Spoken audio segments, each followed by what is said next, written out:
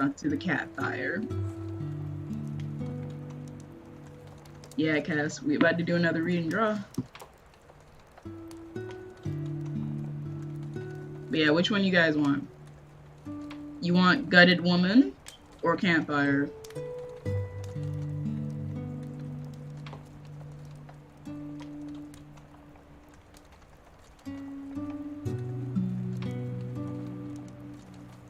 I'm weak too.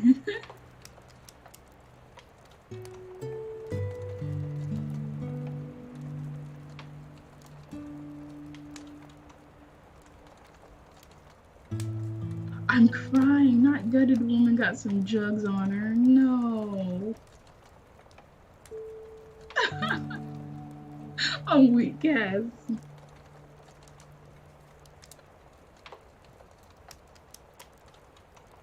Cass says she wants some gutted lady. Is that what I'm hearing? What about everybody else? Y'all want gutted lady or campfire? I'm crying. Cass, no.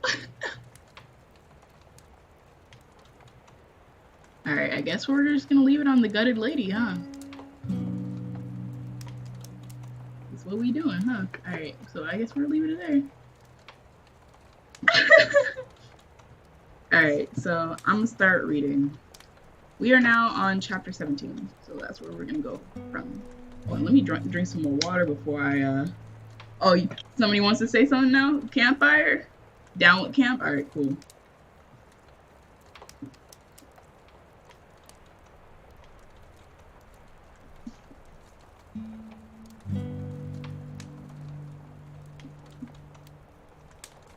Alright, so we're doing campfire. And we're about to get back onto this, so I'm going to turn off the music. And now, let's get immersed. Let me leave this back. This back. Alright. Chapter 17. 1 second, she was sound asleep. The next, she was vaulting into consciousness, fully alert, certain that something was wrong. The light was gray in the shelter, and Alex could see splinters of white through the roof of pine boughs. From beyond the shelter came the early morning chatter of birds. She'd cinched the hood of her sweatshirt down around her head, but her face was freezing, her nose a lump of ice, and she heard the sough of the wind through the trees and felt it lick her face with its promise of water. Wait a minute. She came up on her elbows and then saw why she was so cold, why there was wind on her face. The leaves she mounded so carefully at the mouth of the shelter was gone. She saw daylight, and she was alone. Her fanny pack was there, but Ellie's backpack and the Glock were gone. She tumbled out of the shelter so fast that the ridgepole came crashing down. She saw in an instant that the fire was as they left it, so Ellie hadn't tried to start it on her own. Ellie, she called, louder. Ellie? She got what she expected, nothing. But she smelled the wet again and understood that the wind had changed direction. What was more, she knew they'd been much closer to the river than she realized. 3 seconds later, she strapped on her fanny pack and set off down the trail on a dead run. There came the gurgling boil of water over rocks, another 10 feet through a thick stand of aspen, and then she saw the water churning to white froth. The sight of all that water made her nearly crazy. She wanted to run and dunk her water. She wanted to run and dunk her face. No, she wanted to dive in and start gulping. Easy, just take it easy. She unscrewed her water bottle, filled it, dropped in a purification tablet, then capped the bottle and gave it a good shake. In 7 minutes, she would have plenty to drink. This river was wide, 60, 70 feet across, with a series of drop-offs and waterfalls that went on for a good 50 yards before tailing into rocky shallows. A tangled trio of aspens had fallen across from her side of the river, where the bank was much deeper and the ground more unstable. The felled trees acted as a dam, forming a single deep pool, not dead center, but to the right, so that water shot left down a natural rock sluiceway. A fourth tree jutted over the water, almost exactly halfway down its length. The trunk forked into a wide V, and the thicker, stoutier end of the fork hung over the pool. Ellie was there, rod clutched in both hands, her back and shoulders hunched against the cold. Her feet dangled 15 feet above the water. The open bait box perched in a tuft of smaller branches to her left. The Glock in its holster nestled on her right. So, you know what? That's kind of an interesting scene. Maybe I should draw that. Hold on. Waterfalls, I went for a good 50 yards. Single,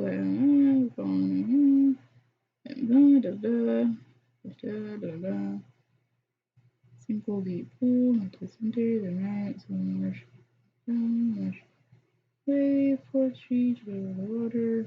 I don't really get that first part, but maybe I could still draw the rest of that. Let me see. I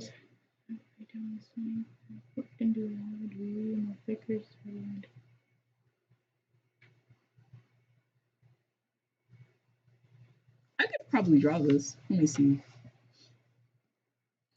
Give me a sec. So we already got our first scene to draw, which is Ellie fishing over a very dangerous river, mind you. A very dangerous river. Let's see. I don't even know. Let's see. Oh, this is like beige one world. Maybe this black.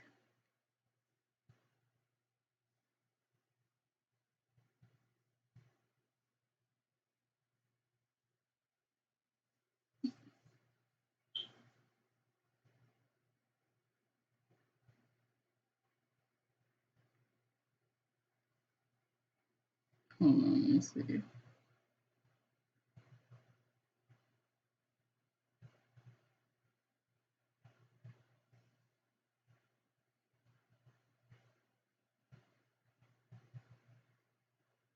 So I'm gonna put back the music while I figure the sketch out.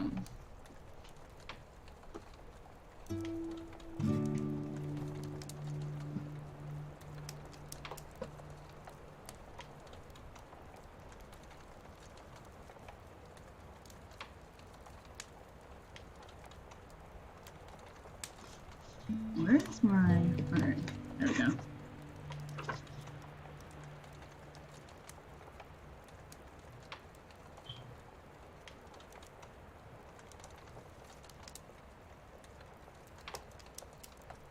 I'm gonna write this as Ellie, so that I don't forget that's her reference.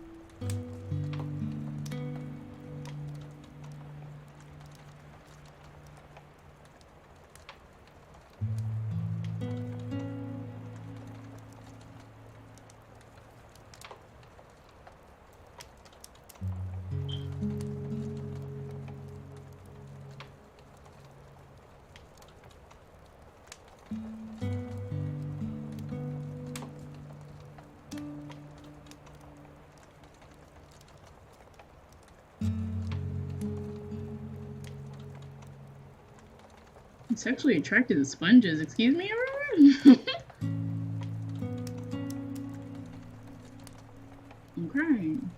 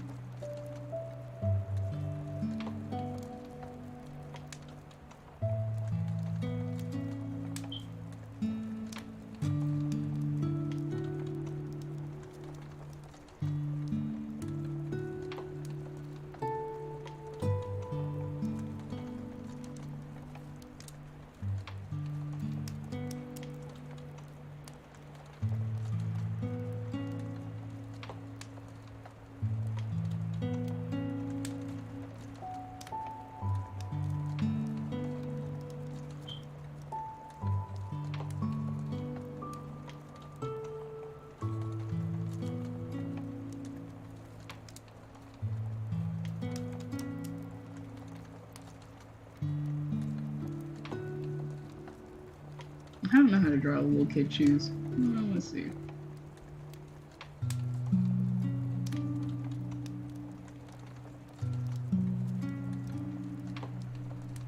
Maybe like that.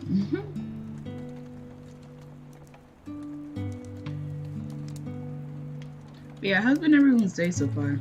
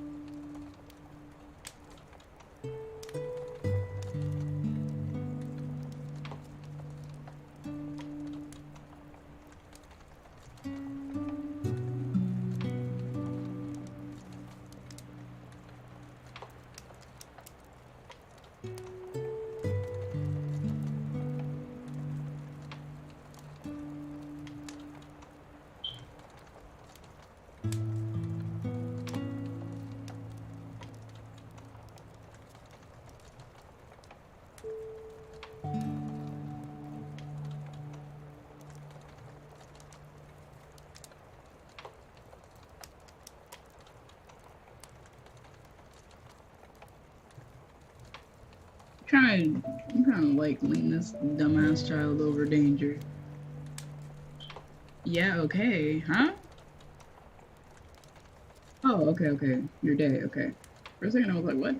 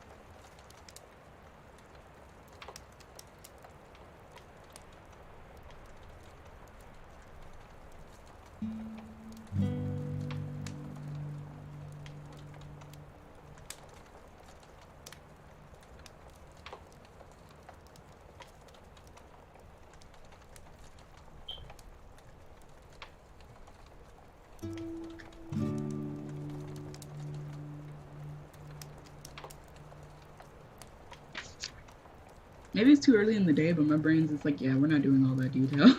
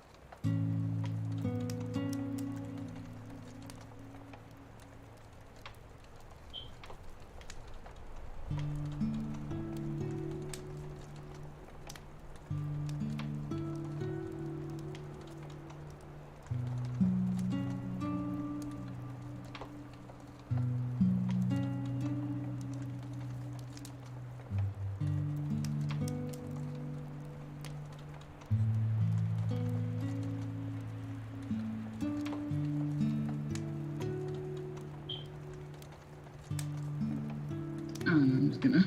I'm gonna shade that. I am not about to do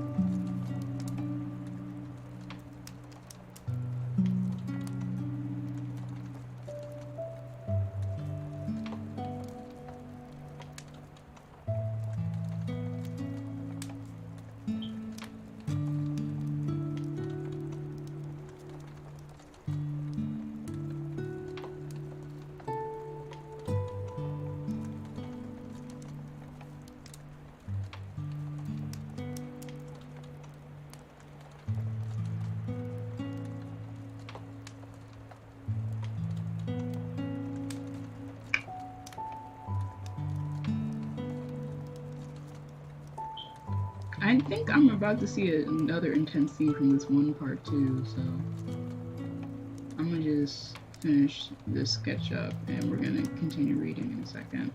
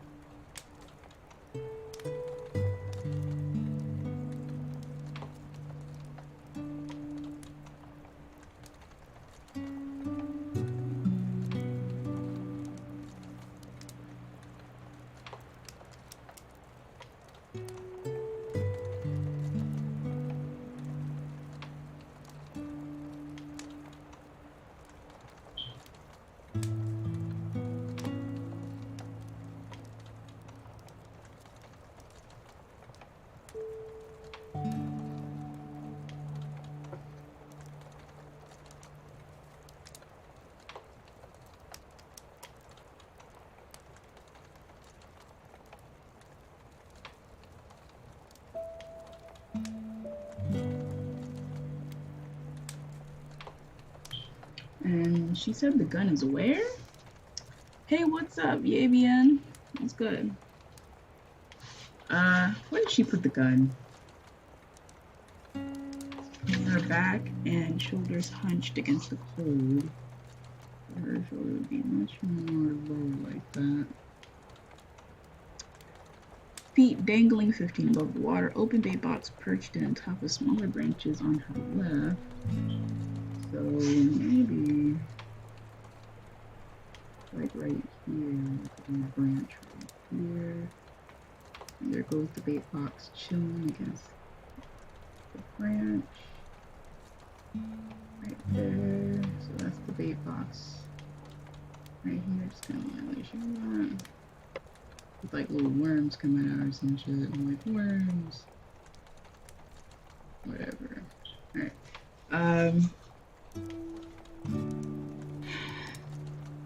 The Glock and its holster nestled on her right. Alright. So, since she said it's in the holster, that means it's at her right, but you know, we see her right from this perspective, so I'm just gonna, let's see, on its holster, so we're just gonna do that. And then this. There goes the gun right there.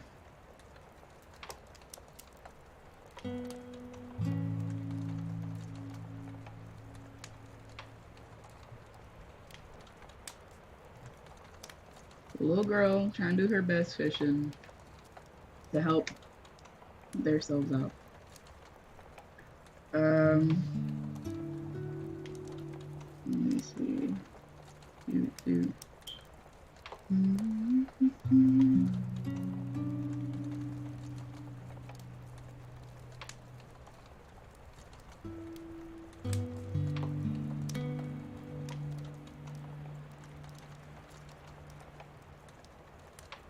Whatever this is supposed to look like.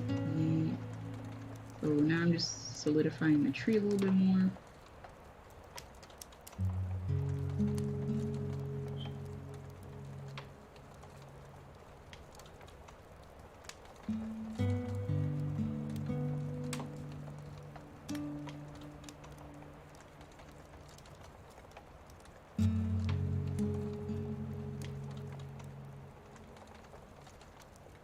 I'm just gonna put a bunch of roots everywhere.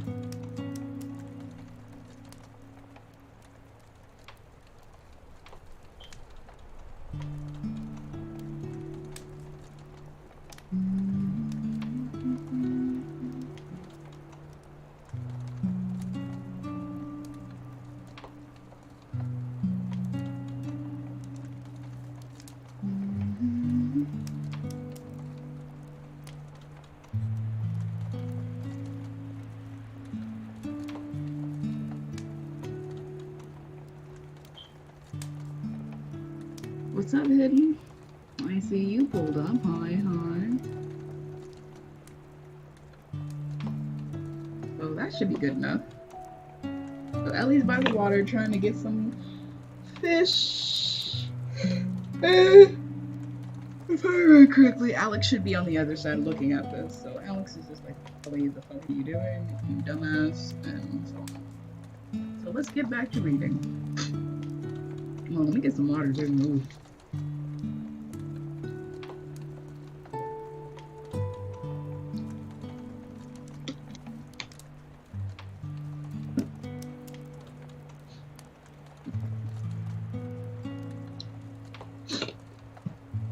Alright.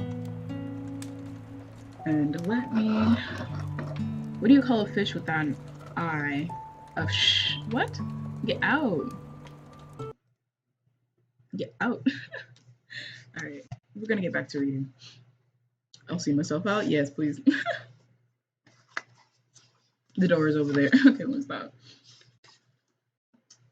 Did I pause this? Yeah, I did. Alright, cool. Alright. Continuing on. When she spotted Alex, Ellie threw a look that Alex easily read. Please don't be mad. To her surprise, Alex wasn't. But she was worried about how she was going to get Ellie to shore without both of them ending up in the drink.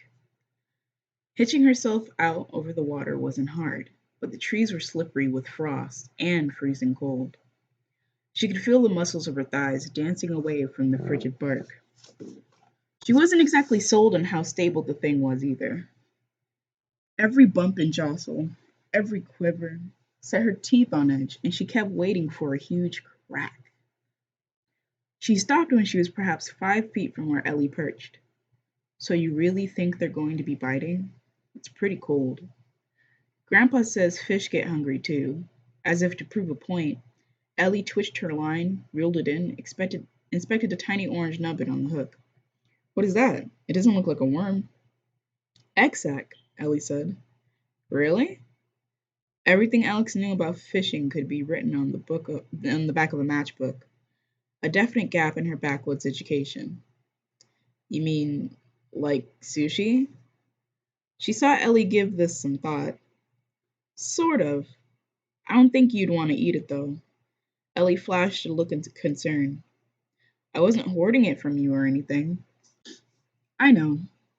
She uncapped her water bottle, tipped back a mouthful.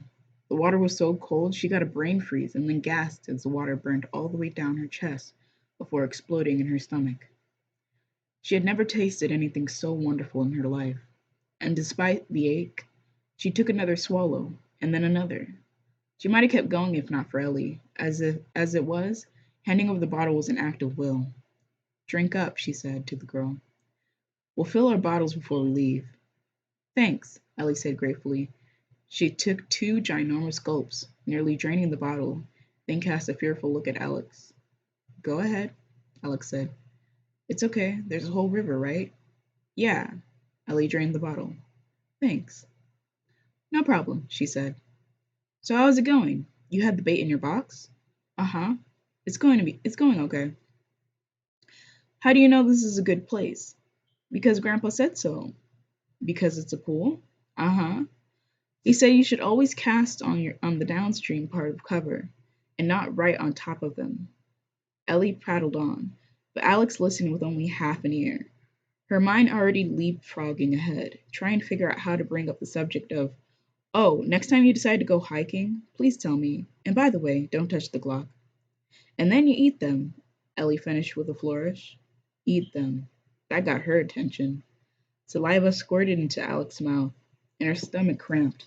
If Ellie really could catch a fish, or two, she nearly moaned out loud. Do you know how to cook them? Sure, don't you? Your dad taught you everything. Not this. Oh, well, you scale them with a knife and cut open their stomachs to get all the guts. Yuck. She meant that. It's not so bad, Ellie said airily. You save the guts to use for bait. You've done that? She was genuinely impressed. Yep. Ellie's expression bordered on the supremely smug. Then you poke some branches into their mouths and out the other end and roast them over a fire. And then you eat them, just like corn on. Alex, are you okay? I. Alex began, but then the odor came again. A harsh blast that nudged the goose flesh along her arms. Alex, what? Ellie's gaze drifted to a point where over Alex's shoulder and her eyes went around. Oh. Alex knew what the girl saw. Much later, she would think all that talk of food was to blame for what happened next. That if she hadn't been distracted by daydreams of roasted fish on a spit, things might have turned out differently. Maybe. Her heart pounding, Alex turned, already knowing what she would find. A dog. Chapter 18. A few feet in. Oh, fuck. I am slurring so hard. Help. A few feet in from the right bank stood a collie that looked ragged, thin, muddy, and miserable. A length of frayed rope hung from a worn collar. When it saw Alex looking, its filthy tail whisked back and forth a few times, and then it whimpered. Oh, Ellie breathed. It must have chewed through its rope, or maybe somebody lost it. It's probably really scared and hungry. Alex thought that was probably true. After all that talk about wild dogs the night before. Oh, shit. My alarm, sorry. Uh, After all the talk about wild dogs the night before, she'd been startled at first, afraid the collie was feral. But this dog looked about as dangerous as Lassie. Hey, girl. She had no idea if it was a girl or not, but thought the dog wouldn't be all that choosy. How are you? What you doing out here? The dog's tail fanned the air, and it danced a step forward and then back. Oh, Alex, look, she's hurt. Alex felt the tree jiggle as Ellie scooted to get a better look. There's blood. There was. A dried, rust-colored splotch splashed the collie's rump. Someone shot her. Laying aside her rod, Ellie hitched herself around and started scooching towards Alex. We have to help her. Here, girl, it's okay. We won't hurt you. It's okay. It was the smallest of movements, and maybe the image of that brown slink disappearing into the woods 4 days ago had stayed with Alex, because her eyes shot left to a dense thatch of underbrush just beyond the collie, and then her stomach bottomed out. Another dog crouched, belly to the ground, behind dense brambles. This dog was dirty brown, with a huge axe wedge of a head, some kind of big, very big mutt, really big, and the smell she got from it was danger. Maybe the collie saw her eyes shift and sensed something about to go very wrong because it let out a very short. Brain, you good? Tongue, you good? Oh God. Because it let out a very tongue, please. Because it let out a short, almost playful yelp. Ellie laughed. It wants to play. Now that she knew what she was looking for, Alex frantic. Oh fuck! Hold on. Let me. ah!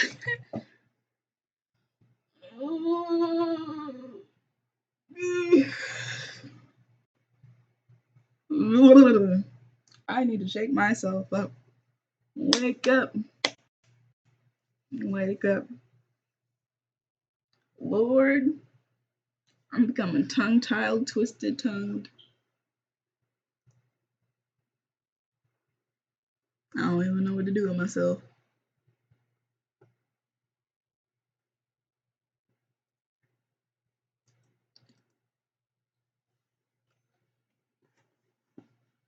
Alright, let me try this again. Let me get a little bit of water in my system.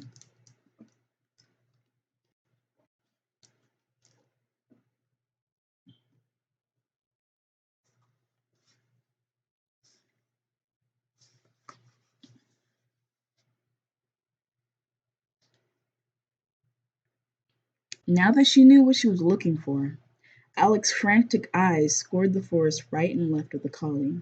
She spotted two more dogs in the underbrush, a dusky, speckled hound and a ragged German shepherd, its left ear hanging in crusty tatters. 4 dogs. 4. Less than a week since this nightmare began, and none of these dogs looked like they'd ever been anyone's pet. What are you doing? Ellie said, as Alex pressed back. She let out a yelp, then Alex heard something splash. Alex, you made me knock the tackle box. Move back, Alex said, injecting as much urgency as she could without outright screaming. There are more dogs, Ellie. Move, move. What? I don't see. Alex heard Ellie gasp. Go. She felt the girl began to inch away, and she followed, legs still straddling the trunk, palms cupping the icy bark, eyes never leaving the dogs. She watched as the other three slid from the tangle of brushes and briars. The collie was no longer wagging its tail, and the playful look on its face had been replaced by what almost looked like rage. The dogs were rigid, ears prickled, nostrils flaring as they sampled the air. Sampled them. Go away. Her voice shook, and Alex thought, God, I sound like dinner. She tried again, putting some steel in it. Go on! Get out of here! Go! The dogs did not go. Instead, they tossed looks at one another. Alex could almost hear them debating, felt the air go alive with thoughts. Then 4 pairs of glittering eyes swiveled back, and the hound, in the very big mutt, began nosing along the bank. What are they doing? Ellie said in a high voice. Are they going away? No, they're looking for a way across. Why? So they can come at us from both sides. The mutt and the hound were picking their way down the bank, slithering on wet leaves. She kept hoping they'd take a tumble, maybe break a leg, maybe get so wet and discouraged they'd just give up. But they didn't look like the kind of dogs that gave up. Then she remembered the dry blood on the collie and she thought, gun. Ellie. She craned her head over the hump of her shoulder. The girl's face was bleached of color and she was crying silently, huge tears rolling down her cheeks. Ellie, the Glock. Get it. Ellie's eyes went even wider, but she nodded. A quick jerk, like a puppet, she started backing away in little hip hops, up and down, like a kid hitching along a balance beam. Every bounce knocked every bounce knocked a gasp from Alex's chest, and she hissed, "Not so fast. We've got some time. Be careful." Almost there, Ellie wailed. She made it back to the V butt first, but instead of turning, she swept her right hand back to reach for the Glock, nestled in its thick cradle of branches. Alex saw it right before it happened. Ellie, no, stop! Too late. Ellie's hand knocked the gun, a good solid hit that sent the pistol sailing. Ellie let out a shrill no. She tried to snatch at the gun, but then her body shifted and she screamed again, throwing herself forward this time, and wrapping her arms around the tree. Alex watched in a kind of dumb horror as the gun tumbled butt over bore, once, twice, 3 times, and then hit the water with a dull, wet thwack. The wunk. A sound Alex had heard countless times as a kid, dropping rocks into a pond from a tire swing. She watched, helpless and sick, as the water swallowed the gun, swallowed her dad. I'm sorry, Ellie's teeth showed in a tight, terrified, rictus grin. She hugged the tree with both arms. I'm sorry, I lost my balance, I'm sorry, I'm. There had to be something else she could use as a weapon. Alex's eyes raked the tree, looking for something, anything. She saw that the dogs were fording the river now, carefully crossing over rocks, keeping one eye on them and the other on where they were going. She had to hurry. What about your knife? Ellie's voice was breathless with terror. Can you use your knife? Not enough reach. The blade wasn't long, and all the dog had to do was dodge and grab her wrist, and then it was over. Drop into the river? Alex was a good swimmer. She eyed the water, saw the gush. That current was pretty fast. My weight in my chest. Whew, okay. The rocks were slippery and the water deep and probably incredibly cold. She might make it, but she didn't think Ellie would, not with the boots and parka and clothes to drag her down. And dogs could swim too, she knew that. Even if Alex got her feet under her, one slip and those dogs would swarm in and she'd be done. Groping beneath the tree trunk, she wrapped her hand around a branch as thick around as her wrist and pulled. The branch bent, squealed, and Alex tugged harder, heard a snap and then a splintery sound, and gasped as the branch gave so quickly that she slipped. Hold on. I need to turn on the light real quick.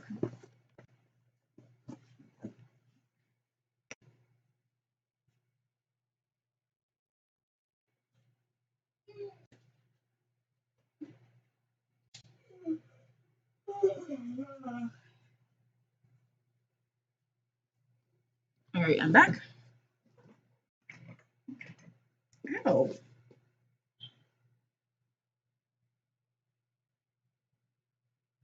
All right, so let me get back into position.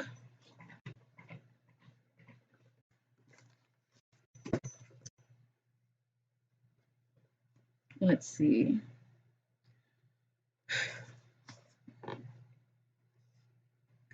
Let me see. Still clutching the branch, she squeezed her thighs around the trunk, felt her chin bang wood, and then pain, red and hot as a brand, as her teeth drove into her tongue. Alex! I'm okay, Alex said, swallowing a bowl of blood. Her mouth sang with pain. Her fingers knotted around the stick in a death grip. Go back the way you came, down that great big branch, the one you were fishing from. Hurry! Alex waited until Ellie had shimmied off the main trunk and began inching onto the branch before following. She listened to the crackle of branches, holding her breath each time. Please, God, just get us down there. Alex, how much farther do you want me to go? Alex flicked a glance. The branch was thick and stout, as big around as Ellie, and she was at the midway point. The branch bowed in a slight, gentle curve, but Ellie wasn't swaying, and Alex thought it was strong enough. That's good. Stay right there. I'm coming. But what are you doing? What are we going to do? Alex didn't answer. She wouldn't need to go far. Just enough so the dogs had only one way of getting at them, a funnel leading to a chute, like the rocks on the mountain. If she was far enough from the bee, the dogs would have to come single file, and that she could defend. She butted against the bee, then hugged the tree as she swung her left leg up and around. There was a solid thunk as the side of her boot knocked wood, and then she was hitching her hips, thinking, I never was any good at balance beams. You're almost there, Ellie said. Scooch up your butt. Alex did, dropping onto the branch hard enough that she felt the bang ripple up her spine. Beneath her legs, the branch groaned and bent, like an archer's bow being drawn, and Alex held her breath, waiting for the break, the crack, the sharp razor of a rock slicing the back of her head. The limbs swayed, creaked like a step in a haunted house, but did not break. She felt the tiniest squeak of relief. Ellie, can you give me some more room? Yes. The wood shuddered in Alex's arm as Ellie scooted back, and then Alex saw the bark ripple and buckle. This time the limb protested with a loud squall that reminded Alex of forcing open a wooden door, swollen with humidity on a hot summer day. That's far enough, maybe too far, but at least she had some maneuvering room now. She looked left, saw that the very big mutt was already across and eyeing the trunk. Then her head swiveled right, and she saw with a sudden sickening jolt that the hound was already halfway to the bee, just 20 feet away. Hang on, Ellie. Really, really tight. Alex, what are you going to do? She did not answer. Wrapping both legs around the branch, she hooked her ankles together. She hugged the tree with her left arm, but let her right fall, choking up only a little on her makeshift club. 10 feet away at the fork, the hound hesitated. It was close enough that Alex saw that its eyes were muddy brown, the whites red, its black lips curling in a yellow snarl. Then it crept forward, one step, and then another, and another. She swung. Her club cut the air with a whistle. The hound saw it coming, tried twisting to snatch the branch with its teeth, but it was off balance and too late. The splintery knob smacked the hound's ribs hard enough to make their perch bob, and then the dog was yelping, its nails scoring bark as it skittered over the slick wood. Still yowling, still yowling, the dog tumbled from the tree, and unlike a cat, smacked the water with a mighty splash that sent up a geyser of water in an icy coronet. Yes! Elation thrilled through her like blood.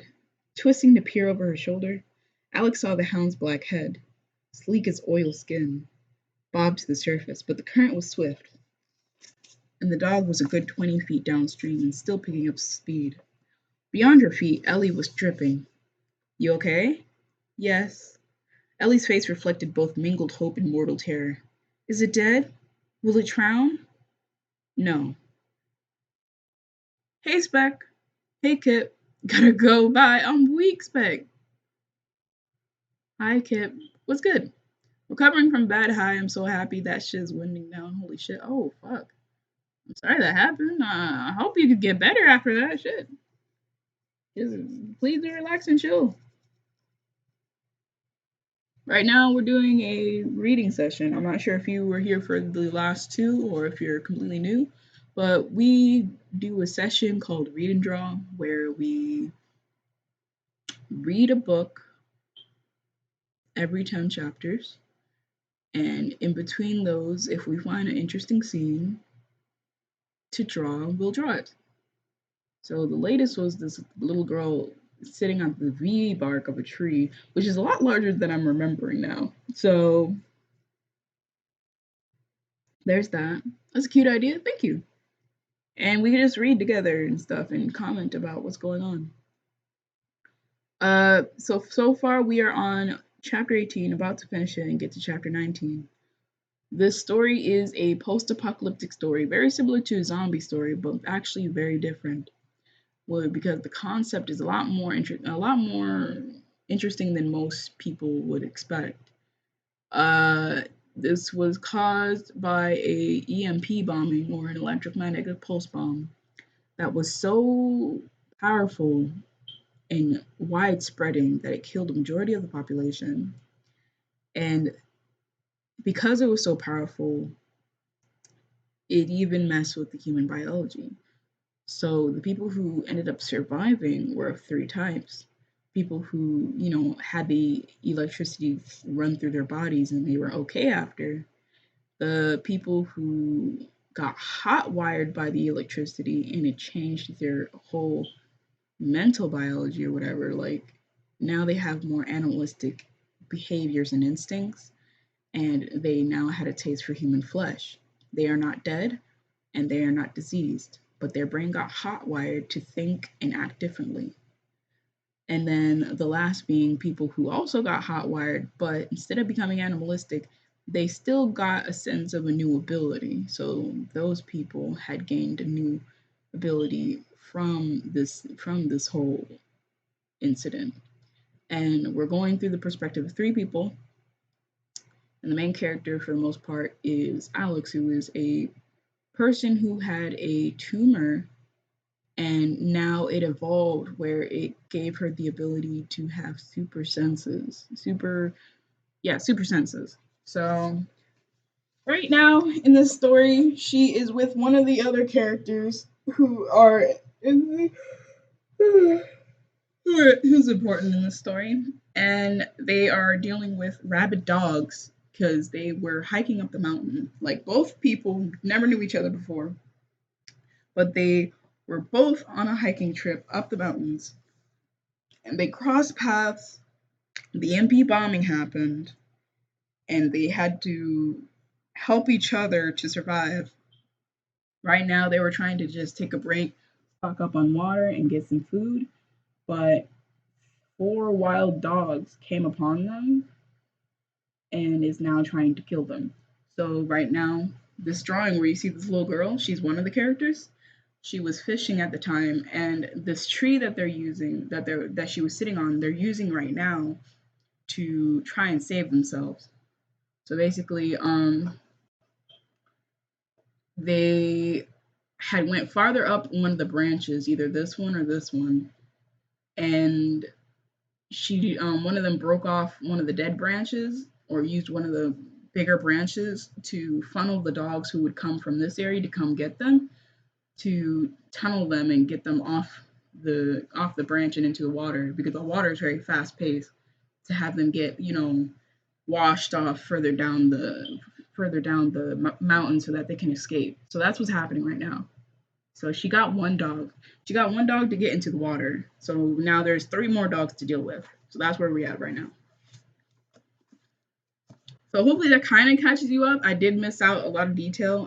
They already are aware about the zombie thing because they just witnessed the first zombie moment. The main character Alex actually recognized these people. It was a bunch of high schoolers who's eating one of their teachers. She remembered seeing them before she went on her hiking trip at the gas station right before the mountains. So it was quite a very drastic change to see them become animalistic. So yeah, so she already knows about what's going on a little bit. Like she's still trying to figure it out, but that's where we are right now in the story. So we're on chapter 18. They're trying to get rid of the dogs. They're trying to escape. Yada yada yada. But yeah, welcome, Kip. I hope you enjoy your stay here while we read this terrifying story. All right. Anyway, let me see. Alex watched as the hound battled for shore, and then 10 seconds later, clambered into shallows on the right. Water streamed from its flanks and then sprayed in a wide halo as the dog shook itself. In another moment, it was bounding back up the bank toward level ground. It's coming back. Alex, on your left, look! The shepherd was working its way into the tree as the collie watched from the safety of solid ground. Then she saw movement to her right, and that was the very big mutt. The animal put a tentative paw on the wood. Then the dog took a step and then another. No, the dogs were coming at them from both sides, and she knew she couldn't do this forever. If only Ellie hadn't lost the Glock, she might have. Something ricocheted from the woods, something very fast, charging so quickly that Alex caught only a brown blur. Then she saw with a start that it was another dog. No, no, not another one. And then she caught its scent and thought, wait, isn't that Mina? Ellie crowed, Mina! So, Mina the dog's back. She is not dead. Mina was Ellie's dog, who was previously her father's dog in back in the war, but she was given the dog after it was officially retired after the bombing that killed the dad and injured the dog. So originally in the story, Ellie was a very mad child, and when this apocalypse happened, she just decided that she was just going to abandon this dog because she was the dog at first wouldn't even leave in the first place, and she just didn't give a fuck about the dog enough to care at the time. But she regretted it pretty quickly after she left. So the dog is now back from coming down the mountain to follow them and is about to rescue them. So yay, Mina! The hound sensed something wrong. It began to turn, but it was already too late. Mina slammed into the other dog, a solid body blow that lifted the hound, upending it completely. Squealing, the hound turned an awkward somersault, coming down on its back, legs thrashing, neck exposed. Mina's head darted quick as a snake, and the hound's squeal cut off as Mina's jaws clamped around his throat. With his windpipes cut off, the hound made no sound at all. Its legs thrashed and pedaled air. And then, with a sick, violent twist, Mina ripped out its throat. An enormous fountain of blood erupted from the hound's neck. Alex, look out! Ellie shrieked. Startled, Alex whipped around just as the monstrous black shadow loomed. The mutt surged forward, jaws wide, and if Alex hadn't just enough time to bring out her right arm, the dog would have had her. As it was, the dog caught the club between its teeth, ground down, and gave the club a vicious twist. Gasping, Alex let go and felt herself slip, and then the world tilted on its axis. Frantic, she made a last grab for the trunk, heard Ellie shout again, but she wasn't fast enough. She crashed into the water, the blow hammering the air from her lungs in a sickening whoosh. The roaring water, so cold her skin burned, closed over her head, and then a white jag flashed across her eyes as her head struck against unyielding rock. Shocked, dazed, she opened her mouth in a huge involuntary reflex gasp. A torrent of frigid water poured into her mouth, rushing down her throat in a swirl of horror. Alex felt the muscles of her throat seize, close off, and clamp down. Then the flow of water into her lungs shut off like a spigot, twisting shut. The water was gone, and she wasn't choking anymore. Instead, she was suffocating. A deep red bled across her vision. Disoriented, her lungs on fire, she churned water in a wild, frothing panic, and then she was lunging for a distant glimmer. What she thought might be the surface, kicking desperately even as the water fisted her heavy boots, greedily fingered her clothes, and tried to pull her back. She shattered through the water, felt the splash of air knife her face. Coughing, Alex threw her head back, her mouth wide open, inhaled a single shrieking gasp. Her blood roared, but her vision cleared. And then she realized that she was turned around, facing downstream, and still moving. The river carrying her in a dizzying sweep, a monstrous tumble of the rocks and debris loomed directly in her path, rushing for her face. Too late to flip onto her back. Too late! The river flung her against stone. She felt the impact as an explosion in her left shoulder that scorched a sizzle of electric shocks all the way to her fingertips. But that was also when she realized two things at the same time. Jammed up against the rock, almost horizontal, she felt the water suck and grab, but saw that she was in the shallows, in less than a foot of water, and that she was staring up at the sky and the mutt. That dog jumped right after her. He said, yeet. He said, what's good? Chapter 20.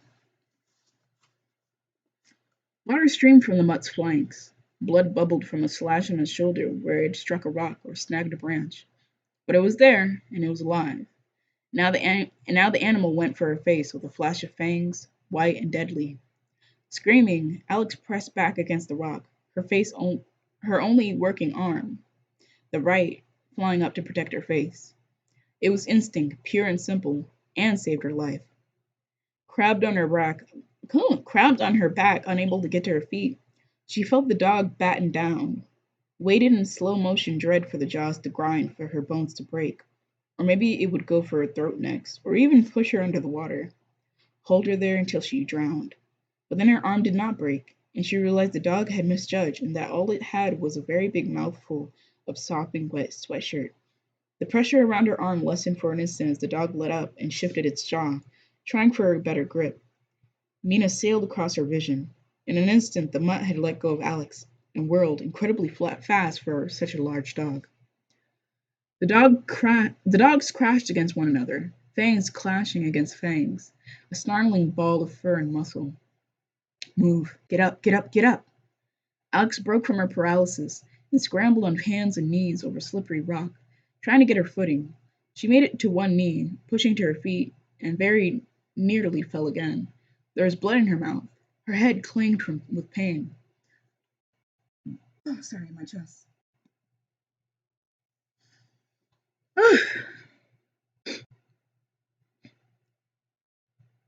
Her left arm felt dead.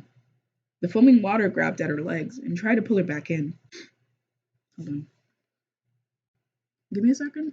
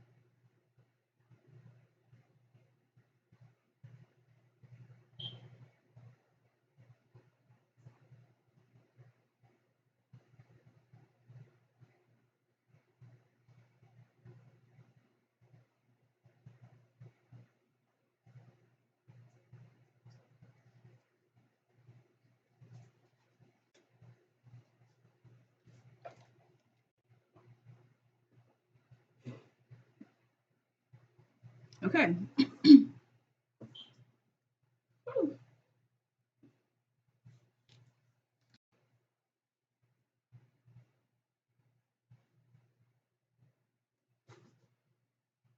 Woo. All right.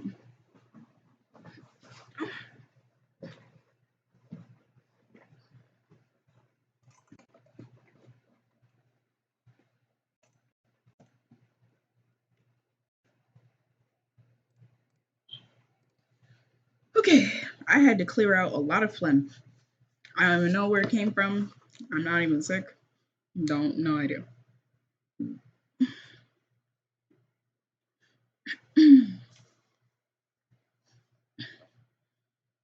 Let's see.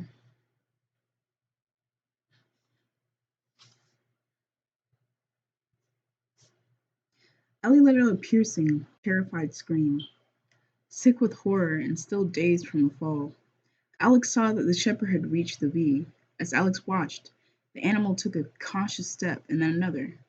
On the third step, it slipped, its tail pinwheeling as it struggled to keep its balance. Fall, Alex thought fiercely. Fall! But the animal did not fall. In a second, it had righted itself, and Alex knew she would never make it to Ellie in time. She looked back at the dogs just as they broke apart. Mina was panting, the dog's chest going like bellows. Blood flowed from a rip in her neck. And as Mina danced back, Alex saw that the dog was limping, favoring her left flank. The mutt was also bloodied, but it was bigger, more muscular dog. And Alex thought this was a fight that Mina would lose. Then Ellie screamed again, and for a precious fatal second, Mina's attention wavered, and Alex thought this was. Wait, what? Whoa! My brain, whoa! The dog's head snapped around to search out her mistress, and the mutt saw its chance. Lowering its head, it rammed Mina, driving its shoulder into the smaller dog's chest, knocking Mina head over heels. Writhing vainly, trying to twist in midair, Mina landed with a mighty splash, flat on her back. Before she could right herself, the mutt was there, its fangs curving like the slash of scimitars. At the last second, Mina flailed upright, but the mutt adjusted the arc of its attack. Its jaws closed around Mina's left foreleg. There was a loud grinding crunch, and Mina let go of a high, eerily human shriek, and then she was on 3 legs, struggling to keep to her feet. No! Alex shouted. Paralysis fell away, and she closed her fingers around a rock the size of her fist and then let it fly. The rock struck the dog in the ribs. With a small yelp, the dog was more surprised than hurt. The mutt whirled to face this new attacker. Oh God. Alex felt her insides turn to jelly. She reached to grope another rock, not daring to take her eyes off the mutt. If it charges, if I miss, in the next instant the stench that filled her nostrils was so intense, so surprising, Alex gasped. Across the stream, she saw the mutt pull up with a start, its hammer-like head swinging up and then back upstream, and she knew that the dog smelled it too. She watched as its ears drew back, tight on its skull, and its tail tucked between its haunches. The mutt backed up a step, and then another, and then it was splashing across the shallows and spurting up the right bank. Alex couldn't move. Balanced on 3 legs, Mina was rigid, the hackles bristling along her back. Then the dog was looking left, her lips peeling back in a snarl. I know this smell, Alex thought, and then horror bloomed in her chest. Oh God, I know this. The stench was like summer, hot and torrid, a stink of tarry, asphalt, and roadkill bloated with decay. The reek was thick as fog, a plague of rotted flesh and squashed guts, so bad it balled in her mouth and coated her tongue. Her eyes inched left, and that's when she saw the man. Now they're about to meet a grown-ass zombie. That is not good. Chapter 21. Oh, oh. He stood in the trees at nearly the same spot where the dogs had appeared. His hair was very short, a military buzz cut, and he was filthy. His clothes ragged, his skin smeary with dirt and blood. He reeked of death and decay. So they're dealing with a veteran, a zombie veteran. How much worse can that be? If I had to go up against a zombie veteran, I might as well just kill myself. Like, huh? What? No, I'm not about to get my bones cracked by a zombie veteran. The wild dogs were terrified. She smelled their fear. The mutt had darted into the woods, but the collie was still there on the high bank, only 20 feet away from the man. Head low, teeth bare, the dog had shrunk back toward the river, but could retreat no further. On the tree, and only 10 feet from Ellie, the shepherd had turned to stone. Ellie spoke first. Help us! Please help us! The man opened his mouth, and for a crazy second, Alex thought they might actually be all right, a hope that fizzled fast. What came from the man's mouth was a formless bellow, something so primitive it raised the hairs on Alex's neck. And then he was moving, charging, arms out, hands fixed into claws. That wild roar going on and on. Alex had just enough time to think, God, no, Ellie. Hello, Stray Dre, what's good? We are on the 3rd stream of Read and Draw. And right now they are going up against a military zombie. In my mind, in my opinion, I say, fuck that. No, I'm good. No, thank you. But hey, what's up? How's been your day? And while you tell me, I'm gonna continue reading. Don't mind me. The man charged straight at the collie. He was insanely fast and as agile as a panther. The collie immediately sprang to its right, but it was too close to the edge. One back paw swung out over the drop, and the collie skidded. In the next second, the man's hand shot out and grabbed a handful of the collie's mudded fur. The dog let out a high, blood-curdling yelp as its feet left the ground. And then the man was swinging it, spinning the helpless animal around, using the collie's weight the way an athlete built speed throws a shot put. He smashed the collie against a tree. There was a sickening thunk, and then the dog let out an abortive unk, dropping in a loose heap like a sack of wheat. Foaming, the crazy man loomed for a moment over the stunned dog. Then he reached down, hooked a hand on either jaw, and gave a vicious yank, scissoring the collie's jaw apart. Golly! There was a snap of bone, a ripping sound like cloth being torn in two. The collie let out a deep, guttural shriek as his mouth split. Ellie screamed. Alex watched, a cold fist of horror where her heart had been as the man bent over the dazed, bleeding animal. For an insane moment, Alex thought he was going to kiss it. Instead, he wrapped up the dog in a gigantic bear hug, literally clasped the dog to his chest and squeezed. There came a series of popping, splintering sounds as the dog's ribs broke. Huge bubbles of crimson blood boiled from the dog's mouth, but the collie made not a sound, not even a whimper, because it couldn't. The man was crushing the life out of it, driving the air from its ruined lungs. Incredibly, the man laughed. The sound was gleeful and crazy and drove spiders scurrying up and down Alex's back. Still laughing, the man reached into the collie's mouth and tore out the animal's tongue. Alex, Ellie quivered. She tried twisting around on her perch. Alex, poor baby.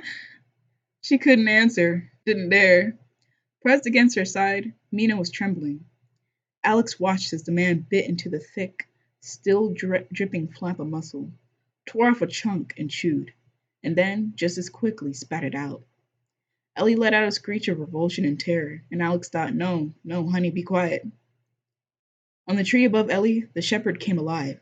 It tried backing down the limb, but the animals panicked, moving too quickly. Alex heard the loud skittering of its nails in the wood, and then the shepherd slipped sideways. It bulleted for the water, bouncing off the hump of a nearby boulder before doing a peculiar. It's been good. I've been watching Berlin Daily uploading. Oh, okay. Damn, where's everyone at? I don't know. It's a Saturday, and I guess people are busy today. I did wait about almost 15 minutes, but I guess everyone's just gonna have to watch the recording after. I'm here, still at work. Yeah, Board's still here. He chillin'. He's listening in the background.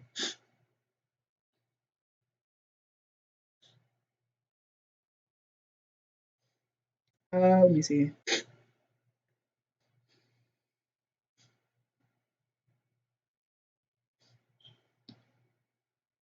Let me see. Let me see. It bulleted for the water, bouncing off the hump. So we just saw this man fuck up a whole dog, bro. Gave it a whole concussion, then proceeded to rip its jaw open, and then crush it to death, and ripped its tongue out. Damn. I've seen your name on Berlin's stream yesterday. I wasn't there. I didn't say anything.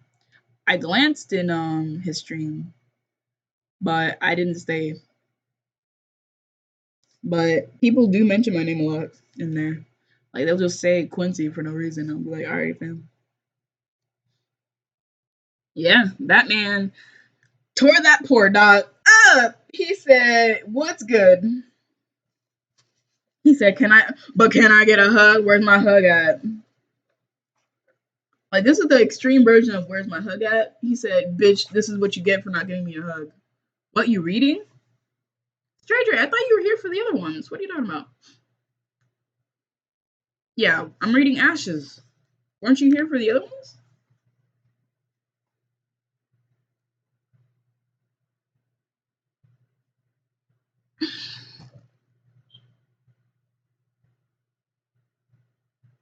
You meant bored. What?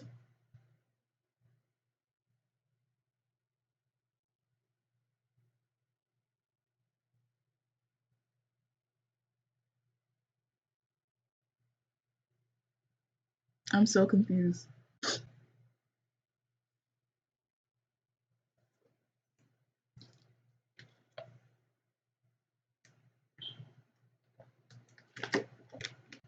Same story, yeah.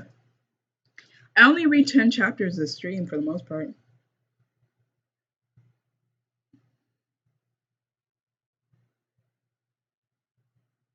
Right now I'm on chapter, let me see, I'm on chapter 21.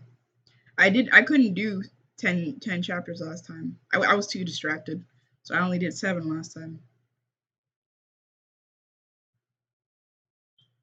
Let's see. 19, 18, 19, 20, 21, 22, 23, 24, 25, 26. So I could stop at chapter 26, or I could stop at chapter 30.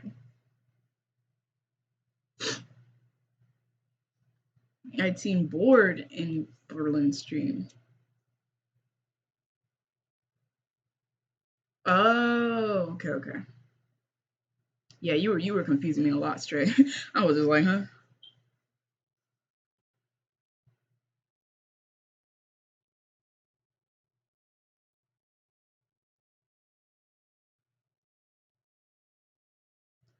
Night tonight, baby. Let's go. What? Hey, Naruto. I mean, hi. I'm crying. Hi. We're doing another reading draw. Real love for you. Huh?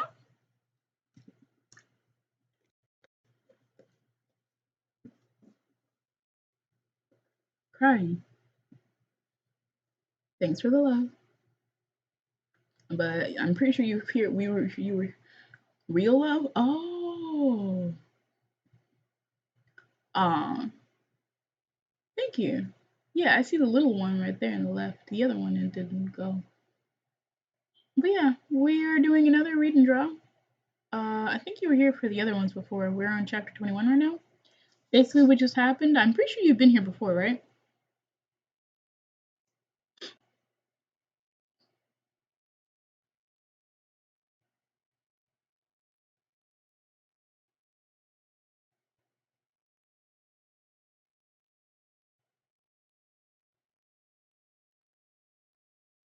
Okay, so were you here earlier? Were you listening to this earlier? Or no? Or did you just come in? Toxic alien right now? Oh, okay, okay. Basically, what just happened, these last few chapters that I've been reading for an hour and a half so far, is so last time we left off, they discovered the waters was a lot closer than expected, and Ellie was already out there. And Alex had went out there to find Ellie and finds that Ellie was fishing for food and stuff. And Alex collected water, filtered it, finally drank some because she was dehydrated. And she was listening to Ellie explain how to make fish, and she was already ready to like get some food. But because she was so hungry and distracted, she didn't notice that they got surrounded by dogs. And the dogs then proceeded to try and, surround them so that they could kill them, wild dogs. And they almost succeeded. But first of all, Mina, which was the dog that Ellie left earlier, had finally caught up with them and was trying to rescue them. And she was able to kill one of the dogs, and she was fighting another one, but this dog was much bigger than her and overpowered her when she got distracted and when Ellie was getting attacked. And she unfortunately like got injured. So when everything seemed bleak and it looked like they were gonna die, suddenly the stink came back. And what they saw was a military man, like a veteran, who was a zombie. And the dogs scattered. And the last two that were still there was still at the process. Yeah, zombie vet, bro. This nigga is wild. I remember this nigga, and he was the most impressionable one. I remember this dude from the first one. Oh no. Didn't watch Berlin's Yakuza video yet. Up peeps over. I'm crying straight. So yeah, like one of the dogs, was trying to run away, but they were too close to the veteran, and he grabbed that dog. Hulk slammed it against the tree, gave it a whole concussion out here, probably broke its skull, and then proceeds to grab the dog, tear its maw in half. So it took its two jaws and spread it and ripped its face down to its cords or whatever, and then proceeded to then give it a crushing, body crushing bear hug that caused it to just die slowly. And then after, he then proceeded to rip out its tongue and tried to eat it up. But then he was like, like, nigga was having fun too. He was like laughing and shit. Like, it was like, wow, this is so much fun. Like, nigga, what? Huh?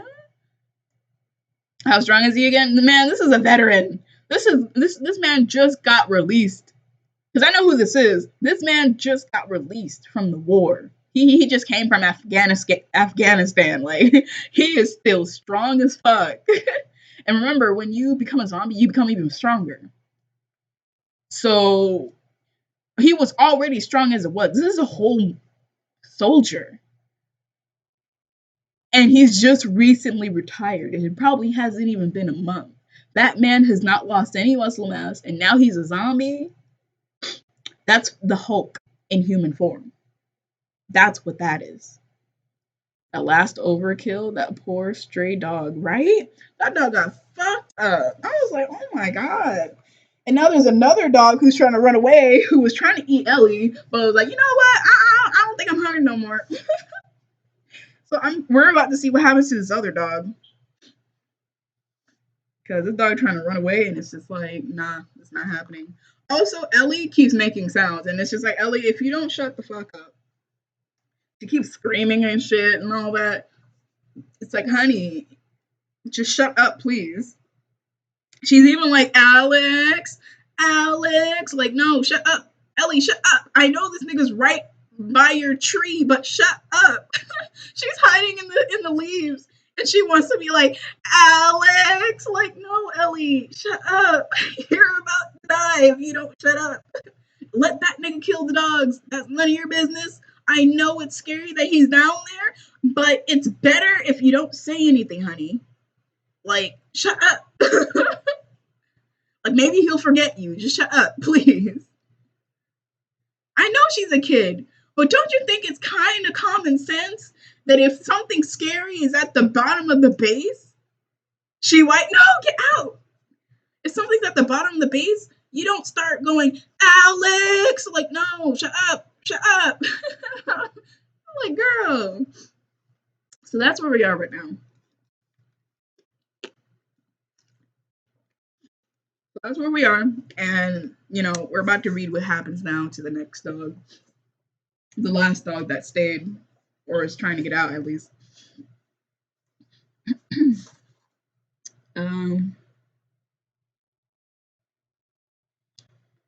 It bulleted for the water, bouncing off the hump of a nearby boulder before doing a spectacular belly flop. An instant later, the dog's head bobbed to the surface, and then it was pulling furiously for the far shore, even as the river swept it downstream toward Alex and Mina. The sound of the splash made the crazy man look up. His chest was a fan of blood. His smeary chin glistened. Alex didn't move. She finally understood why the rabbits went so still. Don't see me, don't notice me. She saw him glance downstream at the shepherd, which had made the shore now, less than 10 feet from Alex. By her side, Mina let out a warning growl, and Alex felt a spike of alarm, but the shepherd was interested only in getting away, and it ignored them, lunging up the bank and out of sight. Alex's eyes shifted back, and then she felt the day crash down. The man was on his feet now, still clinging to the tree. Ellie seemed to have finally gotten the message. She had gone small and pink, and still, but it was no use. The crazy man knew she was there, and Alex saw in a flash that he meant to have her. She would never scale the bank in time. He was too far away from a rock, so she did the one thing she could. Hey! Splashing across the shallows, she hit the left bank at a run and plowed up the incline. Hey, over here, hey! It worked. The man rounded, his mad eyes swimming with hemorrhage. and that dead, hot summer stink washed over Alex again. His face twisted, and then he was starting for her, mouth open, clots of gore and stringy flesh hanging from his teeth. Mina raced past, faster than Alex would have thought possible for a dog with only 3 good legs. There and then, gone in a flash. The dog sprang, battening down on the man's right arm. Bawling, the man jerked Mina, not a small dog, clean off her feet. Still howling, the man twisted first one way and then the other, but Mina hung on, her body whipping back and forth like a flag in a stiff breeze. Oh no, this dog getting fucking whipped around in the air. With a roar, the man drew back his left fist in a wild roundhouse punch. He was aiming for Mina's head, but the dog saw the blow coming and let go of the man's right arm. As soon as her hind legs hit the ground, Mina launched herself in one nearly seamless movement, her jaws wide, making the switch from right arm to left, catching the man's wrist. The dog ground down with an audible grinding crunch. The crazy man let go of a high, gargling scream and began backpedaling, crashing against a tree, twisting and turning, spinning in a wild, jittery dance. In the next instant, Alex heard the unmistakable sound of a bolt being thrown and then a commanding rap. Call off your dog! Across the river, Alex saw another man, pushing from the woods, rifle held high. He was much younger, closer to her age, and his face was streaked with grime, a slick of brown curls plastered to his forehead. Call it off! Do it now! Hurry! Mina! Alex shouted, and then desperately, Mina, come off! Off! Incredibly, it worked. Mina bounded away, lunging for her, and then spinning around, pressed against Alex as if to stand between her and the crazy man. Dropping to her knees, Alex threw her arms around the dog, fisting her hands into the scuff of the dog's neck. Good girl. Stay, stay. The crazy man bellowed, his face twisted, his eyes shone from his bloody face like beacons, unearthly and mad. Jim! Shouted the man with the rifle. Jim, over here, here! The crazy man, Jim, ripped around to face him.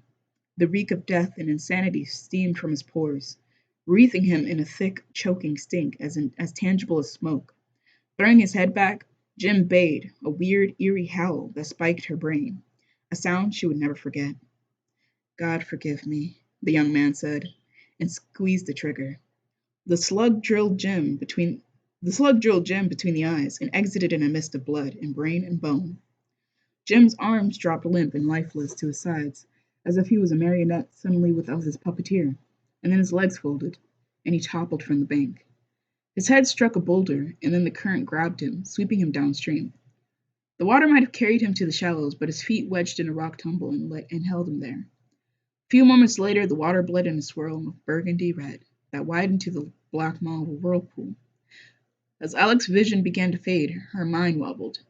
Alex? Ellie's voice sounded very far away. Alex, are you okay? No, I don't think so. Alex began to fall as the whirlpool sucked her down, dragging her under. I think I'm passing. Chapter 22. He folded, get out, guys! No! He folded, get out! Oh yeah, I'm about to be eating good. What, stranger? We out here grilling? Ooh. Crying. I'm fucking weak. Now he folded.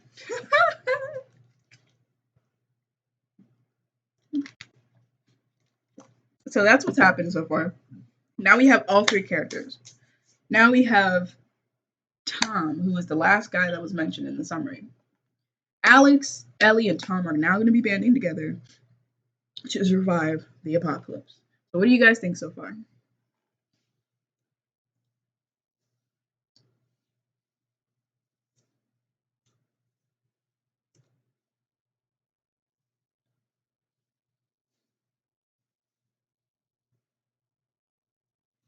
I'm still gonna turn off. I'm gonna turn on the light now because this natural light is not strong enough anymore. Just the 2 of us.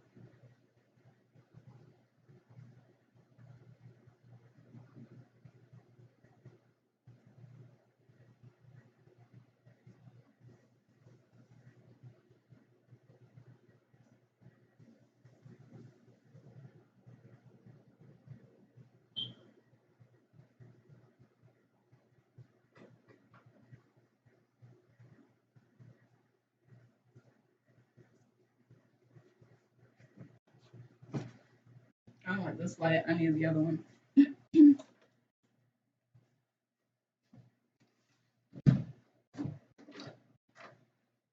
All right. So now, I'm bringing my booty back over here. I'm still thinking about that stray dog. Oh no, that was my little nigga. Well, he gone now. I'm sorry, stranger. He dead.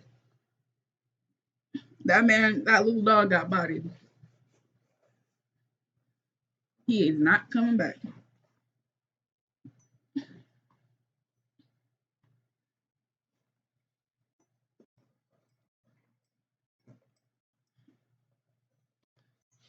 All right, let me get that water.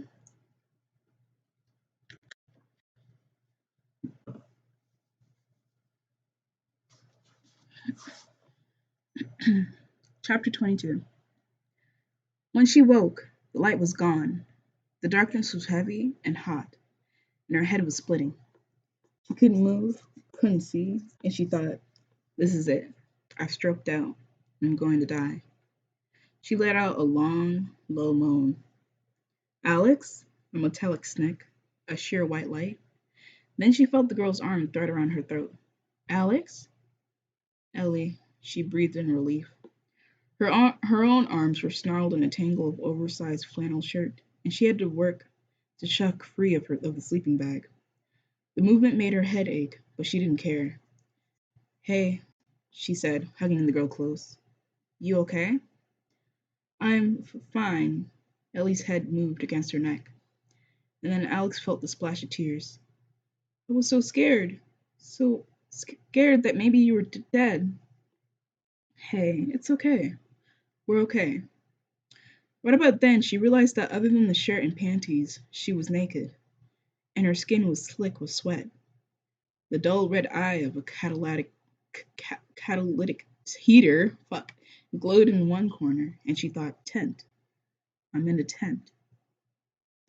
That's not fair, but it's cool. His homies coming to avenge him. Nah, they ain't coming back. Nah, they're good on that, fam. I mean, how are they gonna avenge him? The zombie's dead now. Everything came back then. The pack of wild dogs, the river, that choking stink of death, Jim and Ellie. Where are we?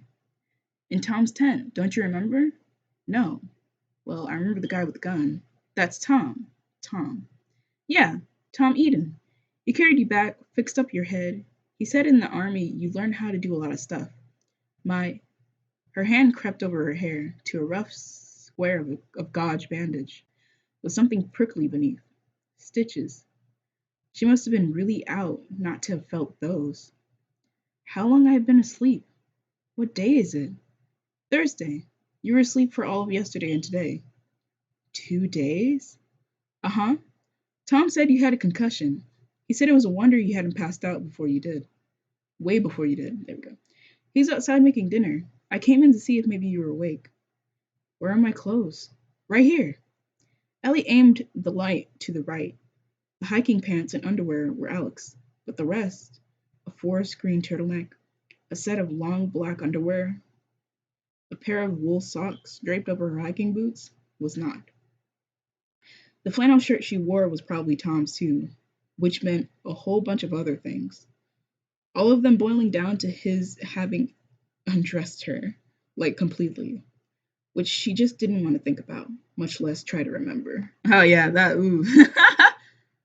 Ooh. I'll be RB. I'm helping setting up the grill. All right, take your time, Stranger. Okay, she said. Tell him I'll be right out. Mina spotted her first. Her tail thumped, and then she was heaving to a stand. Her left leg was splinted, but she pranced over to Alex, who draped her knees and wrapped the dog up in a hug. Good girl, she said. You are such a good girl. Welcome back. Alex looked up to see Tom by the fire, poking at something, sizzling in a cast iron skillet. How are you feeling? The questions were in her mouth, but then she caught a whiff of frying meat and sputtering fat that made the words drown as her mouth watered. Oh my god, that smells great. What is it? Raccoon and white beans. And there's tea. Raccoon. She saw Ellie put a hand to her mouth to cover the giggles, then look back at Tom. Like, you caught it? Well, it sure didn't get FedExed. Besides, the dog needs the meat. Look, sit before you fall down. Ellie said you think I have had a concussion. Aren't you not supposed to sleep if you had a concussion? Well, I guess you had other ideas, he said. And she decided Tom Eden had a very nice smile, especially that dimple on the left. He wasn't that much older either, maybe 19, 20. She wondered if there was a graceful way to figure that out, and then wondered why she was wondering. Alex said, "You kind of cute." Calling Chris Hansen. Oh no. Listen, board, listen. She's like 17 and he's like 20. So I'm gonna let it slide. I'm just gonna. And also, she needed to be unclothed because she would be sick if she stayed in the wet clothing because she did fall in the water. So I'm just saying. And also, it's the apocalypse now, so Chris Hansen is dead in this world. Don't matter. It don't matter. He too old. Oh shit. Let me see. 17, 18, 19, 20. 4 years. What's up, Alvin? I'm crying. Cat said, "Nah, he too old." I'm weak. Right now, we're doing reading draw, which I think you've been here before, right? I don't know if you were here for the other reading draws, but I've seen you before. But yeah, I'm gonna continue reading. This shit is whew. Tom said, "How does your head feel? If she ain't 18, he too old. She's supposed to turn 18 soon anyway. I think it was gonna be her birthday or something soon, so she'll be 18 soon. Don't worry, don't worry."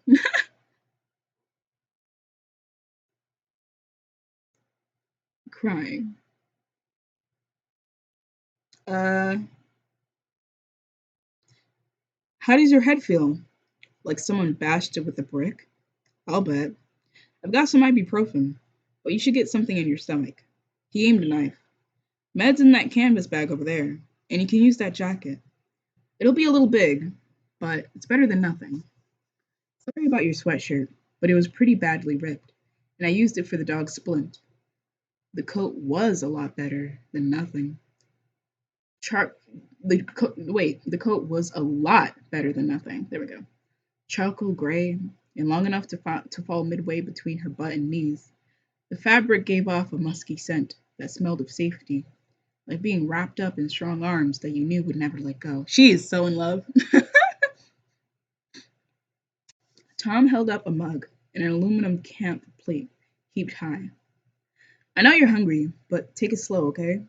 Be nice if that stayed down. Ellie was already gobbling, and Alex's stomach was screaming with hunger, but she made no moves to take the food. Look, I don't mean to sound ungrateful, but I know you shot the guy. That guy. That guy's name was Jim. He was a really good friend of mine, and you're welcome. Oh, I'm sorry, and thank you for saving us, I mean. Oh, and thank you for saving us. I mean, God, I'm just completely ignoring the grammar. My brain is just like, no. She wouldn't back down. But I don't know you, and I don't remember what happened after you shot your friend. Well, you passed out. Any closer to the river, and I've had to go in after you. After I made sure you were still breathing. Ellie, what happened next? You helped me get off the tree, Tom, Ellie said, her chin glistening with grease. She beamed at Alex. Tom let me carry his gun, which you did very well, said Tom. Because you had to carry Alex, and her head was bleeding like stink. Which it was. Tom looked back at Alex. Then I stitched you up and set up camp. Got Ellie out of her wet clothes. And then Ellie and I got you out of your wet clothes. And then, do you really want me to go on? No. Yes. She hugged herself. Are you, I don't know, a nurse or like in medical school? How do you know so much? You learn basic battlefield medicine in the army, and then some. If you hang around the medics and care to learn. Okay, so if you're in the army, how come you're here? I'm on leave from Afghanistan. We were camping. Me, Jim, his uncle, Stan, and Jim's dad, Earl. Jim was my team leader, and no, I can't tell you exactly where we were because then I'd have to kill you.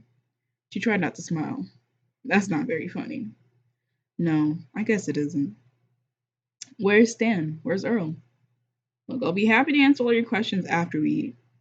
When she remained on her feet, he placed the mug and plate on the ground. At least sit down. Why? Because when you pass out again and fall into the fire, I don't want to have to put out your hair. And I'm kind of partial to that turtleneck. Now she did smile. She lowered herself to a cross legged sit. Better? Much. His dimple showed. In the firelight, his skin glowed orange. Ellie said you were kind of stubborn. Oh, yeah? Alex shot Ellie a look of mock outrage. She say anything about herself? She said you used to think she was a pain. Well, said Alex, fishing up her plate. She was.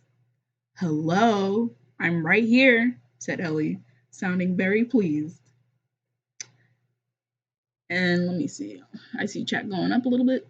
Alex needs to relax before we call the FBI on the board. You already know Alex is gone. She said, I want to ride that. Like that shit.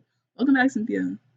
Strong arms, lol, she horny as fuck. Oh shit! So maybe she needs to wait till her ass is 18 and then they find something to wrap it up. Oh shit, Cass. Oh shit. You right though. She was already thirsty. She said, hello there, sir. I'm fucking weak. Let me see. Oh, my eyeball. Oh, my eyeball.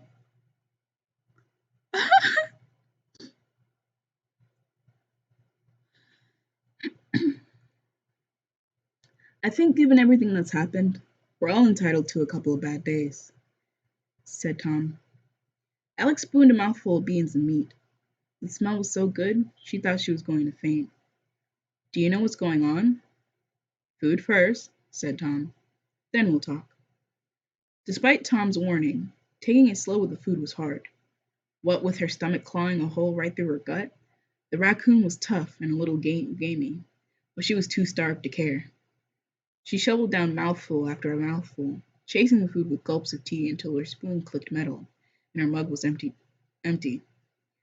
To her right, Mina let out a plaintive whine, and Alex put her plate on the ground for the dog to lick clean. There, don't say I never gave you anything. That dog eats like a horse, Tom refilled her bug. If you're up to it, we can hit the trail again tomorrow morning. Ellie said you were headed for the ranger station? Nodding, she sucked back a mouthful of tea, let it roll around her tongue, tasted the sweetness and an edge of char. Russian something or other, she thought. Her mother had been the tea drinker. It was the only thing I could think of. I mean, other than going back to my car, but I don't think my car will start. Yeah, I'd say that's a safe bet. Do you know what happened? You mean to Jim or to everything? Oh shit, my nose. Uh,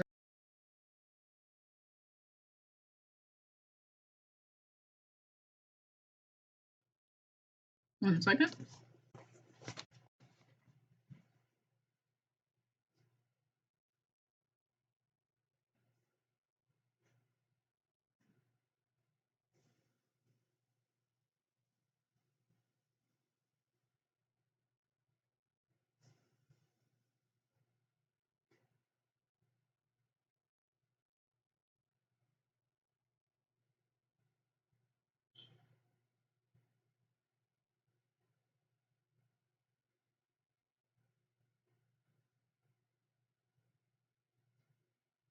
Alright, I am back. My body temperature is just all out of whack. I might take a cold shower after to regulate it a little bit.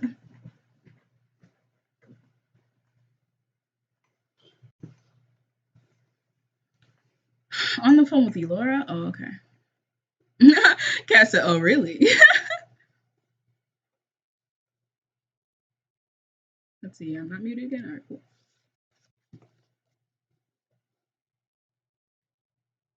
All right, so let's see.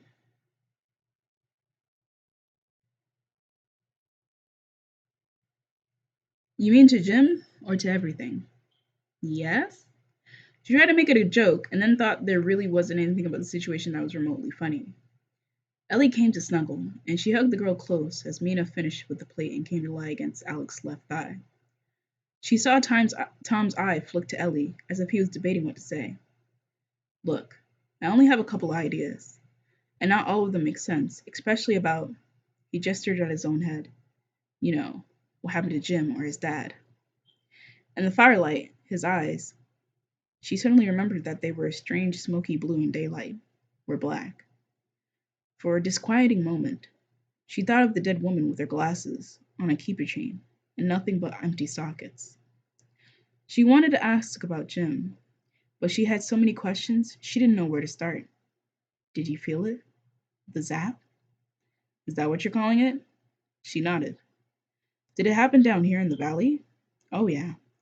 I thought my head was going to explode. Okay, that wasn't good. The mountain was about 20 miles away. She pushed through the ache in her head to do the math, then wished she hadn't. Assuming the zap spread in a circle, that meant it had hit the entire Wakama and beyond. Are your electronics dead too? All the solid state stuff, yeah. So what could do that? Well, Tom's eye dropped to the fire, and then rose to meet hers again. I don't know for sure. I mean, we're in the middle of the woods, and we got no way of getting information, you know? But I know the military, and we're testing out stuff all the time. So based on that, and some other things I know, just putting it together, I think it was an EMP, an electromagnetic pulse. Probably more than one, too. A single EMP is not supposed to fry people. Actually, I don't think that's supposed to happen if you set off 20. That's the theory, at least.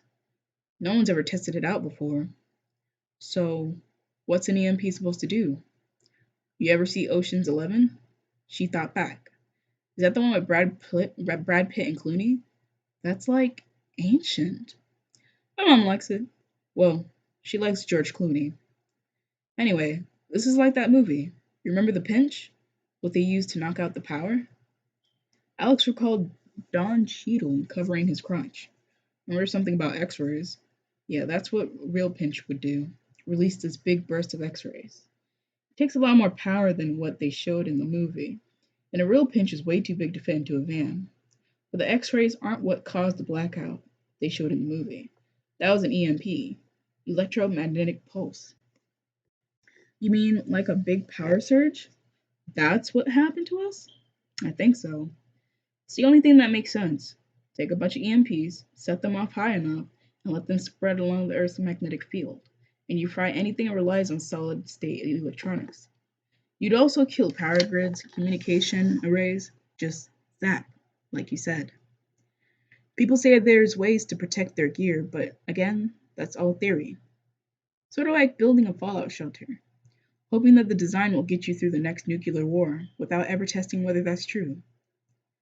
Is that what made my iPod get hot? Asked Ellie. Probably. That's also why the LEDs don't work.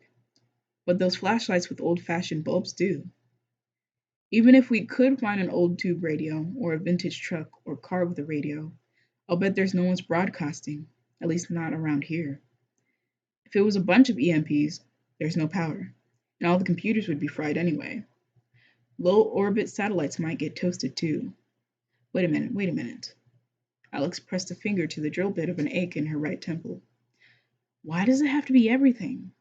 Maybe it's like you said, just over the Waccamaw. There's still a lot of territory, but have you seen any airplanes since then?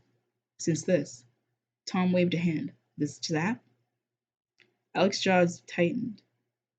No, that doesn't mean anything. A lie. The Waccamaw was isolated, but she'd seen plenty of lacy white corn trails stitched against the blue sky from high altitude planes before the zap. You remember 9/11? Not me, said Ellie. She sounded subdued and a little shaky, and Alex hugged the girl a little closer. I wasn't born yet. I wasn't much older than Ellie is now. All I remember is that we saw on TV and the principal calling a special assembly, Alex said. I was 10, and that's about all I remember, too. But my dad was overseas when it happened. Right after, all the airplanes in the US was grounded. No planes from anywhere were allowed to enter our airspace for days. My dad was stuck. He didn't make it home for another week. So, what I'm saying is that we haven't seen any airplanes. The zap happened 6 days ago. Either no one's allowed to fly, or the planes can't fly. So we got attacked? Alex's thoughts jumped to Aunt Hannah, all by herself in their condo off Lake Michigan. Hold on. If it only happened here, she's fine. Like 9/11? Tom nodded. Or some big accident.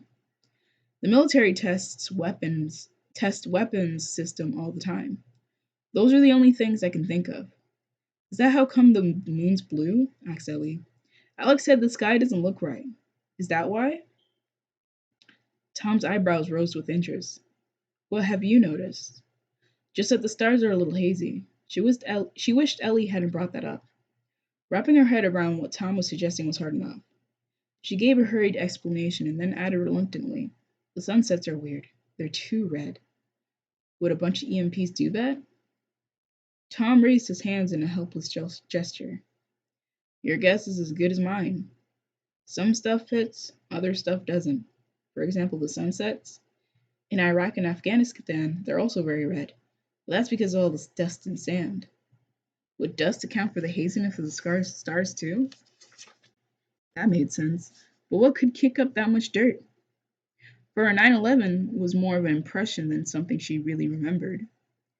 She'd been young, so the attack didn't make much of a dent.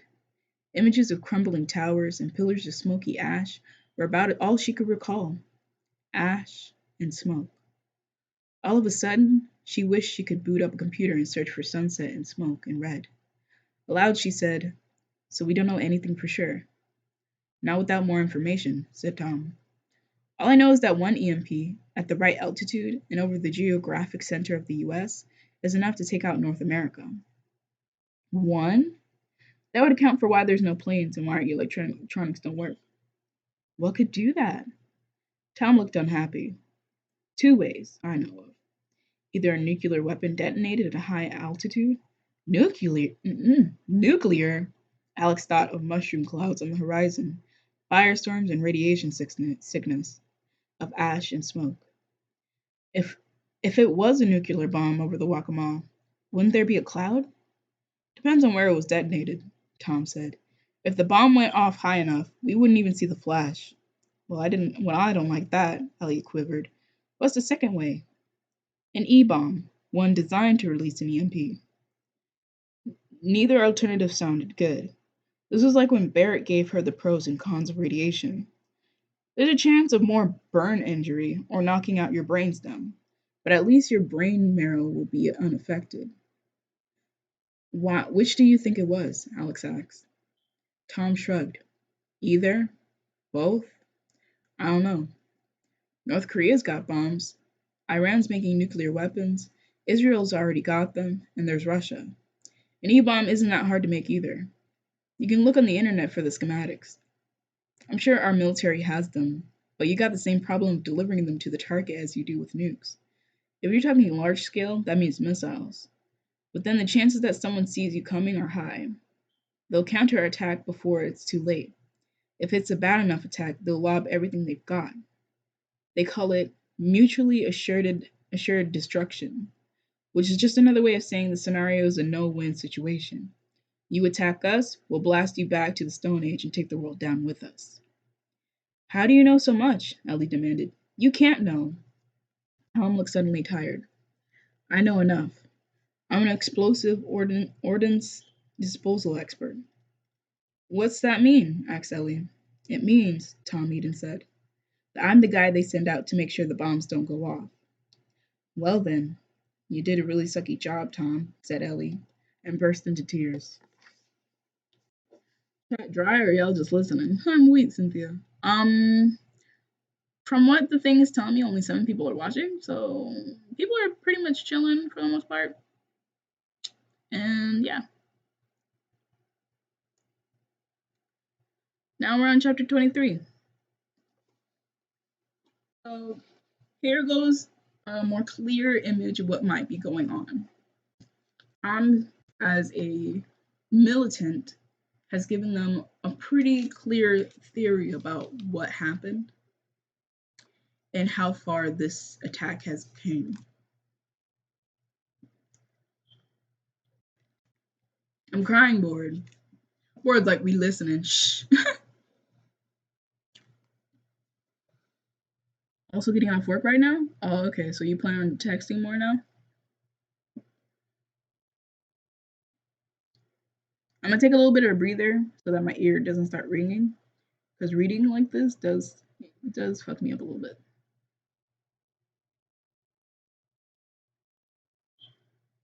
Damn, I already forgot what Tom looks like. Fuck. They didn't really give much of an explanation of what he looks like anyway. All we know is that his eyes are blue. But I need a better description so I can draw him. And what's interesting is the fact that we don't really actually get a good description of what Alex looks like until like the third book, which is ironic.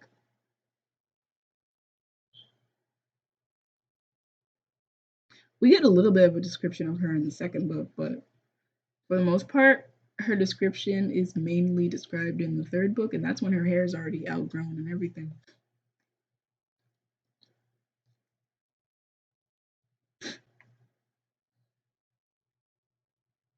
All we know is that she's a redhead, but for the most part, her actual face is kind of up in mystery.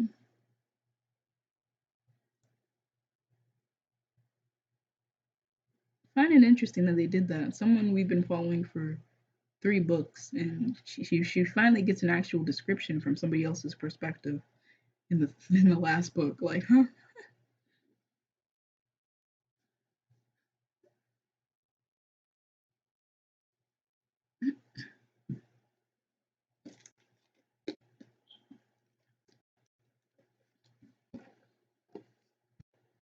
I think what I'm gonna write on the screen is something like voice break.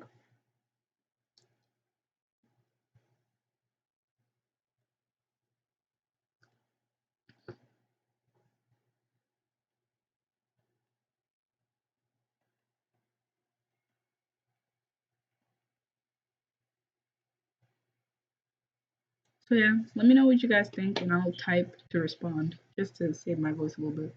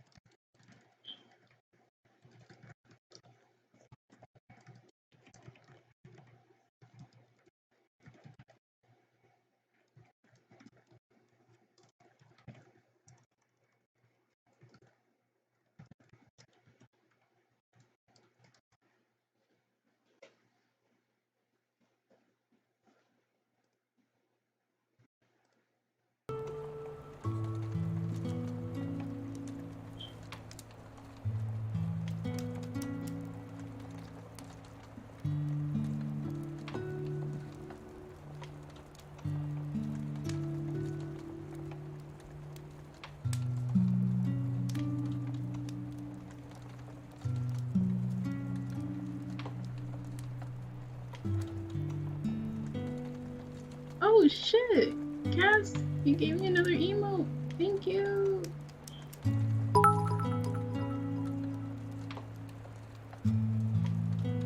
Thank you for the 530 bits.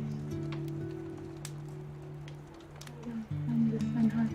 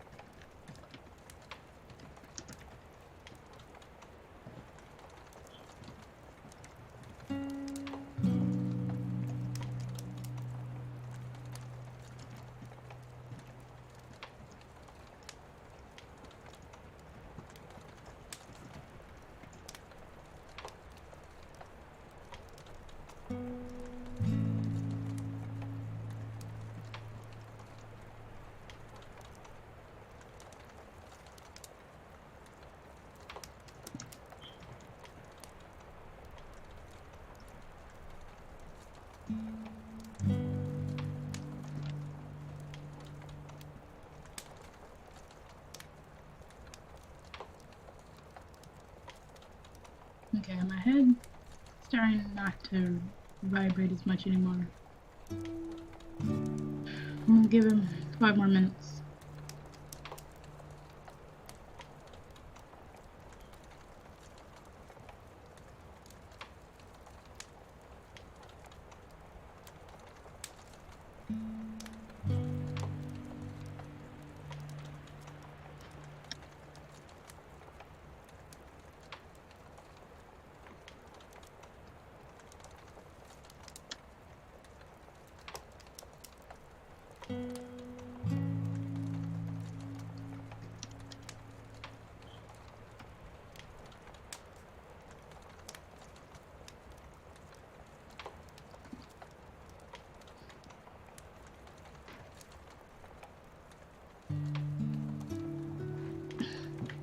By the way, after this, yeah, I'm supposed to do sub sketches after. So I'm gonna do the ones that was requested last time, if I can. I probably will do like 2 or 3 doodles. And we'll probably play a game for today. So that will be the Saturday stream. Read and draw, sub sketches, and then a game. I don't know which one yet. Maybe The Sims. I might do The Sims. So we're probably gonna do more some more. I don't know.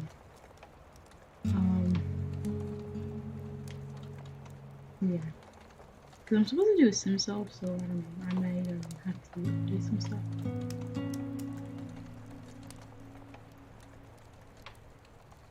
Welcome back, JG.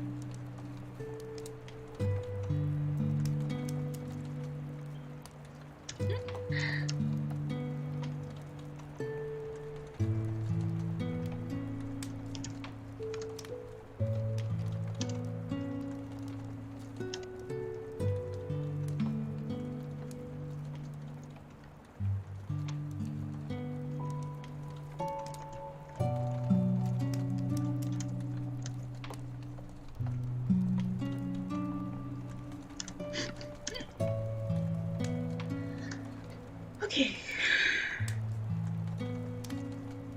All right.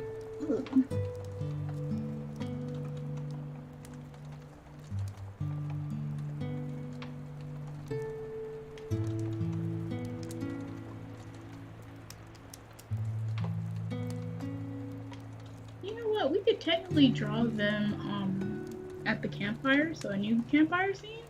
But unfortunately, I would have to guess how Tom looks. Ooh, unless I have it in a perspective where it's yeah, I think I could do it. Yeah. So I could be able to keep quiet a little longer because I'm gonna start drawing. Minecraft song from the memes. Smooth operator. Smooth operator. Let's see.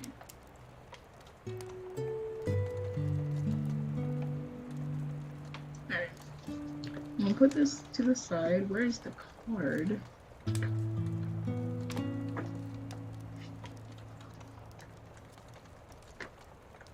There was a card here that I used as a bookmark, and it's gone now, and I am confused where it went. But I'm just gonna use this, my check. So I'm just gonna put my check between that, and I'm gonna start drawing this scene of them at this campfire, because I haven't drawn this a new scene in like 5 chapters.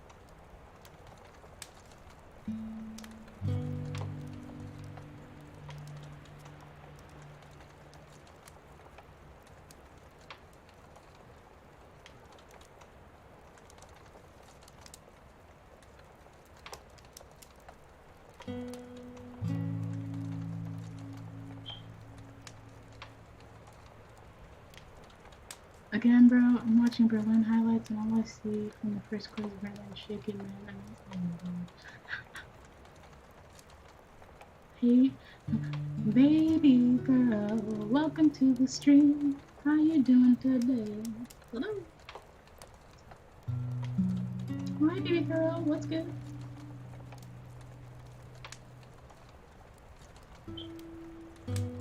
I'm gonna figure out a catchphrase for whenever you pop up, I swear. Baby girl, welcome to the stream.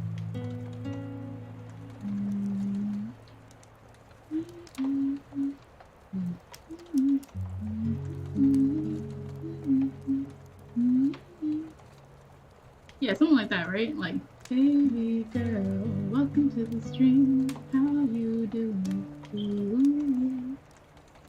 Something like that. Let me buy you a drink. Instead of a drink for a Twitch version, it's like, let me buy you a sub. Ooh, ooh. I'm crying. Let's see what the vocals are. I'm crying straight.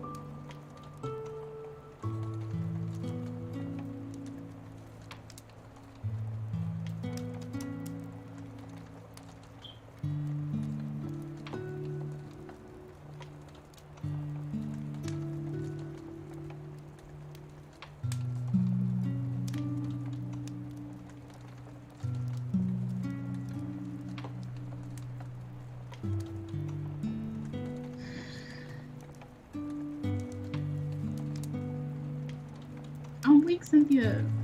I don't have any money right now. I'm still waiting to get paid from the commissions or get paid from the subs. How do you even gift or buy subs? At the top right corner where it says subscribe, there should be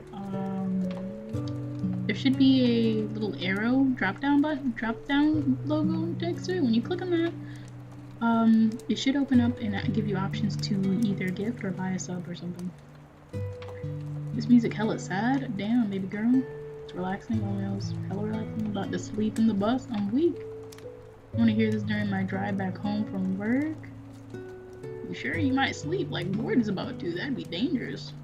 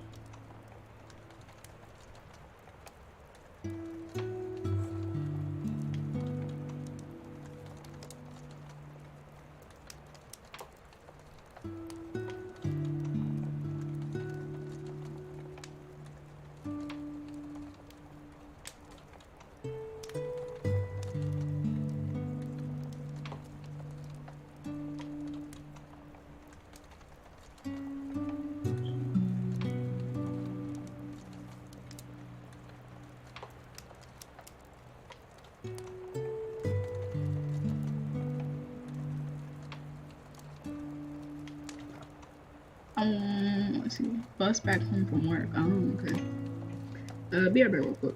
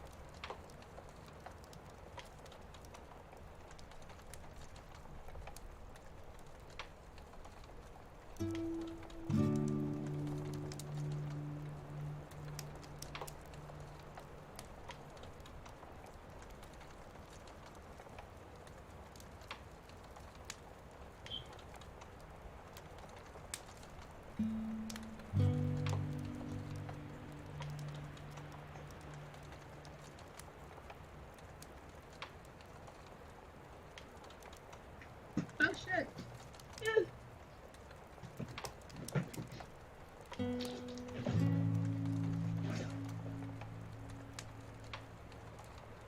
Living in the city. Oh my, okay. I see you, bro. Living rich? What? What? I don't think living in the city makes you rich. I technically live in a city, even though I'm on the East Coast, where it's much more chill.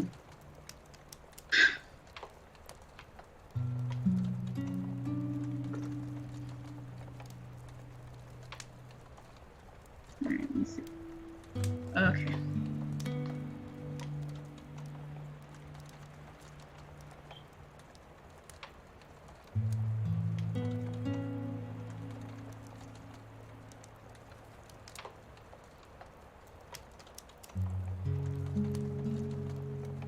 Actually, I think her hand will be like,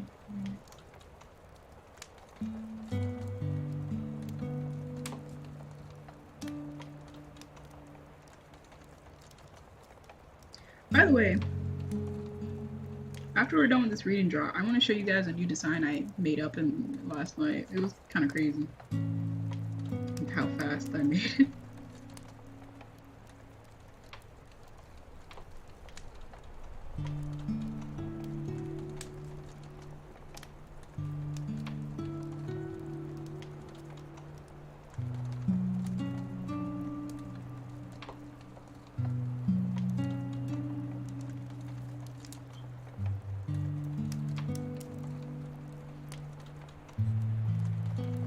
Living in the city ain't as good as you think. It really isn't. You gotta have money to live in the city. Once you relax, living in the city means more bills. Oh, Louise. Oh, damn.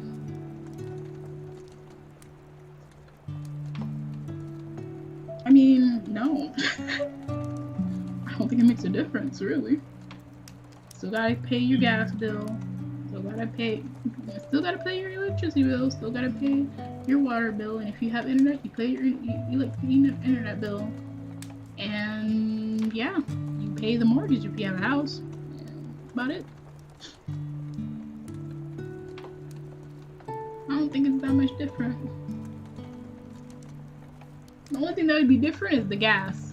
So maybe gas prices would be higher. But if you're smart and you work a little farther outside the city, then gas will be cheaper if you just get your gas from work and then you refill your tank before you go home from the cheaper stations. Don't fill your gas up in the fucking city. Get your fucking gas from like a town where it's cheaper. Like my mom works a little farther from here, so it takes her 30 minutes to get to work. 30 to 45 minutes. And she'll just do her gas by her job because it's more of a town area. Still considered a city, but the outskirts is a lot more cheaper. We all broke for real? Damn. I mean, I relate with that. I'm fucking broke. Bro, like me and Board, we both, like, I got everybody, like, just suffering where I've been watching mukbangs for the past few days, craving certain foods, and I've been sending them to my Discord, and they're just like, yo, bitch, what are you doing? And, like, I've been making Board suffer, I've been making, like, who else was suffering? I think Dave was suffering at one point, being like, bitch, what are you doing? Jersey Cast is crazy. You out there with Bill Gates, bro. I'm weak. I said gay. I'm asleep. Oh God, straight. I'm weak, straight. I mean, okay, bro. Like, how expensive are you thinking things are? Then again, I live in the South, but at the same time, because I live in Florida, we don't have to pay a certain tax, so everything's more expensive either way. So like I'm just confused. I know shit adds up, but like how expensive do you really think city living is? If anything, you just don't know how to, you know, cut the corners or something. Like just save. Find other ways to save, fam. Like I think my mom's like literally a master coupon lady. And she ain't fucking with no gas station that's higher than a certain rate. Like she'll never do the ones that says 2. She'd be looking for the ones that say one something. Anything lower than 2, she'd be like, yeah. And a low 2 is good too for her. Like if she has no choice, a low 2 is fine. Life is hard out here in Zone 6. Zone 6? What? New York stuff be expensive as fuck. Oof. New York is a whole nother level. Now you literally are rich for living in New York. You have money because you live in New York. I have no other words. Like you have money if you live in New York. Unless you're living in the suburbs, even then it's expensive. So it's like you gotta be living in the countryside for it to be a decent living up in there. Thank God subways exist, cause fuck a car in the city. Damn, you right. Don't need gas. You really just don't need gas. Yep. You just walk or bike. Lived in New York for the longest. I was born in Brooklyn. Texas cheap? Yeah. I've been thinking about Texas a lot now. Because I want to start saving up. Once I finish everything on off my wish list and I got things going, I want to start saving up for my tiny house, and I need to buy cheap land. And Texas would be one of the good ideas to buy cheap land. I would buy land for like what 5,000 because I saw some for like 3,000 at one point. I'm like, damn, for like 5 acres. I'm like, bitch, what? And yeah, just buy the land, put my tiny house there, and continue working on it. Invite my other friends to come and do their tiny houses and help other people do stuff. Move to Georgia. Georgia's interesting. I don't think I fucks with the woodsy part, and like there's still some KKK members just chilling there. Like we got them in Florida, but like they're the type where it's like it's harder for them to do anything because it's more city like. But Georgia, nah, them niggas be like, hell, we can get away with shit more. Uh, now New Yorkers are broke as fuck in the city. If you upstate, you got them. Damn. Shit is way cheaper down here. Yeah, in the South, things are way cheaper. I agree. New York people be wearing the same clothes all year, so they don't go. Gotta buy more clothes on week. I mean, I know a friend who just steals her clothes. She's just like, fuck that shit. Like she breathes that like half of the stuff she bought and then the other half she has to steal in order to survive, and I understand that. Like that shit's hard to live up there. I don't judge her at all. You just gotta do what you gotta do. Especially when she takes it from Walmart. I don't feel bad. Walmart barely notices. They don't even blink an eye at theft at this point. They got too much money. Yeah, weak as fuck. Depends on what part though. Damn. PA like public something. When I work for companies and buildings and they have underground parkings, these niggas stay complaining to me about the price. Nigga, I'm security. I imagine. I think my mom did that before too. She complained to security about the price, and the lady just looked like she didn't give two fucks. She said, "Yes, ma'am. Here's your ticket." New York is like LA. They act like they got money. Oh lord. I mean, you're not wrong. Lived in New York, but it's hard to live there. I live in a $2 apartment, and it still costs 200K. Bro, yeah, you guys be having like tiny ass, crammed ass apartments for like thousands of dollars, and I'm just like, bitch, huh? When you go to fucking Texas and you can buy a whole ass house with 5 bedrooms, 3 bathrooms, or 3 to 4 bathrooms for like $200. Like, bitch, no. I'm good.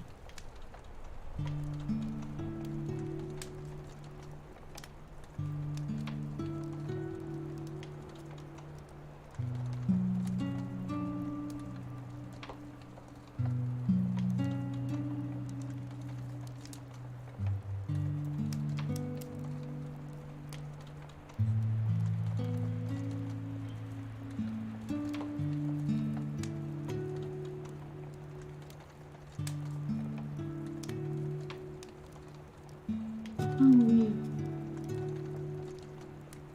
no, she doesn't live in Florida anymore. I mean, she doesn't live in New York anymore, but she is a New Yorker. I live, but I wouldn't live there. Manhattan Live, but I wouldn't live there. Okay. Yeah, she moved to Connecticut. How did I draw Cass? Not Cass. How did I draw this chick again? Okay, I drew her like that.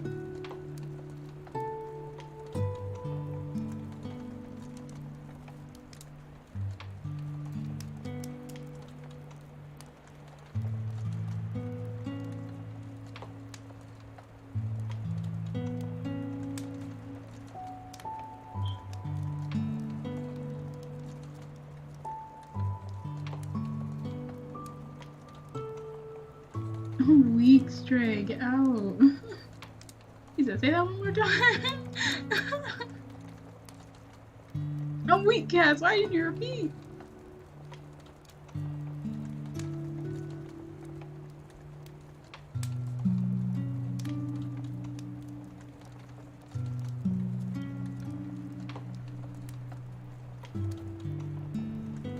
Oh,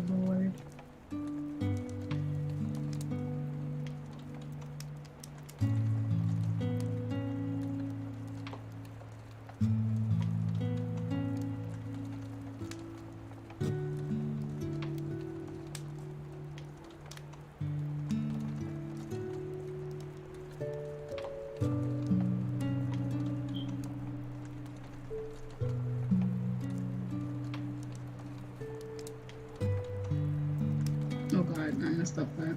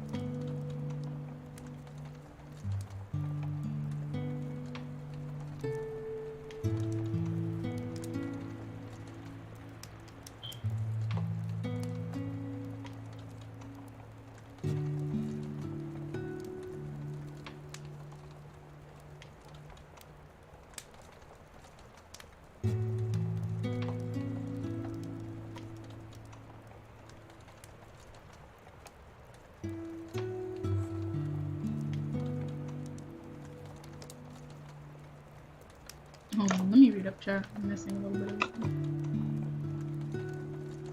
Canadia! The money you spend renting an apartment, you can move to another state and have a house, basically. People always be living in these cities because there's things to do. Like, bitch, the internet's what people use most of the time anyway, so you're not missing much at this point. Like, at this day and age, you're not missing much. If you want to check out events, search online. You'd be surprised. Every city has shit going on. The city I'm living at right now has so much art events and art activities. I'm ready to go do those shit later on when I'm more financially stable. Like, I'm about to be hopping from event to event. And right now I'm staying inside most of the time because I need to buy an air pump for my bike. Once I get the a pretty good air pump, I'm waiting for it to go on sale. I'm gonna, oh fuck, get up, oh, get up.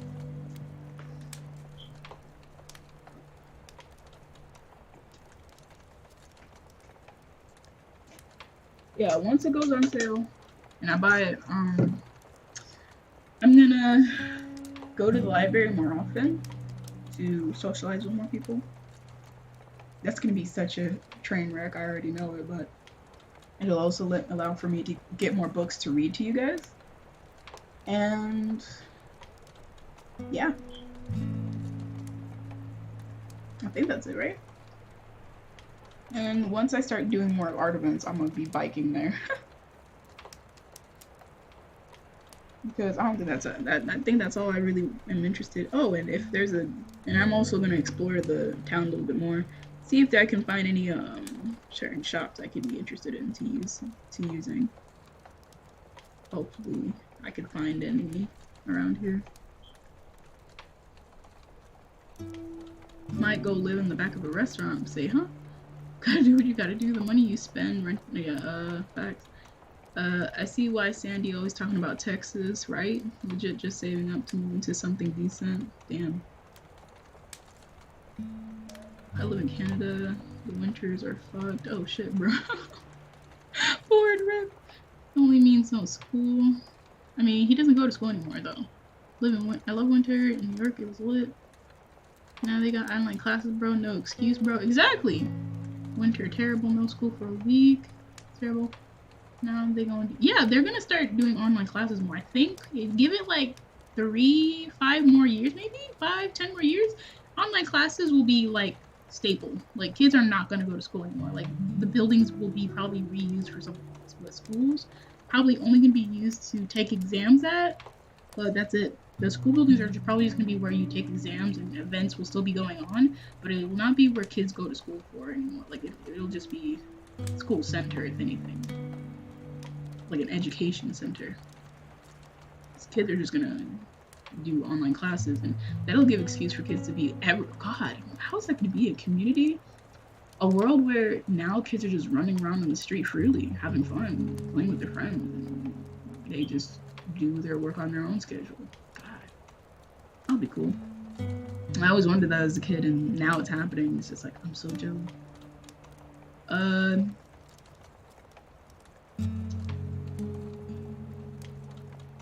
You got this. You have a great personality. I'm crying. Thank God. You already know I'm still gonna fumble though. I'm gonna be like, haha, never mind. The social interaction is canceled. Goodbye, bye. And I'll walk out and just speed off on my bike. Get way less snow days because niggas are used to posters. Oh shit! I was on the phone with Elora yesterday for almost 3 hours. Damn, Cynthia. Berlin uploaded its Norberry stream. Yeah. Love winter. Texas is too hot. Crying. Online school ass as fuck. Oh shit. Sucks for them. This economy is fuck. That's a lot. Hella shitty. You said 3 to 5 to 10 years. That's a pretty broad gap, Quincy. Oh lord. I mean, it's gonna happen, Baker. Also, hi. What's up? Crying. They can't snow sled in New York without mom or dad getting on their ass. Oh, we. I do agree by that, JG. Trump is trying to fuck the economy before he gets impeached, and it's just like, oh, fuck you, dude, type shit. Which reminds me, I still need to sign up to be a voter. I keep forgetting to do it.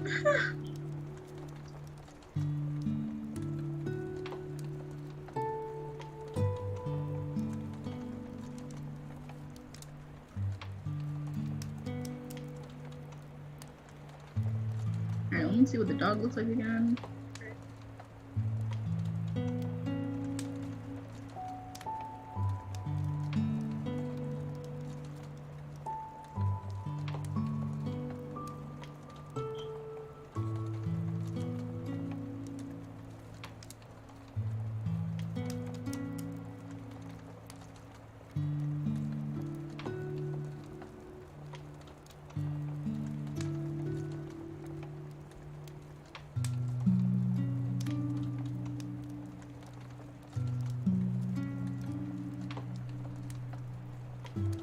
Trying to draw a dog snout is like, oof.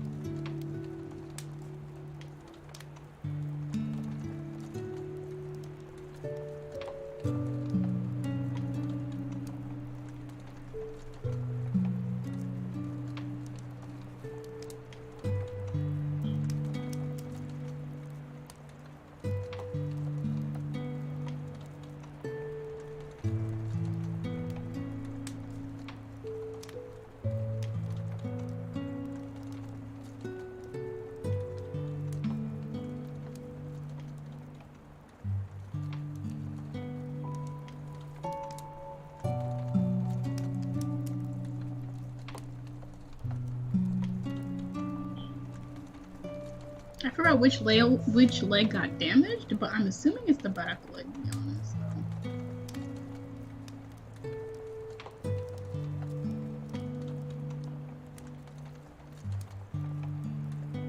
Whatever, I'm not trying to make this dog amazing.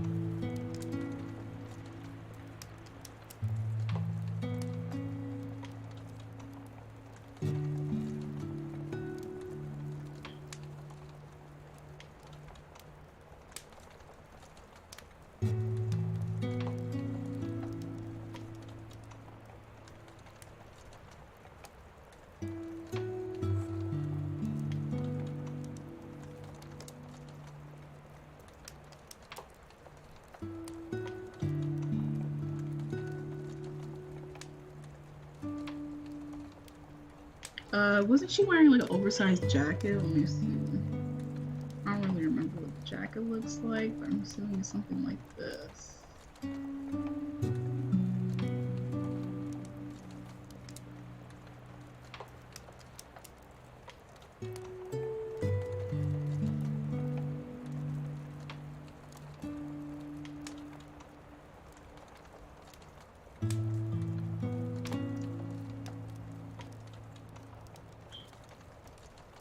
Hold on.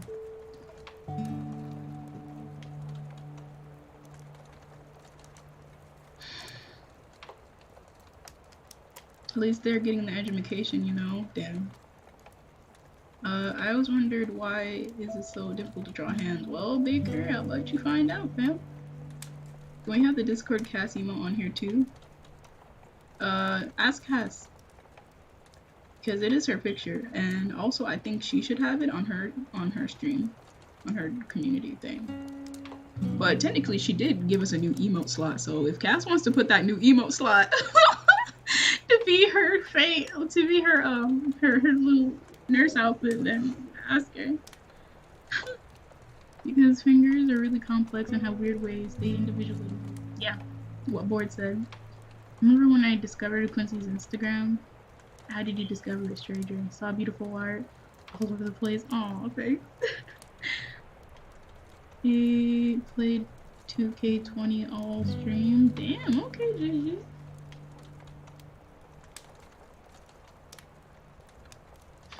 Yeah, fingers are one of the more creepy and unusual parts of the human body. It's creepy and unusual, but also fascinating and beautiful. It's very weird. You almost never have your fingers still, so when you draw an action pose, you have to think of how the hands are going to be placed and how the fingers move. Yeah, it's never like dormant of some sort. There's never that. Never. Like even now, one of my hands are behind my back, and that shit is in a position. Then yesterday I discovered Cass's IG, and all I see is a man. No! Get out, stranger! Get out! Get out! Cass is a gorgeous person. Chill. Get out. Hey, Boba. You would find unusual things fascinating, Quincy. Get out, Baker! Listen here. There is nothing wrong with liking fascinating things, alright? Nothing wrong with finding unusual things fascinating. That's how it works out here. No problem, Cass. Trader, you get out with that. You had me thinking like I was on a different profile. No, get out. Wow, Stray Dre. Why are you coming for her like this?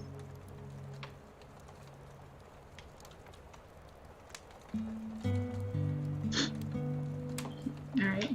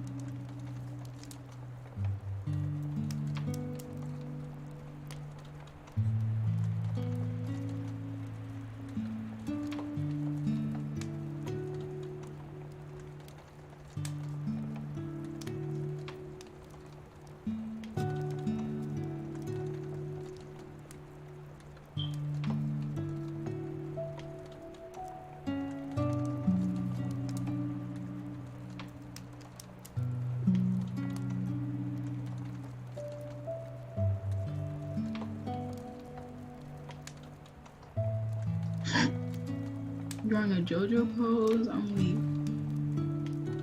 I just looked at man pic, she was looking real handsome. Oh lord.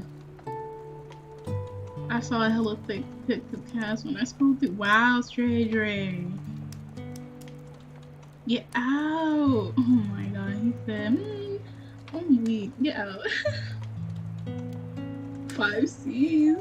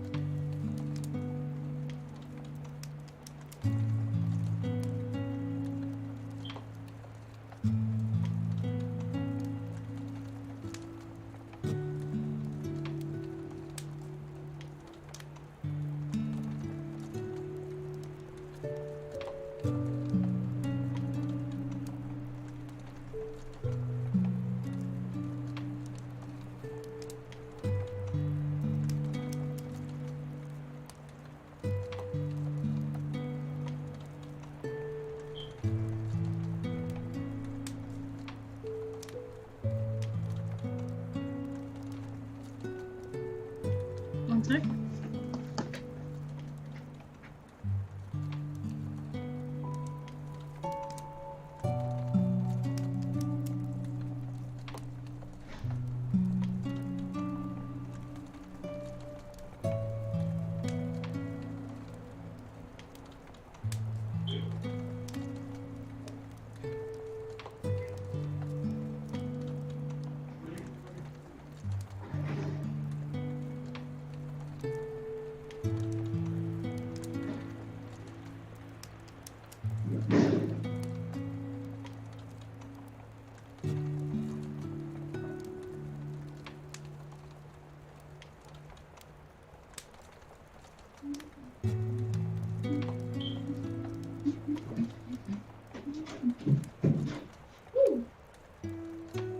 Alright, I'm back.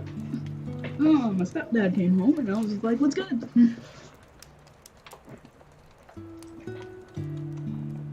Whoa. I need to buy another desk.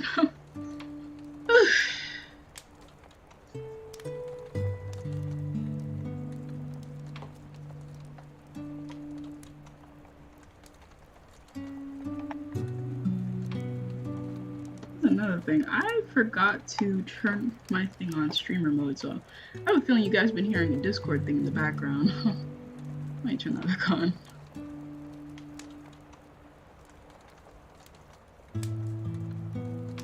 Alright, and let me see.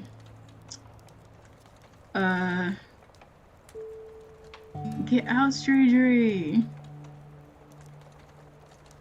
His eyes set on two queens of VR canon? I'm weak.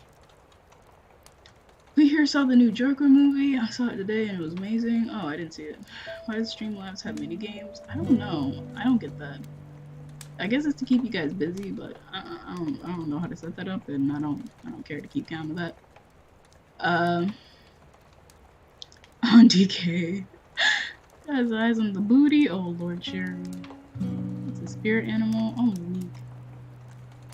That's what's up. That's a spirit animal. A whole gorilla. Alright.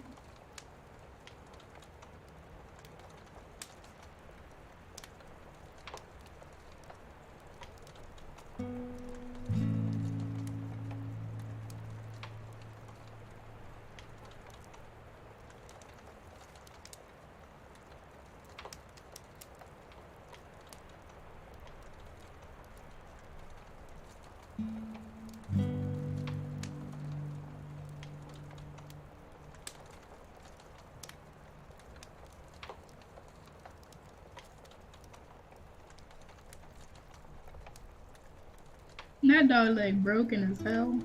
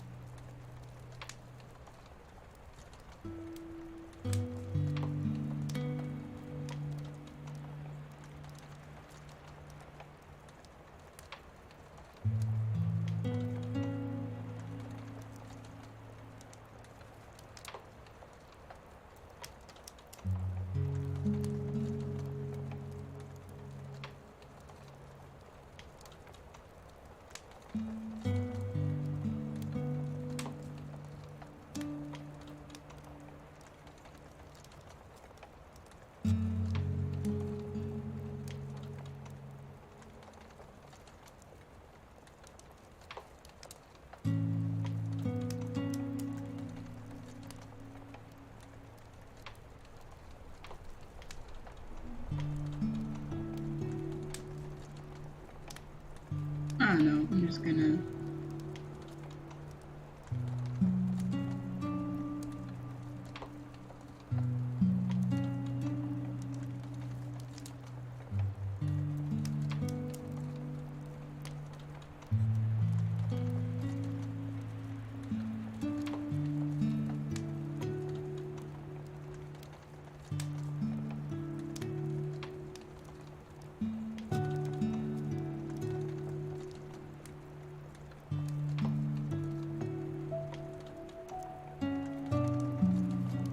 What's going on with all the Uggs?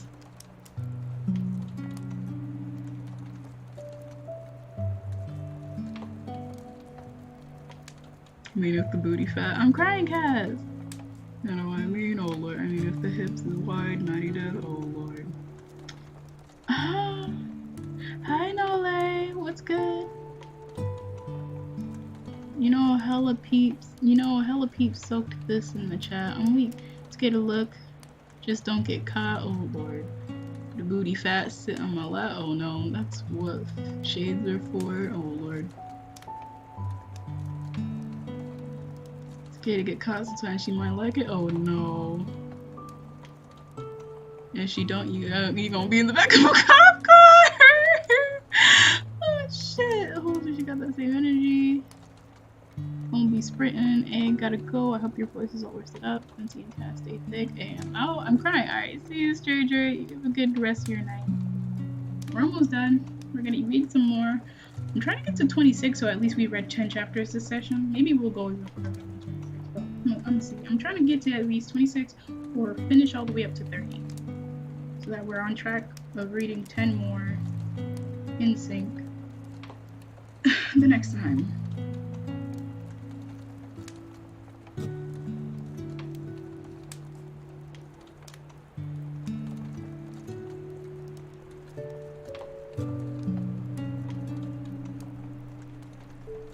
If I remember correctly, her plate should still be on her shoulder, I mean on her lap, so I'm just gonna part that out. Oh.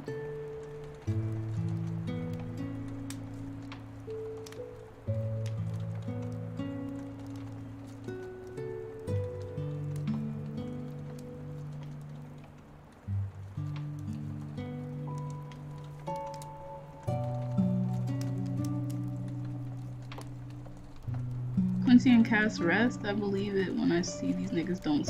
When I see it, these niggas don't sleep. I'm crying. Sure, you're wrong. Right? You don't sleep either. So fuck off our back, bro. We was up until 6 a.m. I was still awake after that, to be honest, Jay. I was still awake for like 3 more hours after that.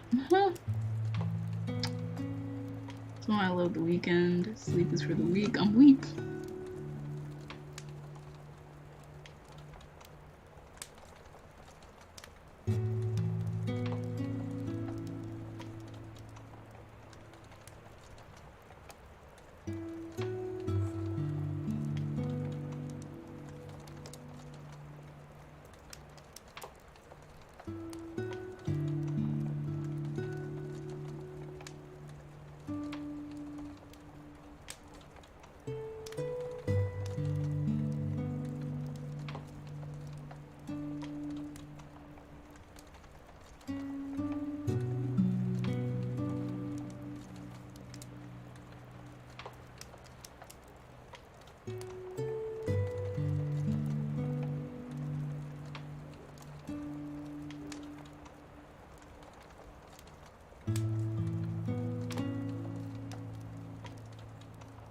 Okay, so hopefully this should be enough until we get to another interesting scene, because I think this is when things will chill out for a little bit.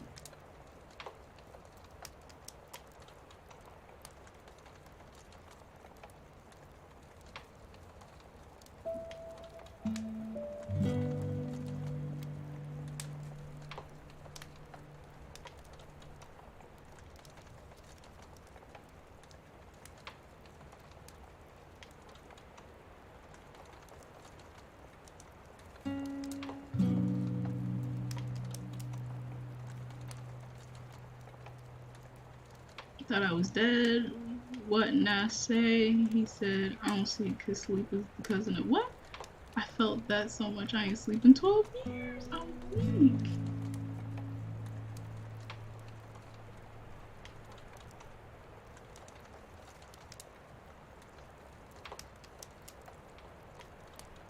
There's also the fact that people can die in their sleep too, so it's just like, sleep ain't your friend, low key.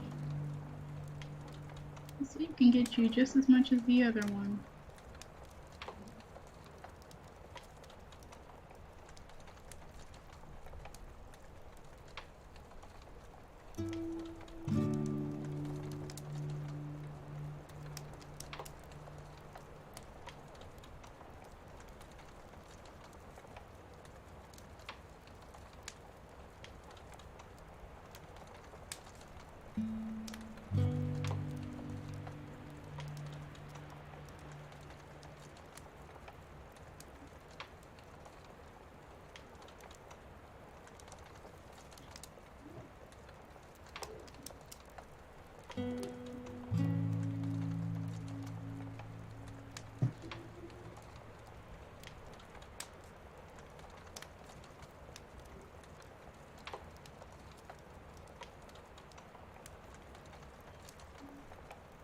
Alright, so I'm just gonna ignore the fact that her legs should be somewhere down there, but yeah.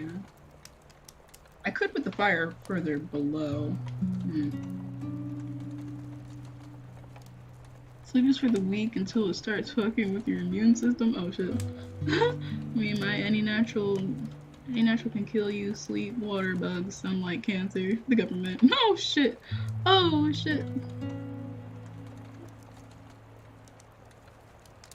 I mean, my immune system is already going down the drain. It's whatever.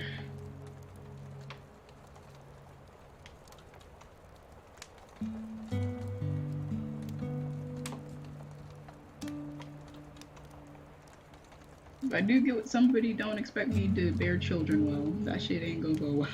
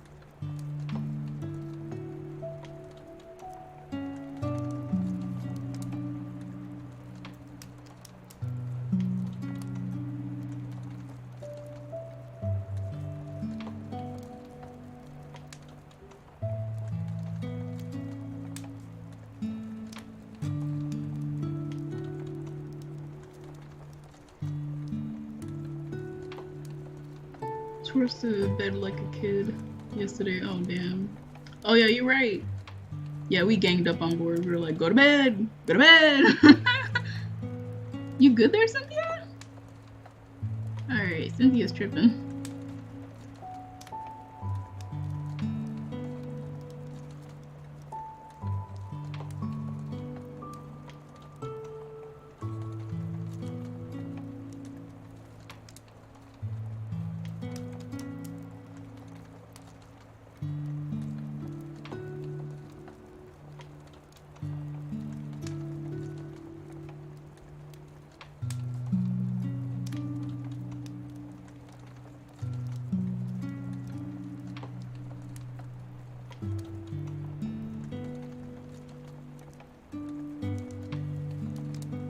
Sure, he's like, you good, daughter?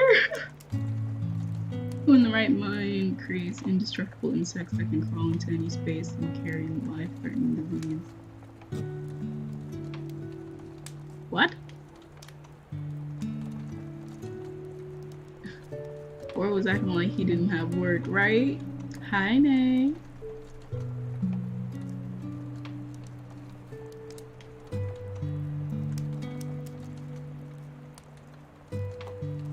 whole scene is slowly forming together, which is good. Also, I just noticed the navigator's not on. Hold on. Oh, that's because I didn't. Okay. It'll be fine. You guys will be fine.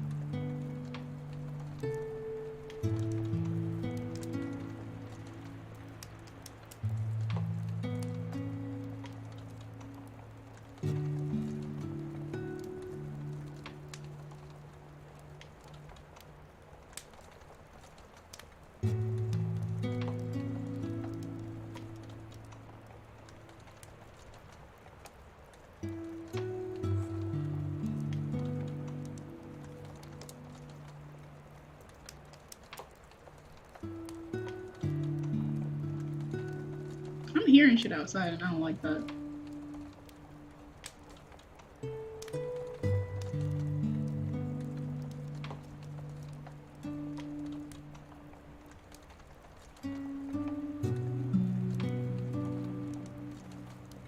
Hold on.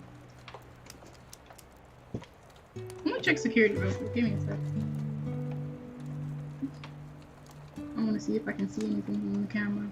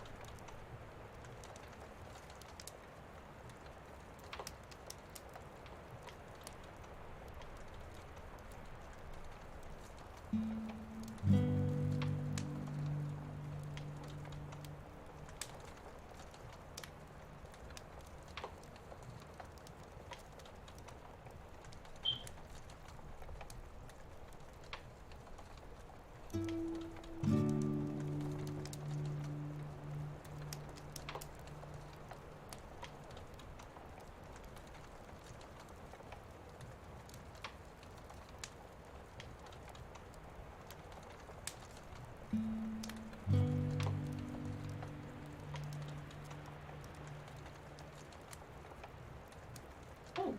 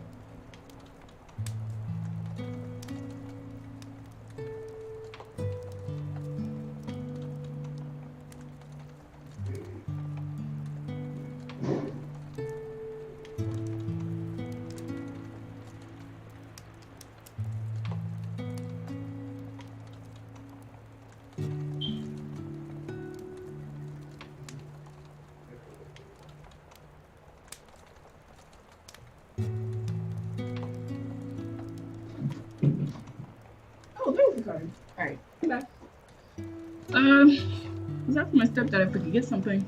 He told me that he can't use the car right now. He has a company car that he uses, and this lady hid it. Now we gotta wait for my mom to come home because she has the keys to both the cars. Because like we have 3 cars and 2 of them is for my stepdad. One's a company car and the other one's his car. My mom's using his car and she has the keys for his car and the keys for her car, which she doesn't leave at home, which means we can't use her car. Hi, turtle. Let me see. Let me see. I see people pulling up. What's up, guys? What's up, guys? Let me read up chat.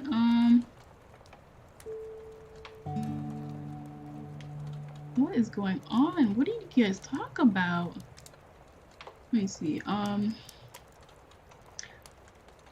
You had work too. Damn, JG knew too. Damn. Literally at work now, not doing shit. Damn, Sherry. Good, bro. Just making it seem to my mom that I'm doing work or typing on an essay or something. I'm weak, Cynthia. We was talking about roaches, Quincy. What? The jumbo roaches? Ugh.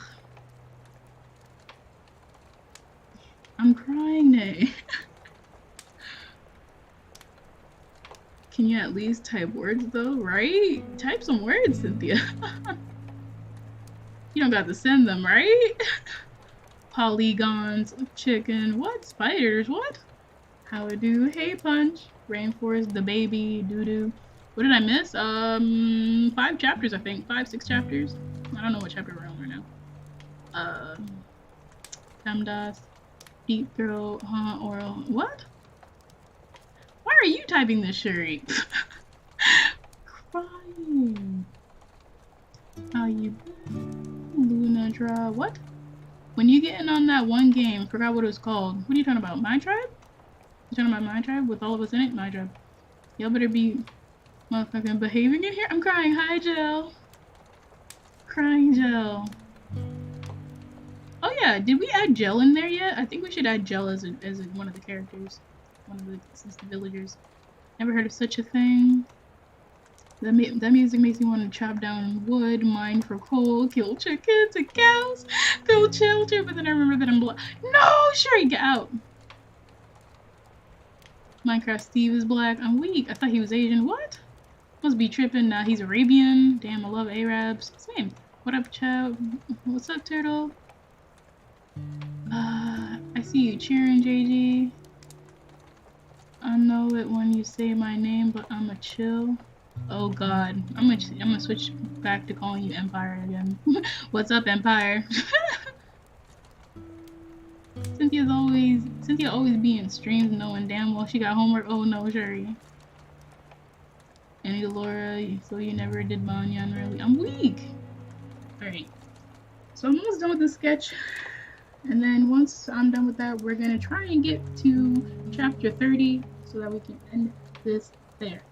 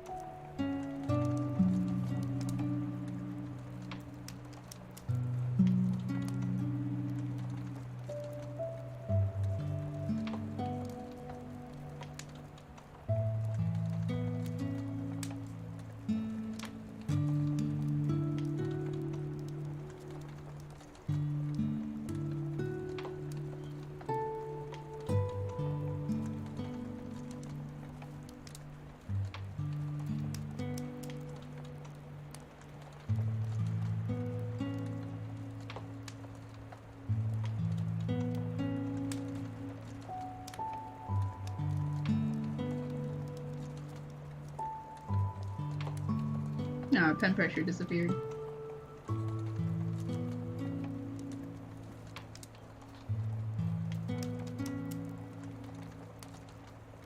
Who's Jesus again? I'm weak. What?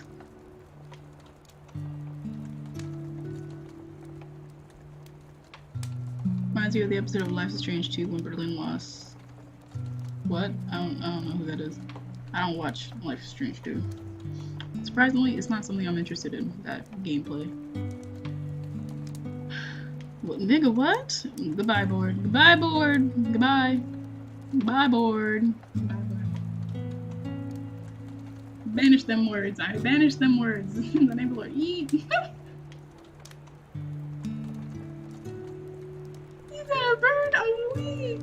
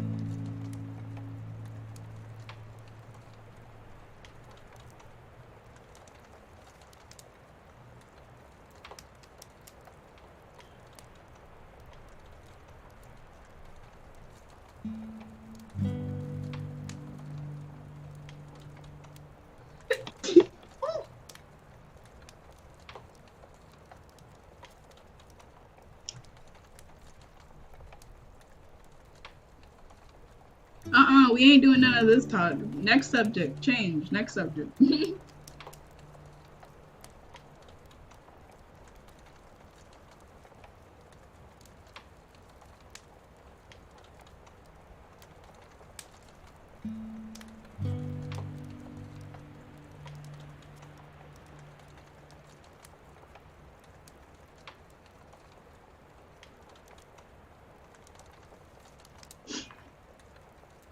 Oh, thank you. I'm crying, Donzilla. Hi. Hello, Jadesi.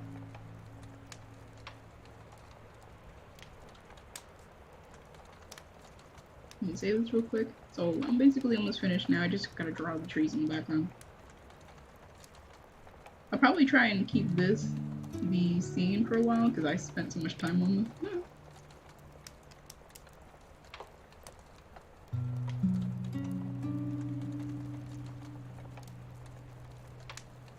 This was definitely a good idea to do a read and draw because then it gives my voice a break. And I'm glad that I did that.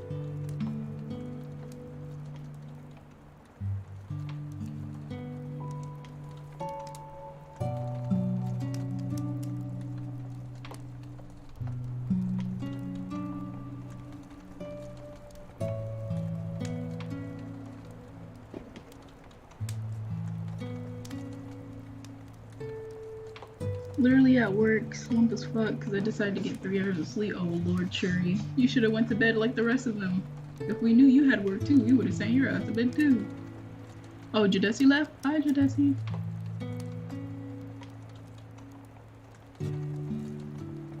You ain't leaving every time I say goodbye. It's oh my, not leaving for real, JK, bro. So no. Oh, weak Empire.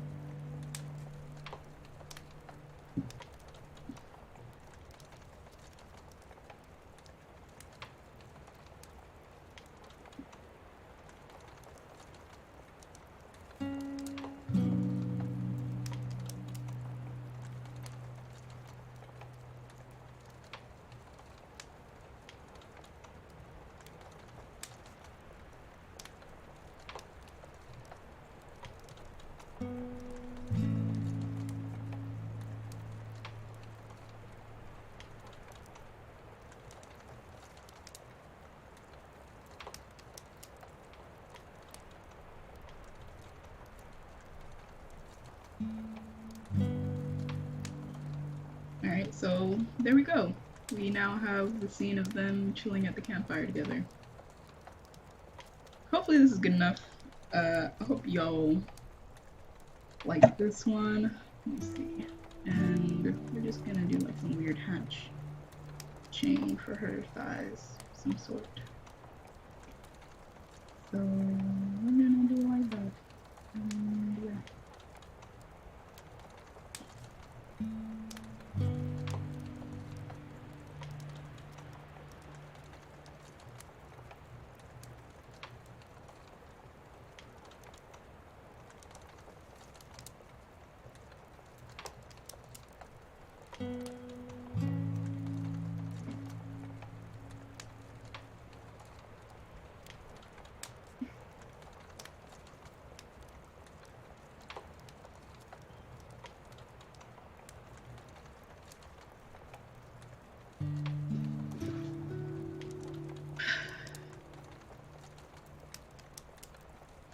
Gonna hit my ass with a smooth 7 piece on League Empire.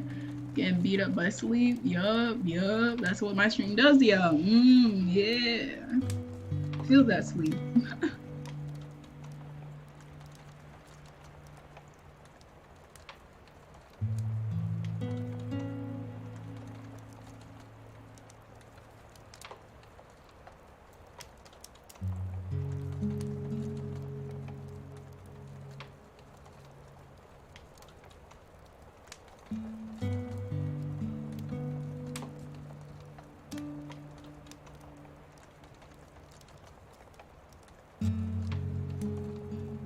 Oh, I forgot she has bandages on her head.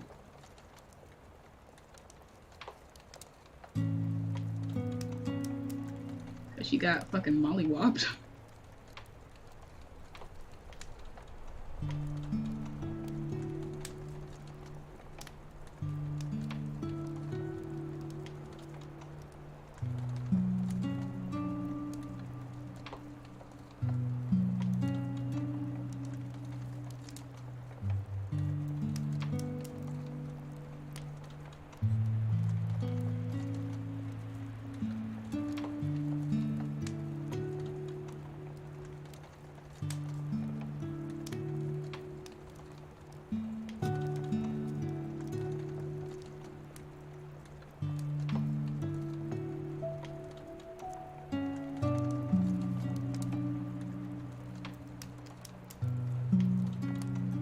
Alright, so now we have the next scene.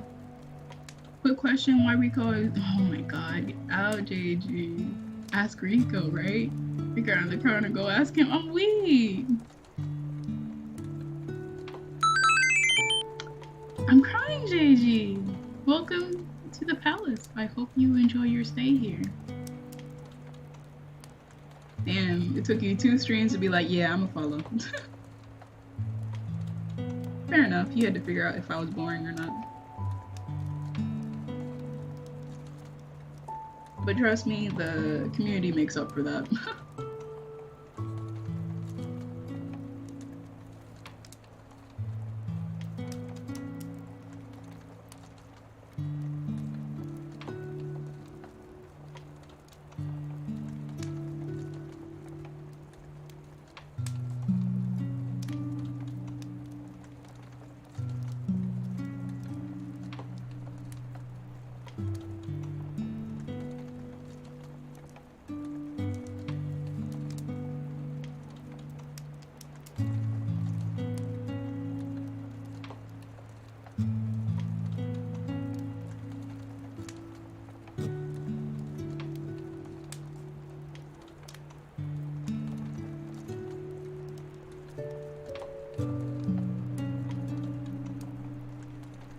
I'm gonna just put the dog tongue out like a little bit.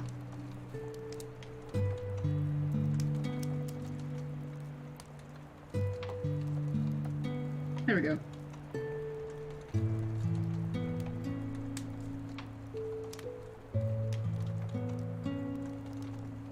Alright, so that should be good enough for now.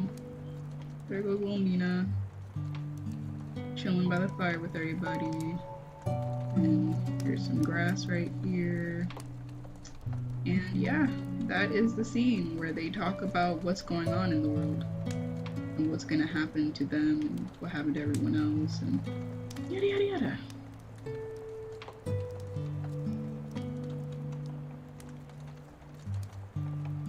So yeah, so on with the story.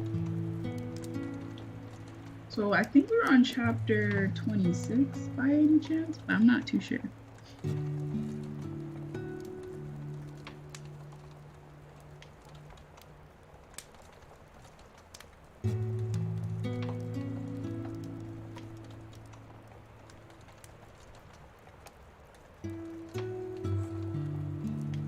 Actually, be right back real quick.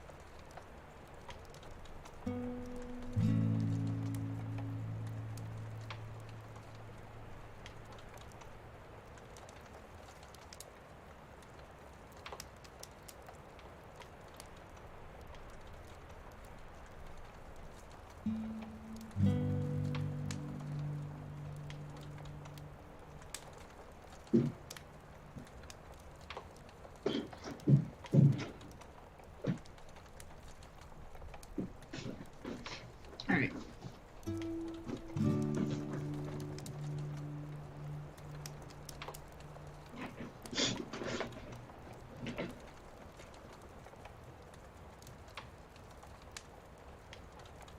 I'm weak. Wait, what? Empire? What are you talking about? Lunar Nation more toxic than Toxic Gang. Excuse me, Sherry?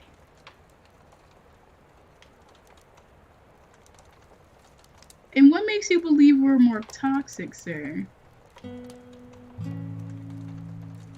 And also, Empire, what are you talking about?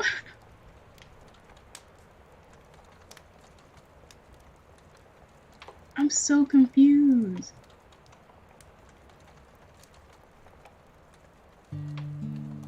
Teaching you it's not always about the outside, but what's under the surface that matters most. Under the surface? What? Oh. Oh, God, Cynthia.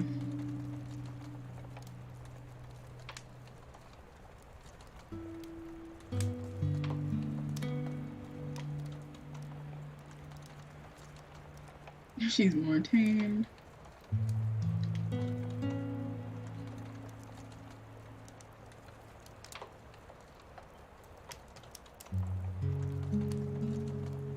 Because you're in it, that it's more toxic? Sherry. To be honest, for the most part, you've been pretty chill. And I don't think you're all that toxic as you say. I mean, maybe in other streams, but you're very respectful, to be honest. You be roasting people, but you're still very respectful, and you've been a pretty nice member to the community. I don't think the community we have is like crazy toxic together in this stream. Not as much as others, because in order to bring out the toxicity, the person who has the stream gotta enable it, and I'm not gonna enable that. Like, it's either chill the fuck out or sit the fuck down. One PG and time beyond some other shit sometimes. Yeah, I've seen PG streams. now, and I'm just like, what the fuck? It's funny though. It's funny. But you guys, I've seen some of you guys. When you're on that stream or other streams, and y'all have a whole different type of persona. It all depends on who you're watching that brings out different sides of you. I know that for a fact. I've seen Alia wild out. Like she be wilding out in PG stream. I'm like, whoa, Alia. Like usually she's like, you know, so sweet in my stream, and then she pull up in PG like, yeah. I'm like, whoa. So all y'all be different depending on who you're watching. Like toxic as hell. I've noticed Empire. I'm like, wait a minute. Not me, right? I mean, I haven't caught you on other streams acting out. To be honest, you seem the same so far. Let me see. Jill, why you sweating? Why you sweating, Jill? I mean, you've been a really nice person through and through from what I've seen. You've been a really good moderator, like you are in this stream. And you chill out for the most part. You ain't wilding out. But let me catch you, Jill. Let me catch you in a different stream. No one's really toxic in this stream. Yeah, that's what I think. I'm low-key the same on PG stream. They be wild as fuck. I haven't really caught you wilding out, Sherry. To be honest, I think you probably are the same too. Shit, not me. If I said in this stream, I'll say in anyone else's. Right, Donzel? You don't give a fuck. I'm weak, nay. Gotta adapt, right? I mean, that's not exactly adapting. It's just you're just showing another side of you. That's not adapting. It's just when you're enabled based on a different persona from someone else's stream. When you feel that energy of that person, you're gonna show your energy too. If I'm chilling out, you're gonna chill out too, because like the music, the campfire music, and apparently my voice puts people on ease. You're not gonna wild out as much. You are not, because it's literally like basically almost like psychology. Like depending on the atmosphere or the environment or whatever, will base on how you act in that situation. Don't 6ix9ine me? What? I'm weak. Get out. I'm crying. Hi, Nomads. I seen Cass being wild on Berlin stream yesterday. I mean, Cass is Cass though. What she says is basically her through and through. She don't really change that much when she's in anybody's stream. She was just talking about how the main character thirsty as hell. So you know what. Anyway, let's continue on. We are on now chapter 23. And I finished the sketch. So let's see if we can get to chapter 26 and then possibly get to chapter 30. I'm hoping to do so because I took a break. So hopefully my voice should be, don't snitch, I'm weak. I mean, I didn't really see a lot of what she said, because I really don't care to watch that gameplay from Berlin. Like I said, I'm a casual watcher and I only watch what I'm interested in. So even when I tried to see, like, you know, what everyone said in his stream, I only glanced. And I was like, nah, I'm good.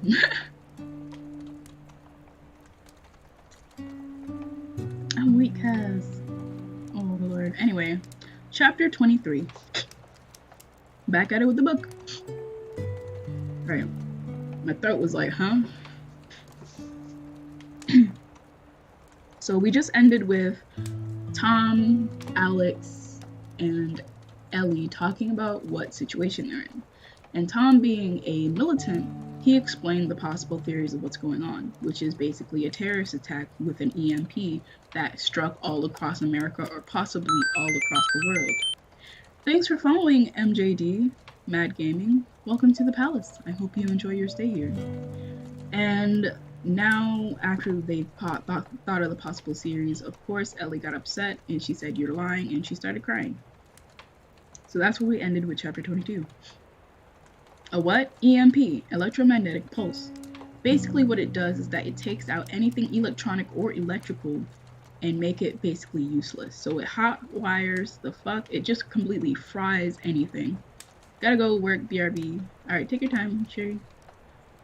Shit, I won't. I started a whole argument about the size of Berlin's forehead in his own stream. Oh Lord, Donzilla. Get out. You be causing all types of wild and Lord. Okay.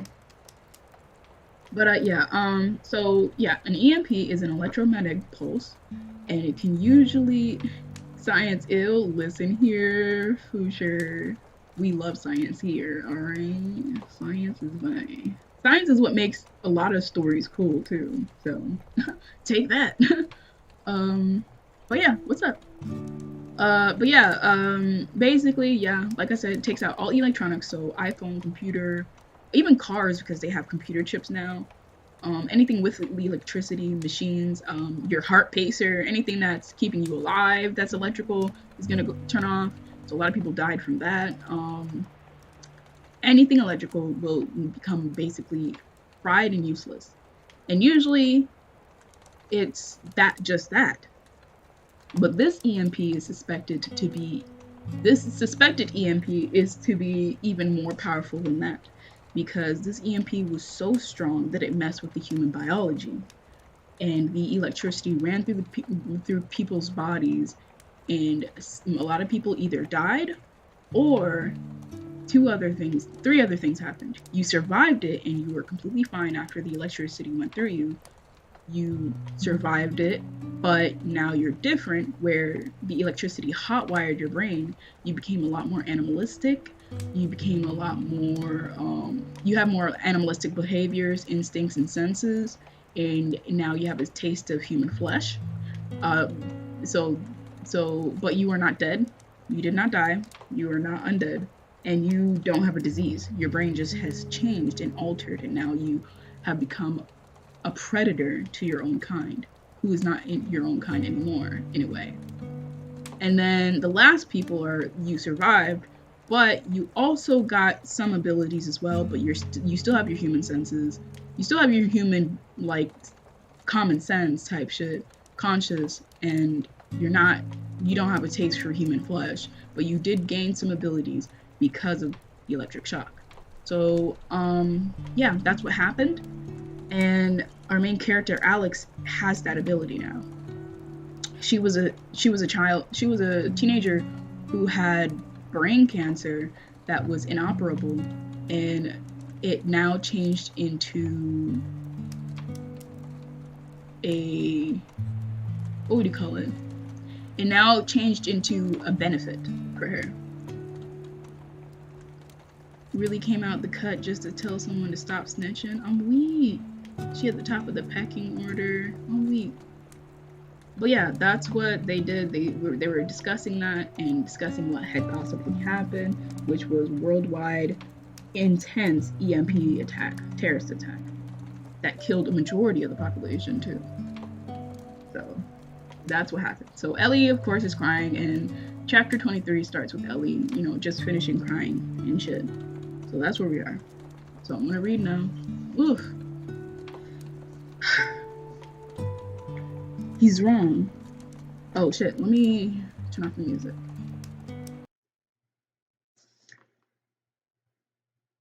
He's wrong. Ellie's eyes were swollen, and the tip of her nose was red, but the rest of her face was pinched and too white in the glare of Alec's flashlight. The tent was warm enough, but Ellie couldn't stop shivering, even with Mina curling alongside her. She bunched the sleeping bag under her chin. He doesn't know. Alex cast about for something more reassuring to say, unsure if her shakiness was only due to the after effects of a concussion. She ended up smoothing Ellie's damp hair from her forehead.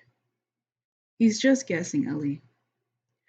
Privately, she had to admit that what Tom said made some sense, even if an EMP didn't account for everything, unless there was more than one, or maybe a lot of EMPs combined with something else. But with what? But what about those kids we saw? Could all those electromagnetic pulses? Yeah. Could a lot of them at the same time do that? Make you go crazy and eat people? I don't know, Ellie. Ellie's eyes shone like twin high beams. When you were asleep, Tom said it wouldn't be safe to go back home right now, especially to any of the cities.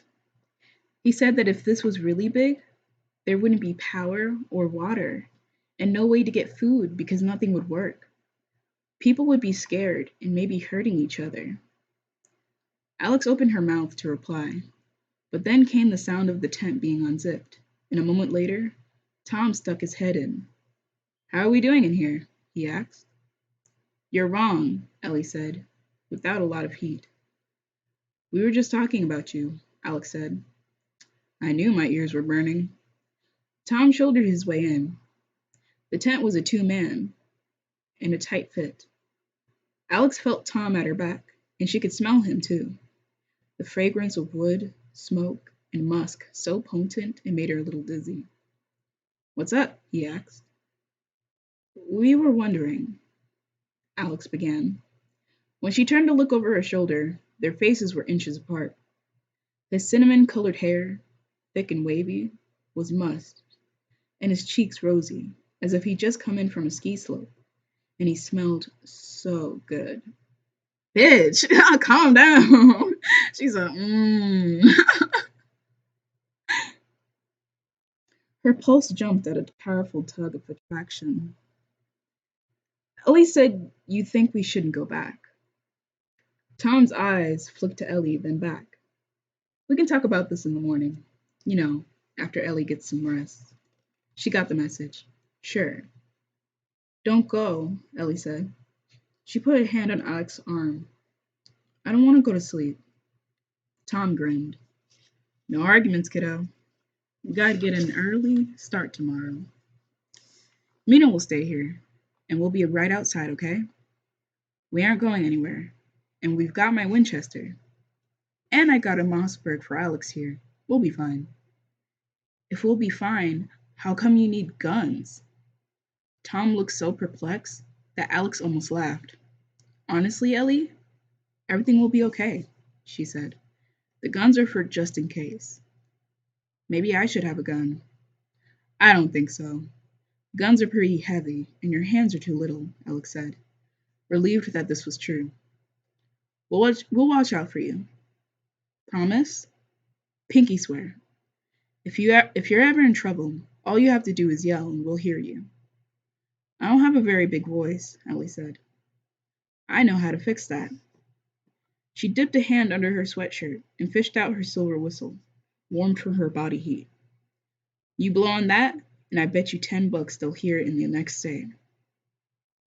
Ellie held up her hair as Alex slipped the chain over the girl's head. The girl cupped the whistle in her hands as carefully as a robin's egg. "Who gave it to you?" Swallowing was suddenly very, very hard. She felt Tom's eyes on her. "My parents. I was a little younger than you. They gave it to me on my first camping trip." Ellie said gravely, "You have very smart parents." "You know, Tom's right. It's pretty late," Alex said. "Come on, I'll tuck you in." Let me see. "I'm crying, baby girl." Let me see.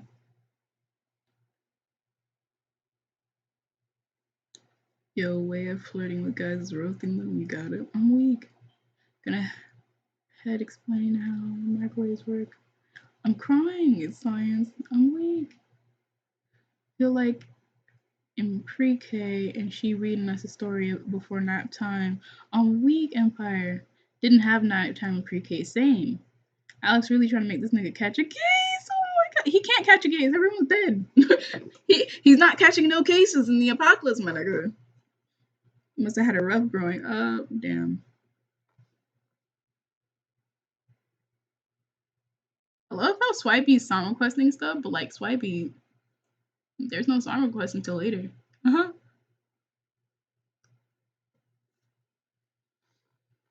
Alright. Chapter 24. Outside, by the fire, Tom said, "That was pretty good." Alex tried on a smile that kept slipping from her lips. "She's just scared." She paused. "Me too." "Makes three of us," Tom said, and took her hand. The act was so natural and so quiet, not a come on at all. She didn't flinch, although her heart did that little thump, ba dump, dump again. How do you even say that? Thump, ba dump, thump, Thump, bump, a dump? What? I'm just gonna say ba-bump. Like, what is that? His hand was calloused, but his skin was warm, and his grip was strong. It was weird how he was about her age, but seemed older somehow. Maybe that happened when you went to war. Cut yourself some slack, he said. Ellie would be dead if not for you.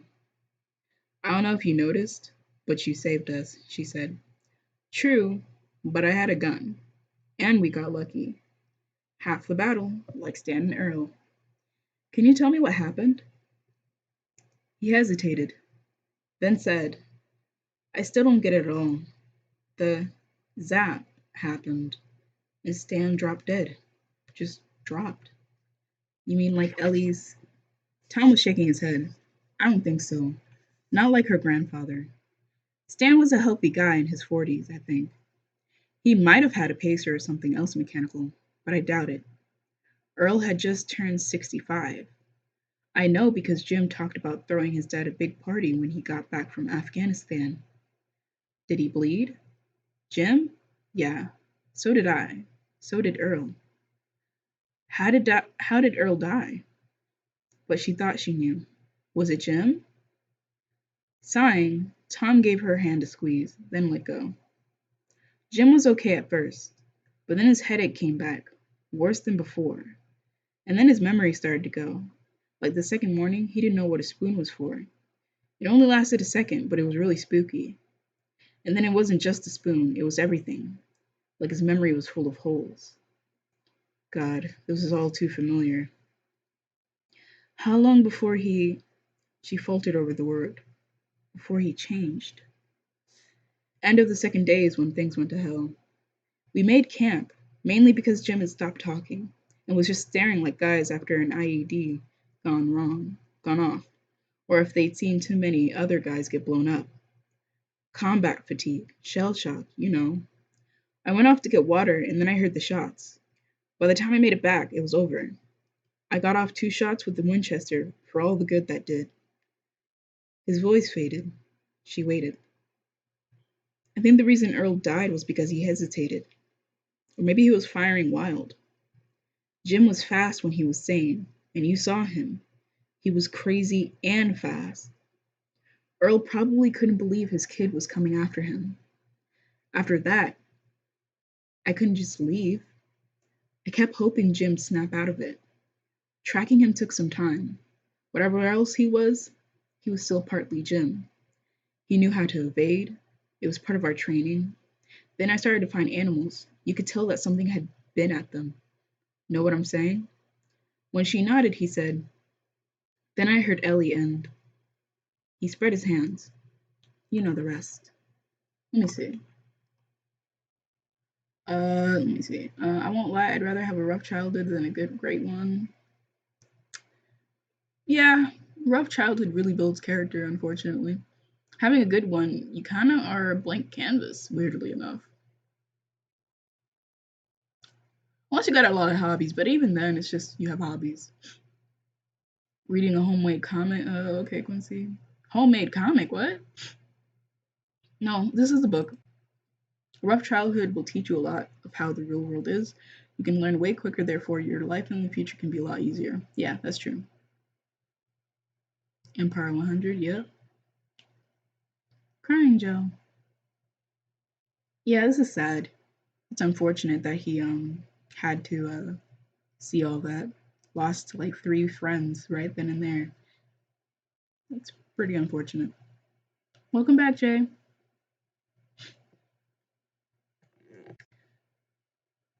I'm sorry you had to shoot your friend, she said.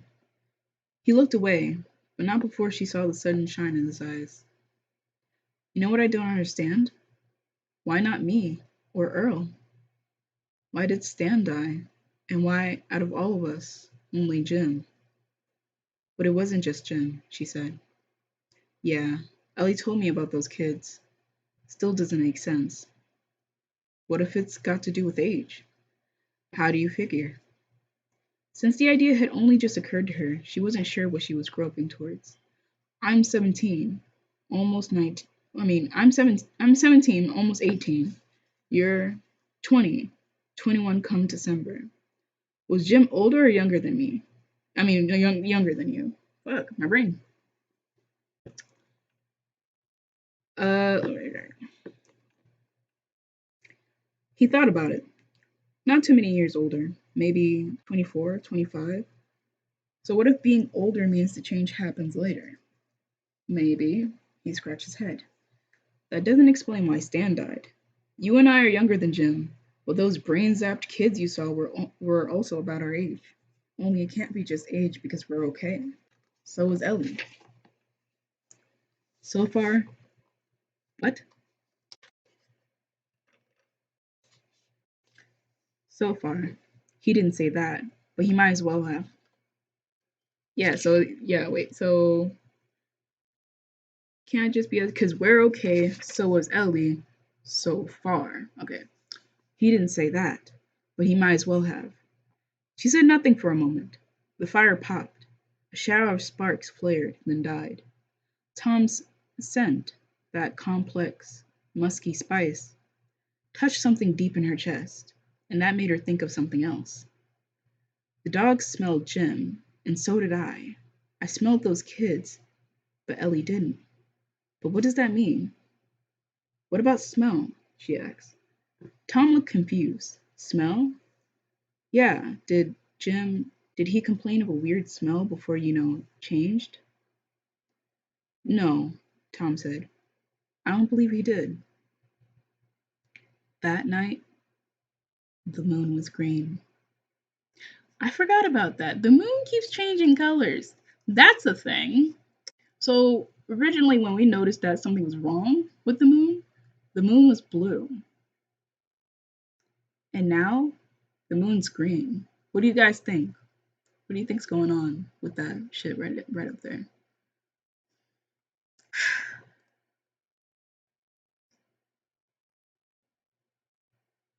I'm not crying. These onions just strong. I'm crying, Joe. Definitely, because with a great childhood, you'll be shielded from the real world. It's way easier to deal with the real world if you're already exposed to it before having to even worry about it. That's true. I don't even know what be going on. I'm crying, Swipey. Swipey, we have two other recordings and a playlist for this series.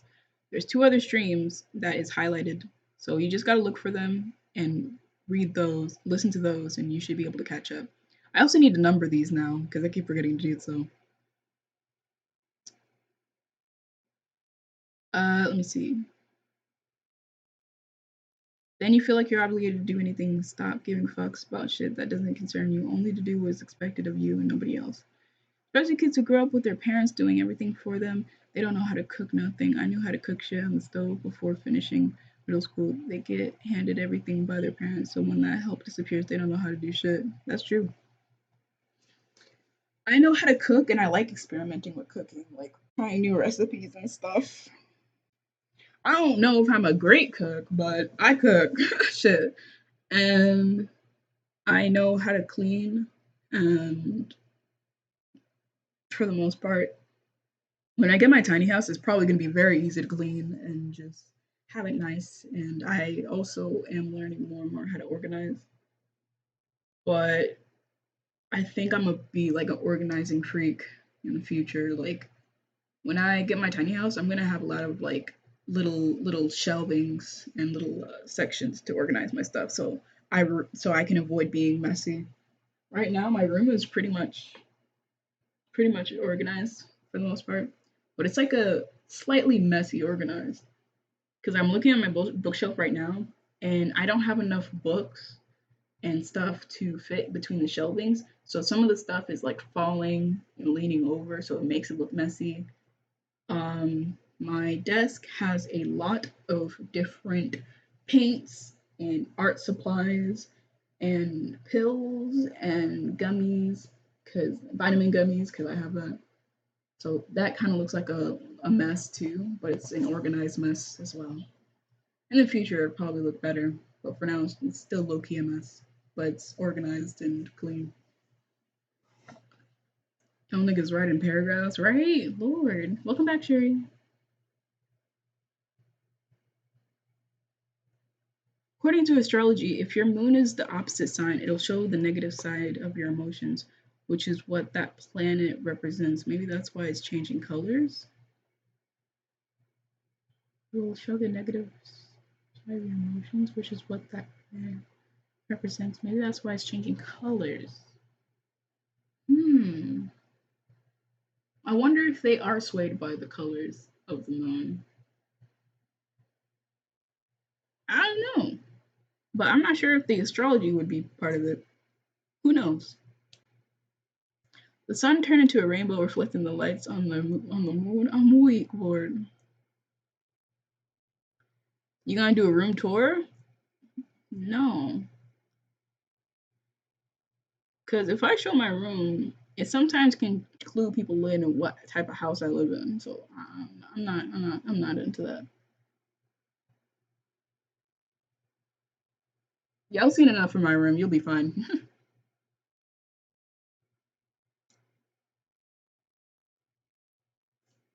Anyway, back to this. According to astronauts, what? What I said is true, but I don't think it has anything to do with this book, right? Sokka's girlfriend turned into the moon. I'm weak. All right, so now we're on chapter 25. The sound reached them 2 days later. While they were still several miles from the station, at first, Alex thought the sound might be a woodpecker, likely a big, pelleted thwacking some tree. As they got closer, though, she realized that what they were hearing was not an animal at all. The sound came very fast. A trip hammer stuttered. Putta putta putta putta putta. Now the dog was alert, balanced on his three good legs. What is that? Ellie asked. She'd tired some miles back, but Tom had insisted they go on. When she refused to budge, he swept her into his arms and labored up the nearly vertical corkscrew of a trail without complaint. Now Ellie squirmed out of his arms, and her face broke into a smile that stretched from ear to ear. It's a machine! Tom, it's an engine! Shh! Tom cocked his head, listening hard. I think she's right, Alex said. Her breath thinned. She stood stock still, every nerve quivering like a hound on point, and her fatigue. These last 6 miles had been all uphill, vanished. Oh my god, it sounds like a generator, Tom. Maybe they fixed things somehow, not just here, but everywhere. That's what it said. Putta, putta, putta, putta. Wait, what's with the chat and moons? Y'all really want to be part of the lunar gang that bad, huh? You are part of the lunar gang. Empire, look at the logo right next to your name. What are you talking about? Huh?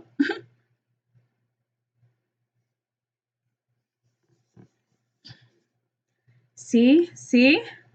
Ellie beamed in triumph. You're wrong. I don't like it. Tom did not smile.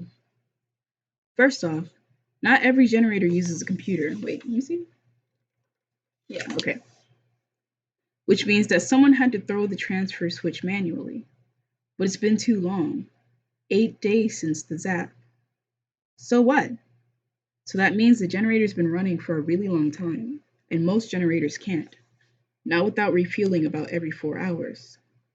Maybe they really prepared and have lots of fuel. Or maybe the generator wasn't started until only a couple days ago. Or they've run it only once in a while. Who cares? There's still plenty of daylight, Tom said. Why run a generator if you don't need to? She couldn't come up with a good answer. Look, whoever is there has power. That's... She saw the sudden intent expression on Tom's face. What? Don't you hear it? Ellie frowned. Hear what? Listen hard. Behind the engine sound. Tom closed his eyes. There it is again. Alex shut her eyes and concentrated, and then she caught it. Something low and hollow and rhythmic. Not mechanical, but a song. Ellie gasped. It's music. Okay. Alex had to admit that was very strange. Limited resources, 4 hours of power at a pop, and you wasted it to play records? If Tom's EMP theory was right, it would have to be a record, too. A CD player wouldn't work, but an old turntable would. Would a tape deck? But Tom might be wrong. Maybe they grounded the player somehow. If they can play music, Ellie said, that means you're wrong, Tom. I hope I am, Ellie, Tom said patiently. I really do. But here's what's bothering me, honey. You're in the middle of the woods. As far as you know, there's no power. And you advertise that you got it? You waste power playing music? Tom, Alex said. They're rangers. Maybe they're trying to attract attention. Tell people that they're open for business. But what if they're not? Asked Tom. What if whoever's there is trying to attract attention for the wrong reasons? They all stared at one another. Then Ellie said, You mean like a trap? At the same time that Alex said, That's ridiculous. But Alex was thinking, if Jim could remember his training, would a ranger remember how to work a record player? A tape deck? A generator? Tom said nothing. All of them, Mina included, listened to the putta-putta of the generator, and in the silence between, that unrecognizable line of music. Ellie fidgeted, then said, Aren't we going? Yeah, Tom said finally. He thumbed the carrying strap of his Winchester, shrugging from a cross carry to his right shoulder, where he could get at the weapon in a hurry. You'll have to walk the rest of the way, okay? I know you're tired and it's all uphill, so we'll go slow, but I need my hands free. It'll be fine, Alex said to Ellie as they followed. She made the girl get between them with the dog, though, and when Ellie wasn't looking, she draped the Mossberg over her right shoulder and rechecked the safety, just in case. Oh shit, never noticed. Feel bad now. I'm weak, Empire. Put a put sound like Amigo lab ad lib. I'm weak. Hours later, Alex inched closer to Tom and said, Now what? Tom only shook his head. The night had slammed down, a hazy galaxy of stars like sequins in black velvet. The moon would not rise for several more hours. A good thing, because that uneasy green color was like an old bruise, and it really freaked her out. No moon also meant that they could be fairly certain of near invisibility, although they crouched not 60 yards from the hulking skeleton of a fire lookout tower to their right. The tower was dark. The station was not. Set upon a rocky plateau, the station shone, each and every window of the low rectangle fired with light. Elongated, buttery yellow rectangles spilled over the ground, and Alex could see the corner of an armchair butted against one window, and a tower of books on a low coffee table. Music seeped through the open windows, and they had listened as Mick Jagger vented over his lack of satisfaction only to give way to Robert Plant screaming about eyes shining bright red. There was so much light, the panes of a nearby structure to the far right sparkled. A garage, probably. Alex picked out a twist of gravel. Look at the dog, Tom said into her ear. She did. Mina was staring at the station with what seemed like curiosity, but not alarm. Not like the reaction those wild dogs showed when they smelled Jim, Alex thought. Then, feeling a little stupid, hoping that Tom wouldn't notice, Alex took a cautious, experimental sniff. The only aroma she detected was wood smoke mixed with creosote. Fireplace, or maybe an outdoor fire pit, but that was all. No dead smell, which might not mean a thing. What? She'd turn into a bloodhound? Let me see. I have a strange urge to start snapping my fingers. What do you mean? Bro, why are curse words looking like I'm weak, Swipey? I mean, which word are you trying to say?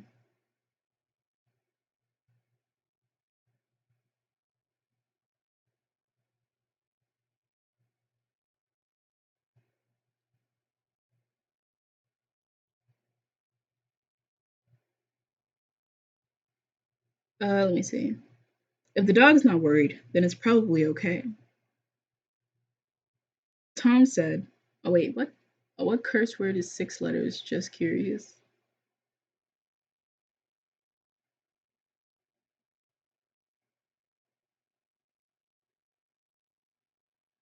The N word with the hard ER.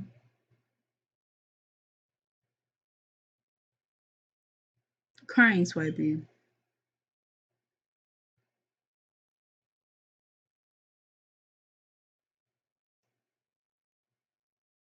No, it's not. That's 6, turtle.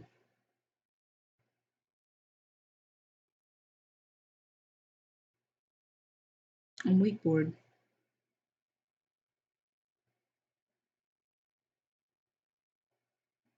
Oh, you're talking about what Swipey said? Yeah.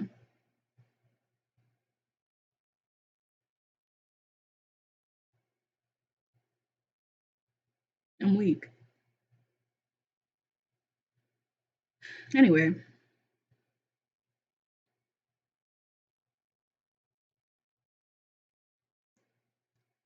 if the dog's not worried, then it's probably okay, Tom said. Let me just check it out. Wait, Alex put a restraining hand on his arm. I should go with you. I'll be fine. I've done plenty of recon. Don't you always have someone watching your back? If I stay up here, I'm too far away to hit anything with the Mossberg. Believe me, if you have to go shooting at people, I'm just as happy to keep you as far away from me as possible. She bristled. Hey, don't diss me. It's not like I've never handled a gun before. I'm only saying the odds are against there being anything to shoot at. If the odds are so against that, why are we having this discussion? Are you always this difficult? Ellie piped up. Yeah, she is. Hey, said Alex. Tom said, this isn't Iraq or Afghanistan. I'm just checking things out. Besides, someone needs to stay with Ellie. Well, at least take the dog. Ellie. Alex is right, Tom. Mina searched for bombs. You guys watch too many movies. There won't be any bombs, Tom grumbled, but he took the dog. They watched as the darkness swallowed up. First Mina, and then Tom. Robert Plant had finished screaming about his dreams, only for the music to segue into a bluesy guitar and something about a boss man. Alex didn't know the song. She was straining so hard to pick up any sign of movement outside in the house that her eyes felt as if they were going to pop right out of their sockets. Alex? She kept her eyes trained on Tom as he darted right, well away from the tidal wave of yellow lights washing over the rock, and headed for the garage. What? I'm sorry. What for? For saying you're a pain. I mean, you are a pain sometimes. Look who's calling the kettle black. What? Never mind. She twisted around to flash the girl a grin she probably couldn't see in the gloom. It's okay. I just didn't want to be alone. Oh, look, there he is. There he is. Tom peeled out of the darkness to their left. He was crouched very low, his head well below window level. Mina was only a dark slink, briefly visible as the two cut between the far left window, and then were gone. Alex watched as Tom eased his head up from a peek, and then ducked down again before duck walking to the front door. Alex saw him dart quickly from left to right, and she tensed, watching for the boom of a shotgun. None came. A moment later, Tom and the dog wheeled into the house. She could see him clearly now, passing into the room on his left, stopping for a moment to stare at the books. He reached for something, and a second later, Billy Joel cut out, and then there was nothing but the sputter of the generator. After another minute, it felt like 20, Tom and Mina reappeared as dark silhouettes in the doorway. Tom waved an arm. Let's go, she said to Ellie, then grabbed at the girl's waist as she started to spurt forward. Me first. Why? Alex can hear the eye roll, but she didn't smile. Because I'm a pain. Oh, sorry. And in case Tom missed anything, they can't get to you unless they go through me. So are you auditioning for a schooling position or something? Because this story blows. Wow, Turtle.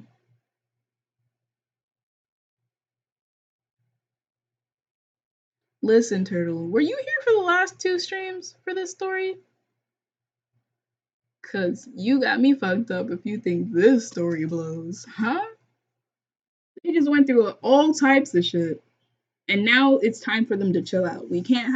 There can't be a story where it's always action. You need a breather. And this right here is about to be the breather. Yeah, you weren't here, were you? Mm-hmm. Yeah. You missed a whole lot of heat in the first half. We can't go back for you, fam. You're gonna have to check the other streams. I'm sorry. All I know is the generator goes putta putta and the moon changes color. Oh lord. Please go watch the other two streams after this. Because it covers chapters 1 through 17. So you guys should be able to catch up with that. Okay?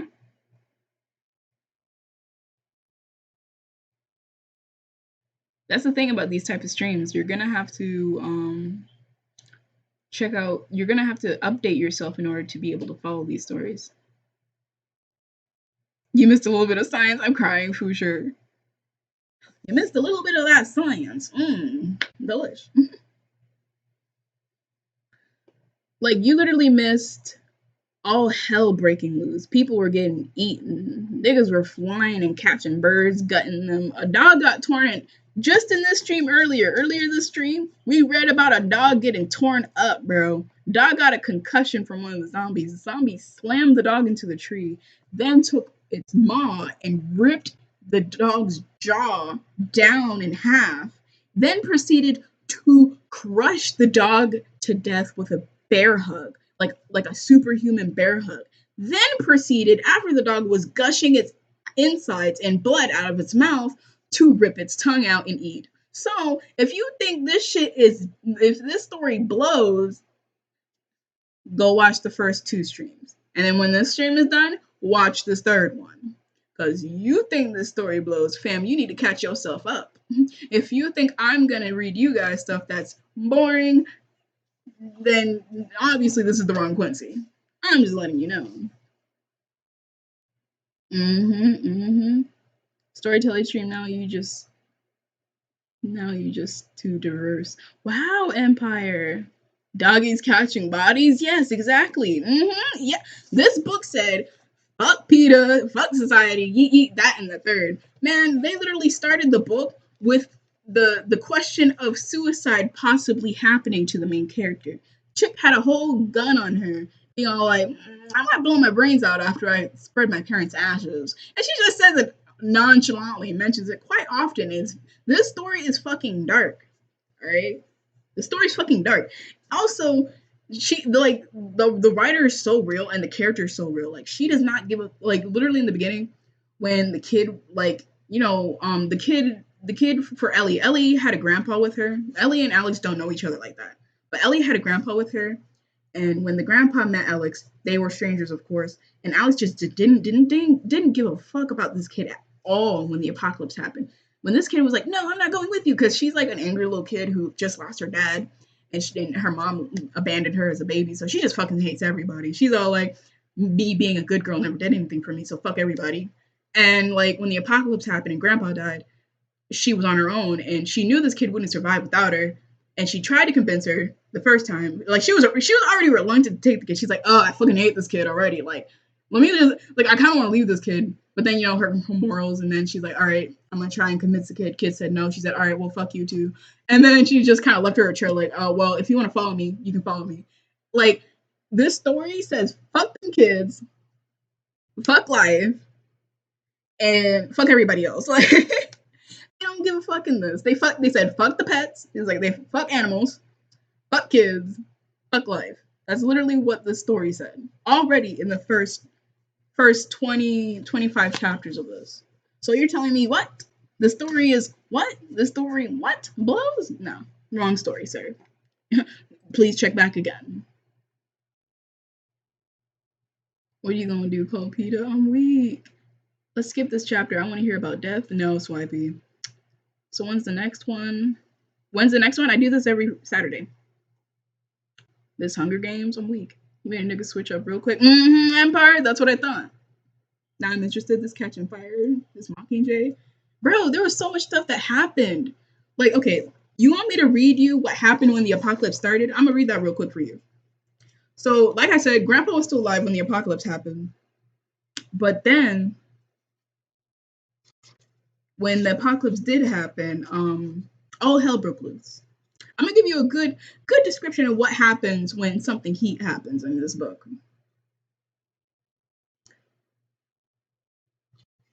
So I'm gonna read from the part when. So the old guy, the grandpa of Ellie, his name is Jack. So that's who we're talking about when we mention this part.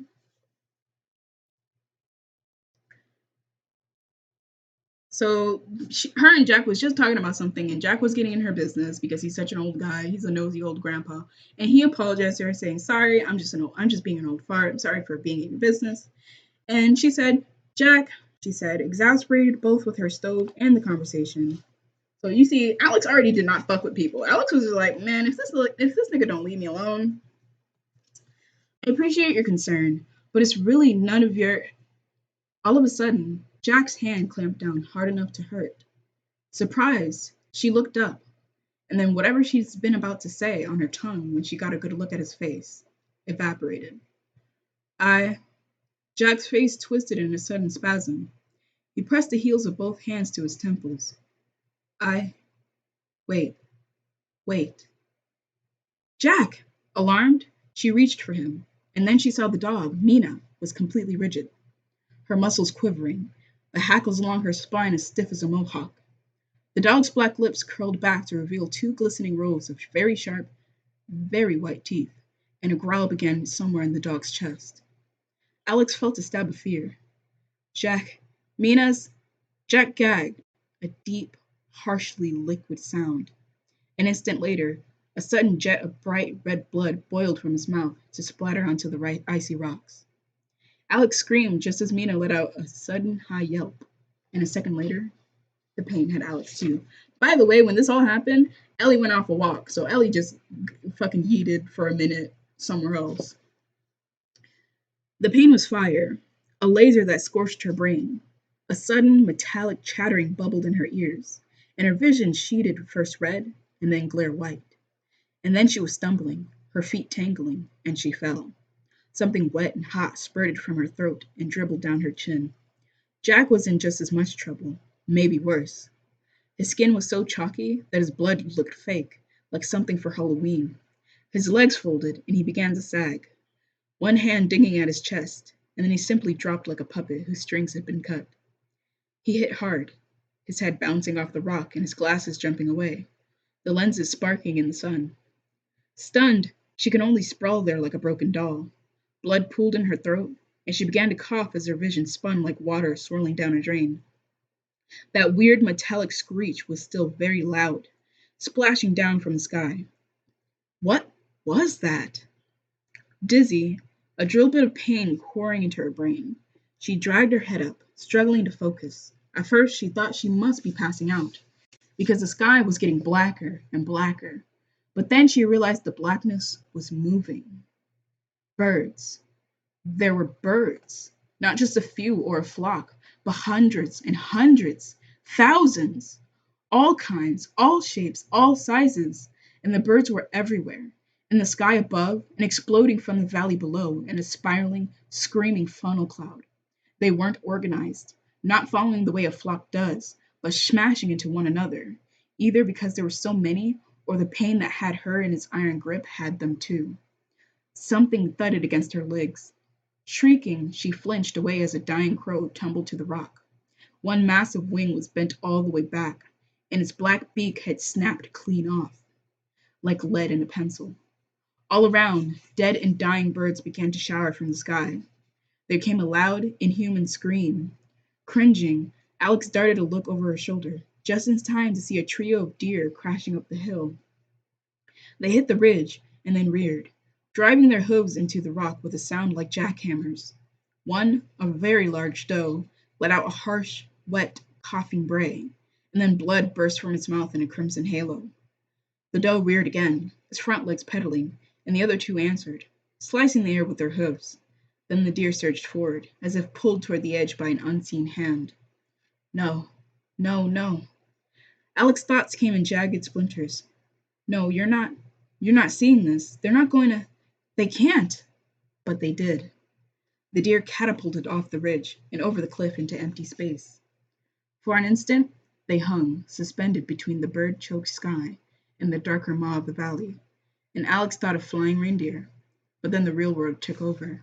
Gravity closed its fists. The deer fell, their screams tailing after like spent comets, and they were gone. Now, if you don't tell me that shit isn't wild, get out. Get out, bye. And there's other things like that where they're endangered indefinitely. Because guess what? There's zombies in this world. Basically, what happened was an electromagnetic pulse that fucked everything up that had electricity in them to the point that it messed with human biology. 3 of those that survived, who wrote the Stephen King, I'm weak. But I'm about to grab my book off the shelf, dead ass, I'm weak. Hunger Games, relax. What is this now? It blows. I thought this was Hunger Games. This is not Hunger Games, Swipey. Lord. Yeah, an EMP, a big EMP, had blasted around the world, killing a majority of the human population.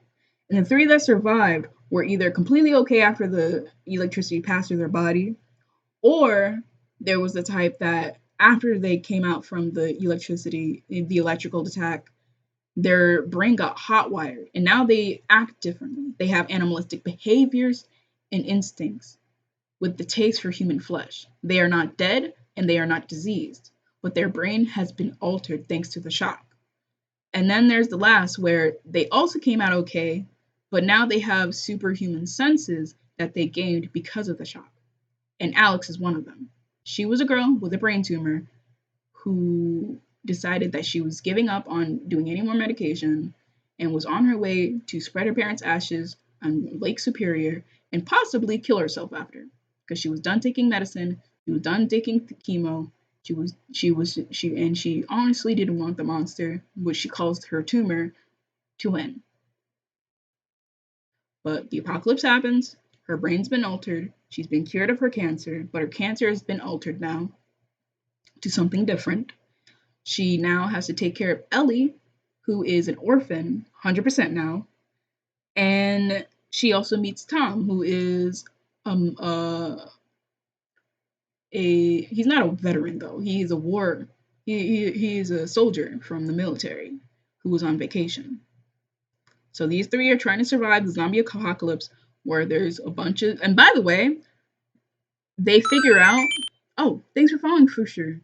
Welcome to the palace. I hope you enjoy your stay here. And by the way, they figure out later, a little bit later, but they've already been theorizing it. They figure out later that majority of this whole rabid mentality is coming from people of the younger generation. So there's that. They're dealing with young, healthy individuals who are ready to get a nibble of your leg, including children. Children are also affected. So you could have had your little sister on your side, and she suddenly decides that she really loves the taste of your leg, and then you got to shoot your little sister or die. So that's the world they're living in. But yeah, this writer is pretty awesome. She does not give a fuck. She just tells it how it is, about how the real world is and how the real world would act in an apocalypse. So yeah. What were you saying again, Empire? Anyway, back to where we were originally. All right. Let me see. The station was deserted and frigid. Whoever was here left in a hurry. Hold on, I need to get water.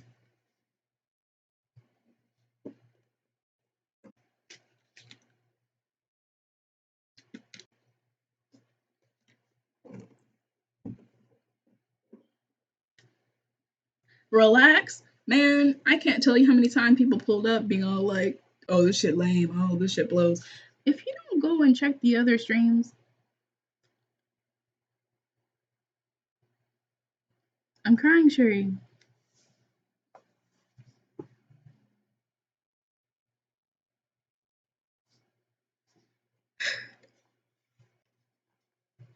He pointed to the coffee table. Alongside the books were two plates crusted with petrified spaghetti and three mugs still half full of scummy coffee. A red wooden clothes tree, a red wooden clothes tree with two sheepskin jackets. One men's medium, one woman's small, and a khaki ranger's hat was snugged into one corner. A braided rug lay in front of a stone fireplace. The charred remnants of several logs rested in gray ash. Boy, they were messy, Ellie said. Where would they go? Why? I don't get this, Alex said. She was uneasy, her skin prickling with anxiety. The cabin was a jumble of odors: rotting food, gray ash, dish soap, the metallic sting of tracked in dirt, even a spike of peppermint chewing gum, probably squirreled in one of those jackets. But no roadkill. None of that dead meat stink, so that was good. Still, the setup was freaky. Her eyes flitted over a bookcase filled with paperbacks, and besides that, a vintage looking cassette and speaker system balanced on a rickety pine table strung with tapes. Probably mixes, she thought, judging from the cassette still lodged in the now silenced player. After so many days with nothing more than a few flashlights and firelight, the artificial light was too bright, more like an assault, and hurt her eyes. The sound of the generator had receded to a muted stutter. The food is old, but the generator's still going. Other than the lights, what's the generator powering? Not much, said Tom. When he turned to gesture behind him, the wood floor squalled. Refrigerator, as far as I can tell. The record player. There's a television in the kitchen, so there's probably a satellite dish on the roof. Doesn't matter, though. It wouldn't work now, anyway.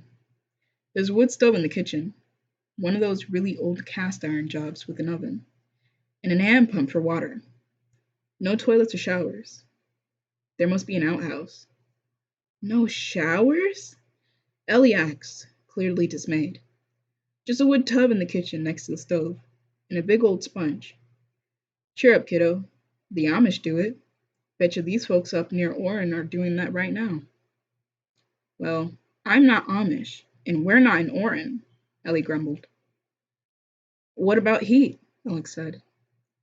Heaters draw a lot of power. Yeah, that's a good thought. No fireplace in the bedrooms, but there are outlets. So there must be a portable heater somewhere. No washer or dryer for the matter. You mean they did their clothes by hand? Ellie said. By hand? Must have. Tom scratched his head. It's all kind of weird. I mean, the station is pretty bare bones. Not even radio? Like, to call for help? When Tom shook his head, Alex wanted to point out that this was some piss poor excuse for a ranger station, but only said, so why they keep the generator on if you're leaving? Maybe they wanted to maybe they wanted to find their way back. Ellie said, it's really dark. They'd know the way, honey, Tom said. So maybe they left the lights on to make sure people like us know how to find them? So we'd come inside? Tom and Alex shared startled glances. Jesus, I never thought of that. Alex had visions of a sudden flash and then the boom of an explosion. Relax, this isn't Afghanistan. You cleared it, right? There's nothing here? Nothing outside? As far as I can tell. What about the garage? I only looked for a second. There were a bunch of tools, maybe a snowmobile or two, but I definitely saw a Jeep and, come to think of it, what? Tom gave her a queer look. That's a pretty old truck in there.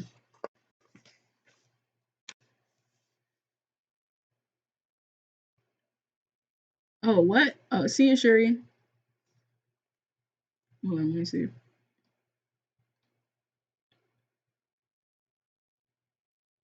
I will when I have time. All right. Scummy coffee. Coffee. Stay awake, bro. Get that coffee. Oh, Lord. I get out of work at 12 and my phone's at 9%. I forgot to charge it. Damn. All right. See you, Sherry. Look, bro, that shit's gonna be rough. Go chase the bag real quick. The stream will still be here, right? See you, Sherry. Good. Good looks. Yeah. All right.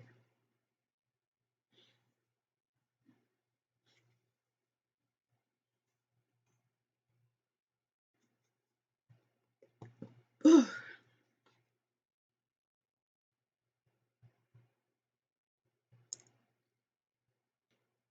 Wait a second.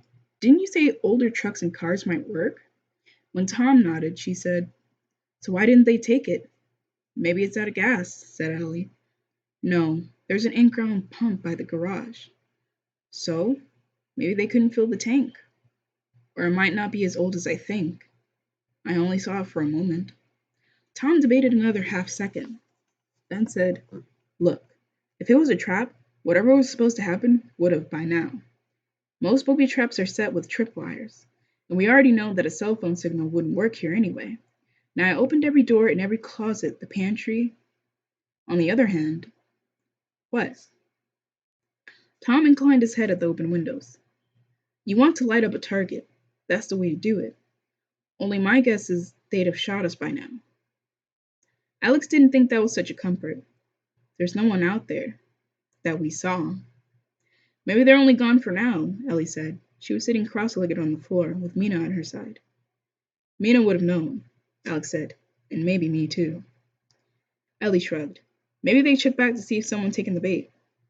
"She's got a point," Tom said. He ran a hand through his hair. "For all we know, turning off the generator is some kind of signal." "Maybe the generator will blow up if you turn it off," Ellie suggested. "Can you check for that?" Alex asked Tom. Tom nodded. But I'm wondering if maybe we should stay at all." "You mean go back?" "Outside?" Ellie said. The bright brassy light had washed her skin yellow, and the dirt smudging her cheeks, neck, and ears pewter gray. Her blonde hair was lusterless and clouded with. "Yeah, he's not here?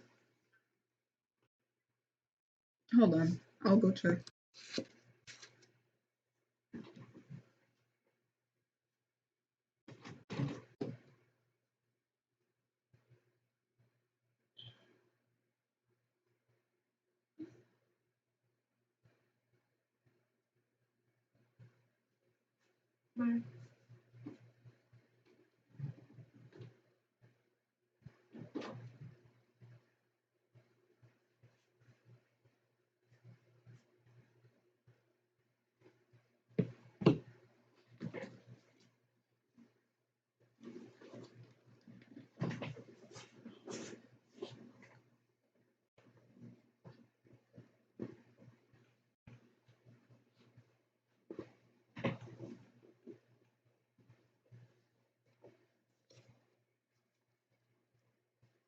Alright, I'm back.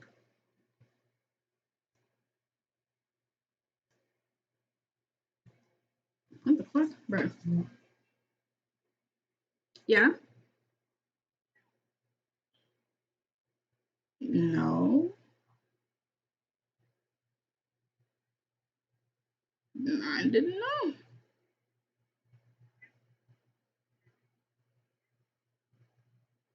The chicken was out before and I didn't. Gary put it in the fridge. I don't know. Alright. Hell no, I'm streaming. The fuck? Maybe after I'm done with my stream, I'll do it. So you just go dip in the middle of the story like that? You're fired? I'm weak, Empire. Looking for a little brother? Hell no. No one was asking where her husband was at. And now she's telling me to clean the meat that she left out, which I didn't know she left out, and I don't care. But I'm gonna clean that after this, and I'm gonna be streaming again after, because I'm gonna work on some other stuff later tonight. So there's gonna be this, and then there's gonna be a late night stream in a second after I'm done reading. How many chapters got left? I'm almost up to 26, so we're gonna end at 26. She's hilarious. Yeah.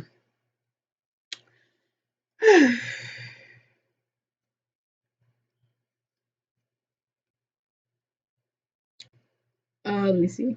Her blonde hair was lusterless and clouded with trail rubbish, and her Hello Kitty parka was nearly black. Alex thought she probably looked just as bad. and suddenly the idea of a long, hot soak made her nearly faint with anticipation. I don't want to go back into the woods, Ellie said. We wouldn't have to go far. We could even stay on the lookout. Tommy's eyes widened. Oh, shit. This time, Alex insisted on taking the Winchester. It's not like the dog can climb up with you, and the Winchester has a scope. Yeah, but by the time you see the muzzle flash, I'm dead. But Tom didn't have any better ideas, and in the end, he found that the tower was little more than a platform with a roof and deserted. They all agreed then they were psyching themselves out. The only precaution they took was to cut the generator, which Tom did as Alex, Ellie, and the dog waited at a safe distance. There was no kaboom, and after doing so long without electricity, getting rid of that racket and that brassy artificial light was a relief. As tired as they were all too keyed up to sleep, and so set about putting the station to rights. Alex scrounged up lanterns, and Tom brought in armfuls of wood from one of the two piles laid out neatly beneath a lean-to at the back of the station, and got a fire going in the wood stove. Flopping alongside, the dog promptly dozed off. After Alex pumped water into several large pots, she set those on the wood stove to heat, and then she and Ellie gathered up dirty dishes to add to those already piled in the sink. While Ellie explored the bedrooms, Alex took a quick inventory of the refrigerator and pantry. There was fruit in the refrigerator, oranges and apples, as well as eggs, a carton of milk, butter, a variety of vegetables, and a bonus, 2 packages of ground beef, still fresh, and a string of sausages, steaks, and roast, and 2 cartons of ice cream, chocolate and Rocky Road in the freezer. The pantry was as well stocked as the woodpile, stuffed to overflowing with canned goods, boxes of dry fruit, powdered milk, and instant eggs, packets of beef jerky, bags of sugar and flour, and baking soda, as well as tins of baking powder, cartons of oatmeal, grits, and barley, dried beans. Bro, they hit the jackpot. 2 sacks of potatoes, onions, and garlic, and of course, MREs. Though there was so much food and so much variety, Alex got a little giddy. She was perched on a step stool, rifling through a shelf packed with candles and matches, when Ellie came to the door. I found a whole bunch of clothes and soap and shampoo and The girl's eyes widened as her flashlight swept over the pantry shelves. Wow, we could live here forever. Maybe not that long, Alex said, but it sure looks like they were set for the winter. Hey, hey! Ellie swooped onto something on her bottom shelf. She came up with a bag of chocolate chips. Can we make cookies? The girl's face shone with so much excitement that Alex laughed. Sure, but not tonight, okay? Let's get cleaned up and then we'll scare up something to eat. Tomorrow we can see about cookies. Show me what you found. Ooh, I almost forgot, Ellie said as she left the kitchen and the still sleeping Mina. In the common room, they passed by Tom, who was scoping the clog of ash from the fireplace. I found the basement. Tom paused, shovel in one hand, broom in the other. What basement? Where? I didn't find a basement. In the bedroom, Ellie said, all but adding duh. She tugged on Alex's hand. Come on, I'll show you. Frog is cool, it's kind of like chicken, oh lord. Okay, that's a weird place for a cellar, said Tom. They were in the smaller of the 2 bedrooms, clustered around a small rug, doubled over on itself to reveal a hinged cellar door cut out of the floor. Ellie had dragged the door open by opening a metal ring set flush to the wood. And you found it how? I heard it, Ellie said. When I walked on it, the wood squeaked, and then when I pulled back the rug, there it was. I can't believe I missed this, Tom said. Maybe I have better ears, Ellie said. You're heavier, Alex said to Tom. Everything squeaks. Honestly, you'd almost have to know it was there. She aimed her flashlight in the dark maw. The light rippled over a set of narrow wooden stairs and brick walls. At the very bottom, she saw that the floor was poured concrete. This close, she could smell cold air feathering up from the underground. And then she smelled it. Wet rock, moist earth, and she sucked in a sudden breath. What? Tom asked. The stink was almost non-existent, but absolutely unmistakable. Probably nobody down there now, though. It's too faint. Still, she didn't like it. I'm not sure we should go down there. Tom's forehead creased in a frown. Why not? I've been down already, Ellie said. Tom rounded on the girl. You went down without. Guys, it's just a great big room with a couple of boxes and a big metal, box. At Tom's look of consternation, Ellie sighed. I just looked. I didn't touch anything. Come on, I'll show you. Ellie, Tom and Alex said in unison as Ellie backed down the stairs. Wait, Ellie, Tom said. Let me get. And you said I'm stubborn? Alex said. No, I said you were difficult. Tom turned on his heels and started from the hall. Go down with her. I'm getting the shotgun. Don't touch anything. I'm not stupid, Alex muttered, but he was already gone, and the smell was still there. Ellie was waiting at the base of the stairs. See? She said as Alex backed down. It's empty except for the boxes. Well, not quite empty. Her light glided over a workbench running along the near right wall. A rusted iron vise was clamped to one end, and there was a mousetrap atop the workspace, but no tools, and only a thin rat's coil of wire hanging from the pegboard. A haphazard stack of cardboard boxes were piled against the brick to the right of the workbench. Christmas ornaments was scrawled in the black Sharpie on one. Another was labeled fishing gear. One stood open, and Alex saw a tongue of black cloth. The dead meat stink was no stronger down there, though, and she thought Ellie would have mentioned a dead body or two.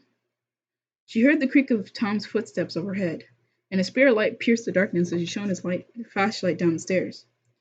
What do you see? He called. It's like I said, Ellie called back. Workbench, boxes. Aiming her light, Alex strafed the darkness to her left and froze.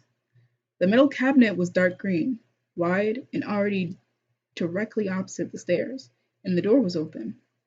Not much, maybe 6 inches, but enough so that when she moved a little to her left, her flashlight picked up a glint of metal, the twinkle of a scope. Alex? Tom, she said, and smiled. Tom, it's a gun safe. What? She heard Tom clattering down the steps fast. Wait, so there's more guns? That's good, isn't it? I think so. She started forward, reaching for the safe, wrapping her hand around the metal latch. Good thing it's open, too, otherwise we'd have to find the combination. From behind, Tom cried, Alex, no, stop! Something slammed against her back as a bright orange flash erupted out of the dark and a shotgun boomed. We're on chapter 26. I'm going to finish this and we'll be on chapter 27. The blast was deafening, loud enough that Alex thought her head would burst. Her ears shrieked with pain. The air split with the whir of a slug, where she had been standing just a second before. Her throat closed on the choke of burnt gunpowder, scorched cloth, and hot metal. Her mouth was watering, her eyes streaming. She could feel the icy cold of the concrete against her hips. She thought Ellie was screaming, but the sound was muffled in cotton. She was virtually deaf and could barely breathe. Tom had hit her from behind, knocking her to the ground, but now his body lay draped over her. He was not moving. Tom? She couldn't hear herself, but felt the word in her throat. And still half stunned by the blast, she tried turning over. God, please, let him not be dead. Tom? A moment later, his hands closed on hers, and relief flooded in her chest. She heard the low drone of his voice, but couldn't make out the words. What? Booby trap. His mouth was against her ear. Are you okay? Yeah, I think so. What about you? I'm fine. Tom's weight eased. The ringing in her ears had thinned to a high whine, enough so she could hear the dog barking from the bedroom overhead. Her head was killing her, and when she sat up, the darkness spun. He aimed his flashlight at her. You sure you're all right? Yeah. She put a hand to shield her eyes from the light, and then spotted Ellie crouched a few feet away, mouth hanging open, tears flooding her cheeks. Alex, are you okay? The girl was crying and screaming at the same time. Are you okay? She's okay. Tom wrapped up Ellie in his arms and pressed her against his chest. Honey, shh, calm down. But she almost got killed, Ellie shrieked. She grabbed fistfuls of Tom's shirt and bawled. I almost got her killed. If I hadn't been so nosy, if I waited for you, she wouldn't have. This is not your fault, Ellie, Tom said. You didn't touch the safe. Alex did. You didn't do anything. And see? Alex is fine. What she'd been, Alex decided, was lucky. Clearly visible now, the concussive blast had knocked the blanket askew. The shotgun was wedged between two boxes, its barrels aimed at the safe. The muzzle flash had ignited the cloth, which still gave off a stink of burning wool. Now that she knew what she was looking for, she picked out the wire attached to the trigger easily enough and followed that to the mousetrap. A separate wire, cut from the same coil on the pegboard, snaked from the now sprung trap up the brick wall, over exposed beams in the ceilings, and then down to the top hinge of the safe's door. When she dragged the safe open, the rest of the way, the wire wrapped around the hinge had tightened. The holding bar in the trap had disengaged, and the force of the hammer snapping shut had taken up enough slack to pull the trigger. She felt Tom's hand on her shoulder and turned. How about we all go upstairs and celebrate being alive? So, do you guys understand what just happened? Alex almost got bodied.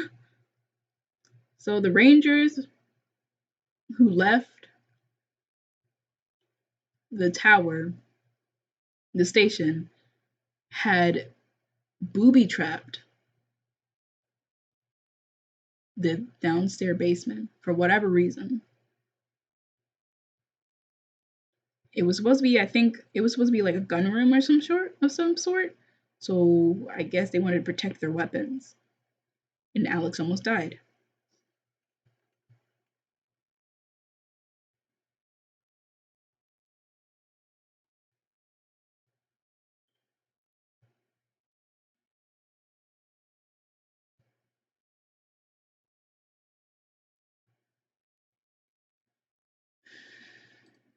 So someone's cheeks got clapped? Nah. Also, hi, fried chicken.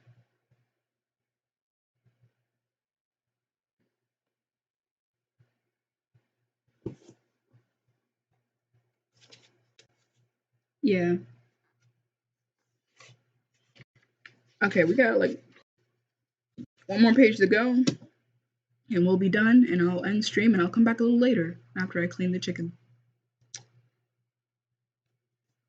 By the time Alex returned to the kitchen with Ellie, Tom had prepared a feast.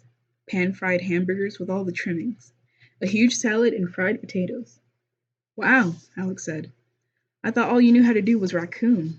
Where'd you learn to cook? For your information, I love cooking, he grinned. My mom's a fantastic cook, and so is my dad. I don't suppose you figured out dessert. As a matter of fact, Tom produced a box of Oreos from behind his back. Ta-da! I liberated them from behind a sack of dog food. There's one more box and a package of Malomars, too. Somebody didn't want to share. They had a dog? Alex asked, and wondered, what happened to it? This is very nice of you, Tom, Ellie said in a small voice. She was quite pale. No amount of reassurance from Alex had worked. The little girl blamed herself for what had happened down in the cellar. She'd been virtually mute as Alex tripped her out of her clothes, scrubbed her clean in the wood tub they dragged to the back room, then dressed her in a woman's flannel shirt and jeans rolled up to her calves. I don't think I'm very hungry. Well, I'm starved. Dropping into a chair, Alex grabbing up a hamburger bun and spooned out a huge dollop of mayonnaise. Tom grinned. Nothing like a little near-death experience to work up an appetite. Ellie, you want something? Feel free. I'm not hungry, Ellie repeated. She looked uncertainly at Mina, who scrambled for the bowl Tom plunked on the floor, and was now practically inhaling kibble. I should maybe just go lie down. That's fine, honey. Layering his burger with lettuce and tomato, Tom squirted a spiral of ketchup. You do whatever you want. Pass the mayo, would you, Alex? Sure. Alex replied through her mouth, kept trying to twitch into a smile. She caught Tom's warning look and rearranged her features to as bland as deadpan as she could manage. Alex understood reverse psychology when she saw it. She hadn't spent all that time staring at her shrink's carpet for nothing. As Alex forked a burger into a mound of lettuce, she saw Ellie slide into a chair. Mustard, Ellie said in a very tiny voice. And relish, please. 1 spoonful or 2? Asked Tom. 2. Tom doled out relish. And let me give you some of this tomato. Here. There. That's good. Try that. There's more where that came from.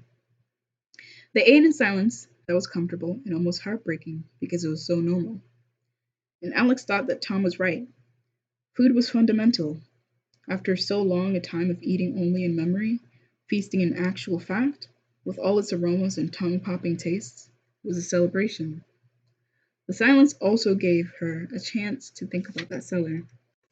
Leaving aside how dumb she'd been, the promise of more guns had swept away every particle of good sense.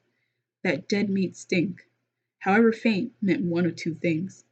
Either the Rangers had changed, or maybe some other brain zapped crazy had been rummaging around down there. Either would account for why the Rangers had cleared out in a hurry. But why set a trap? She bit into her burger and slowly chewed as she thought the problem through. A booby trap like that would only work if you knew where the gun safe was. Tom had missed it. Ellie had found the cellar by chance, so presumably only another ranger would know where the safe was, or that a cellar even existed. Say hypothetically there'd been two rangers. Say one had changed and the other hadn't. Had the number one set the trap hoping to kill the ranger who changed, or... Wait a second. Tom said Jim was still partly Jim, just as he went crazy. What if the ranger who changed set it to take out the one who was still normal? That burger okay? Tom asked. What? Alex looked up and realized she stopped chewing. It's great, she said around burger, and swallowed. But she thought, those brain-zapped kids changed the very first day. Jim was older, and he changed on the second day, and ended up just like those kids. And now, maybe there's a ranger, and that would make 4 people who changed. Well, actually, there were 5, because she had changed too. Just not in the same way as the others. Not yet. And that's where we end Read and Draw, guys. The next time we come back, we're going to be reading chapter 27. So what do you guys think, for those of you who were here for most of it? You said something about chicken, I'm weak. Wasn't listening. Start over. Get out, Empire. Get out, board. Give her some of that chicken you got to clean. Get out. Right. Yeah, and it like this. Yep. Yeah. Yeah.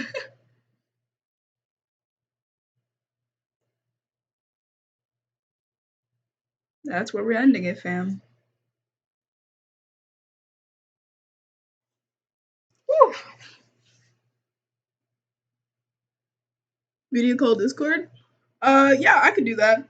I will start the call and I'll stream a little bit later. Give me like an hour or two and I'll be back to stream the second half where I just draw whatever. I think I'm supposed to do sub sketches today, so I'm gonna do sub sketches and what else was I thinking of doing? I don't remember. But yeah. I'll see you guys later. I hope you guys enjoyed this session of Read and Draw. We're almost halfway through the book, and there's still so much more to go through.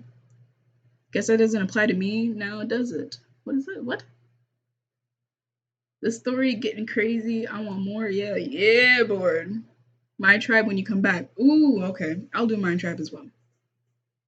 Quizzy says she on her librarian shit, huh? Librarian girl. Like, yeah, I am the librarian chick. I would love to work at a library, to be honest. But yeah, I will come back in an hour or two, and I'll be streaming